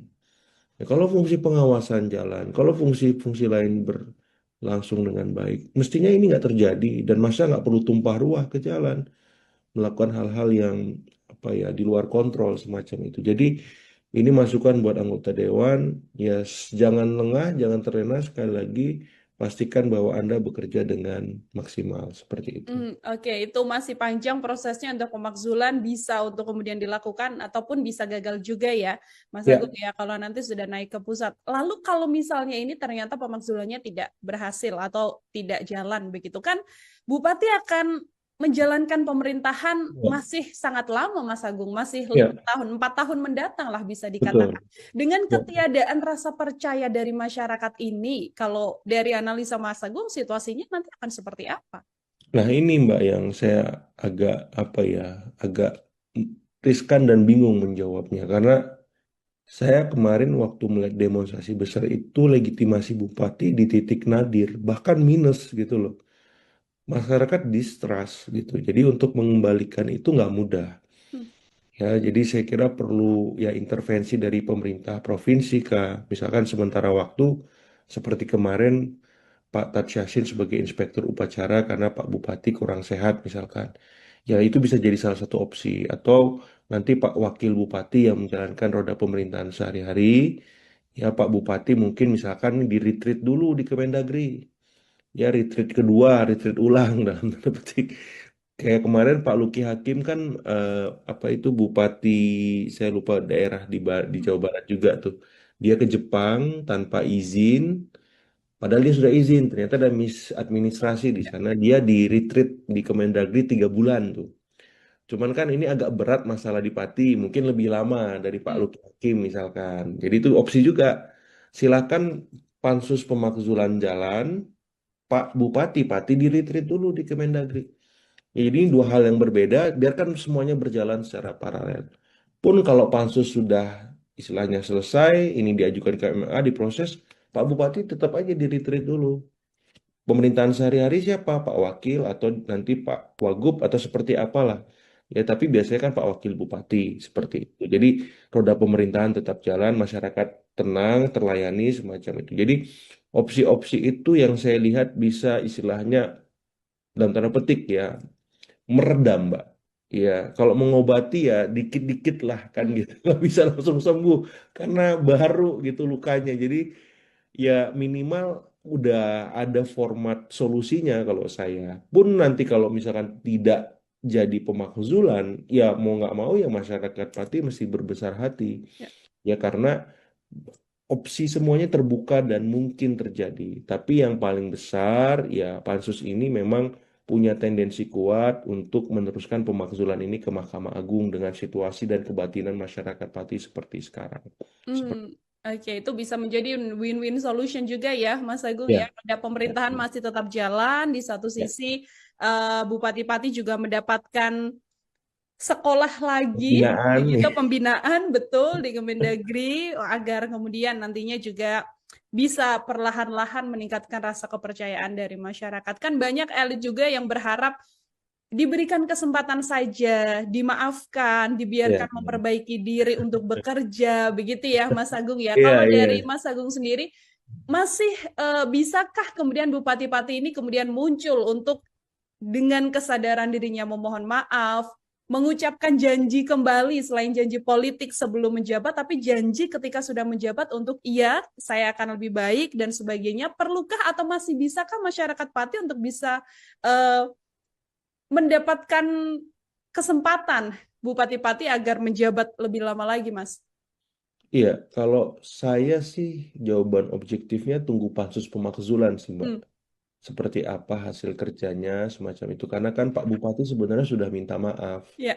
Ya sudah istilahnya apa ya bahasanya itu sudah membatalkan kebijakan PBB juga gitu. Jadi dia sudah melakukan apa yang seharusnya dilakukan. Sehingga ketika beliau melakukan itu lagi sepertinya sudah apa ya elemen of surprise-nya sudah hilang gitu. Hmm, Tidak ada kebaruan di sana, artinya masyarakat sudah klimaks, sudah berada di titik jenuh emosinya. Jadi pendekatannya bukan lagi dengan minta maaf, dengan kata-kata, tapi dengan langsung perbuatan. Ya, misalkan ya cara maaf terbaik itu ya secara drastis membuat kebijakan yang populis, hmm, komunikasi dengan sangat baik, lebih terbuka, lebih dua arah, lebih partisipatif. Jadi bukan lagi dengan kata-kata, tapi dengan perbuatan. Nah, apakah masyarakat Pati masih membuka ruang itu? Nah, itu yang saya nggak bisa jawab. Ya, jadi akhirnya saya sampaikan ya kita tunggu kerja pansus pemakzulan, proses pembinaan misalkan nanti jadi di Kemendagri, kalau memang pertimbangan ini diterima oleh Pak Menteri, ya saya kira harus dilakukan. Jadi secara simultan nanti setelah pembinaan ya kebijakan itu akhirnya bisa berubah secara drastis. Akhirnya kan masyarakat objektif. hmm, Konflik ini berada di titik normalisasi. Oh, ternyata memang ada perubahan nih kata masyarakat. Kebijakan yang kemarin PBB naik ugal-ugalan naik tapi bertahap. Kemudian soal mutasi, demosi dan seterusnya transparan. Kemudian soal kebijakan-kebijakan infrastruktur, ya kebijakan lain itu juga diputuskan secara demokratis, melibatkan DPRD dan seterusnya. Jadi perubahannya ke sana. Ya bukan lagi dengan kata-kata karena udah nggak cukup kayak. sudah tidak bisa dengan kata-kata aja ya, Mas Agung ya. Susah, Jadi susah. lebih baik Kalau lihat dari situasi kebatinan di sana, saya lihat berat kayaknya. Oke, jadi lebih baik bekerja saja di balik layar, Betul. tidak perlu muncul ke publik. Yang penting nanti Untuk masyarakat bisa sementara, merasakan ya. ya, Oh, betul. Untuk sementara, yang penting masyarakat nantinya bisa merasakan program yang kemudian diambil melalui kebijakan-kebijakan yang cermat dan tepat dari Bupati-Bupati seperti itu. Terakhir, Mas Agung, ini kan ya, tadi di awal kita sempat mengatakan bahwa ini ternyata Pati efek bisa berdampak ke beberapa kota lain, begitu ya. Nah, betul. pembelajaran apa dan situasi apa yang kemudian bisa menjadi pembelajaran besar dari para kepala daerah di kabupaten dan juga di wilayah-wilayah lain, Mas Agung, agar hal ini, demo besar-besaran di Pati ini tidak kembali lagi terjadi di kota-kota lain? Betul, betul. Pertama, ya Pak Bupati itu harus setransparan mungkin ketika membuat kebijakan. Libatkan semua stakeholder atau minimal sebagian besar stakeholder. Supaya apa? Kebijakan itu kokoh, solid, bisa dimiliki bersama oleh semua. Ya tadi, kalau misalkan PBB mau naik, naiknya seberapa besar? Ya sesuai kajian-kajian akademisi, ya sesuai dengan kemampuan warga. Jadi kebijakan itu marah semacam itu. Nah, itu satu. Yang kedua, legislatifnya. Hmm. Legislatifnya harus berubah, berbenah, ya, menjalankan fungsi-fungsi utama mereka terkait pengawasan. Jangan sampai mampet, kemudian ya eksekutifnya sesuka hati. Sehingga apa? Masa tumpah ruah di jalan. Nah, Mhm. saya kira legislatif, eksekutif mesti reflektif lah. Ya, ini kan sudah berjalan setahun pemerintahan, semacam itu, hampir setahun, otomatis mereka harus berubah, berbenah supaya jadi lebih baik. Dan yang paling utama, baik eksekutif, legislatif, itu komunikasinya harus baik. Jangan nantang-nantang, jangan arogan, walaupun sudah menjadi kepala daerah, walaupun sudah menjadi anggota dewan. Terbuka, ini sosiodemografi pemilih sudah berubah, Pak. Ya, jadi Bapak Ibu yang terhormat, ini sudah berubah. Kalau Bapak Ibu nggak berubah, nggak berbenah, nggak kreatif di tengah masyarakat yang kritis dan terlimpahi informasi yang luar biasa banyak, bahaya. Tengah jalan bisa turun jabatan Bapak Ibu yang Mhm. terhormat. Isu besar dan sudah sampai ke telinga elit di nasional, begitu ya, Mas Agung ya. Mungkin saya ingin Ya, minta pengantar dulu dari Mas Agung, apa yang sedianya bisa di-highlight, Mas, dari perjalanan demo besar di Pati yang sudah digelar pertama kali di tanggal 13 Agustus dan kabarnya bahkan akan digelar kembali untuk kedua kalinya. betul, Mbak. Jadi sebenarnya sederhana ya, ketika Pak Bupati membuat kebijakan lewat Perbub, yakni kenaikan PBB 250%, walaupun ini bisa ditelusuri lagi apakah di semua titik atau sebagian semacam itu, tapi kebijakan ini minim partisipasi, minim keterlibatan publik, sebagaimana asas-asas umum pemerintahan daerah yang kita pahami di Undang-Undang Pemerintahan Daerah itu yang akhirnya membuat ya semacam bom waktu masalah. Karena ternyata setelah ditelisik lebih lanjut, ternyata bukan hanya soal pajak bumi bangunan, tapi ada 11 hal lain yang itu memang menjadi problem serius yang mendera atau menjerat bupati-pati. Yang pertama itu soal kebijakan nir partisipasi. Yang kedua soal relasi yang kurang baik antara eksekutif dengan legislatif. Karena kan ini ternyata disahkan perbubnya bulan Mei kalau saya tidak salah, kemudian meledak Agustus kemarin lewat demo besar. Ketika relasi eksekutif dan legislatif tidak baik, yang dikorbankan akhirnya rakyat. Seperti itu. Karena ketika Bupati Asik sendiri membuat kebijakan tanpa persetujuan, tanpa sepengetahuan DPRD, ujuk-ujuk langsung ke masyarakat, ke warga semacam itu, otomatis ya warga juga ya dalam tanda petik kesel karena kebijakan yang dilakukan itu bukan hanya satu kali, tapi berkali-kali dan itu apa ya menggugah rasa nurani mereka, nalar mereka, sehingga akhirnya klimaksnya pada waktu kemarin demonstrasi besar.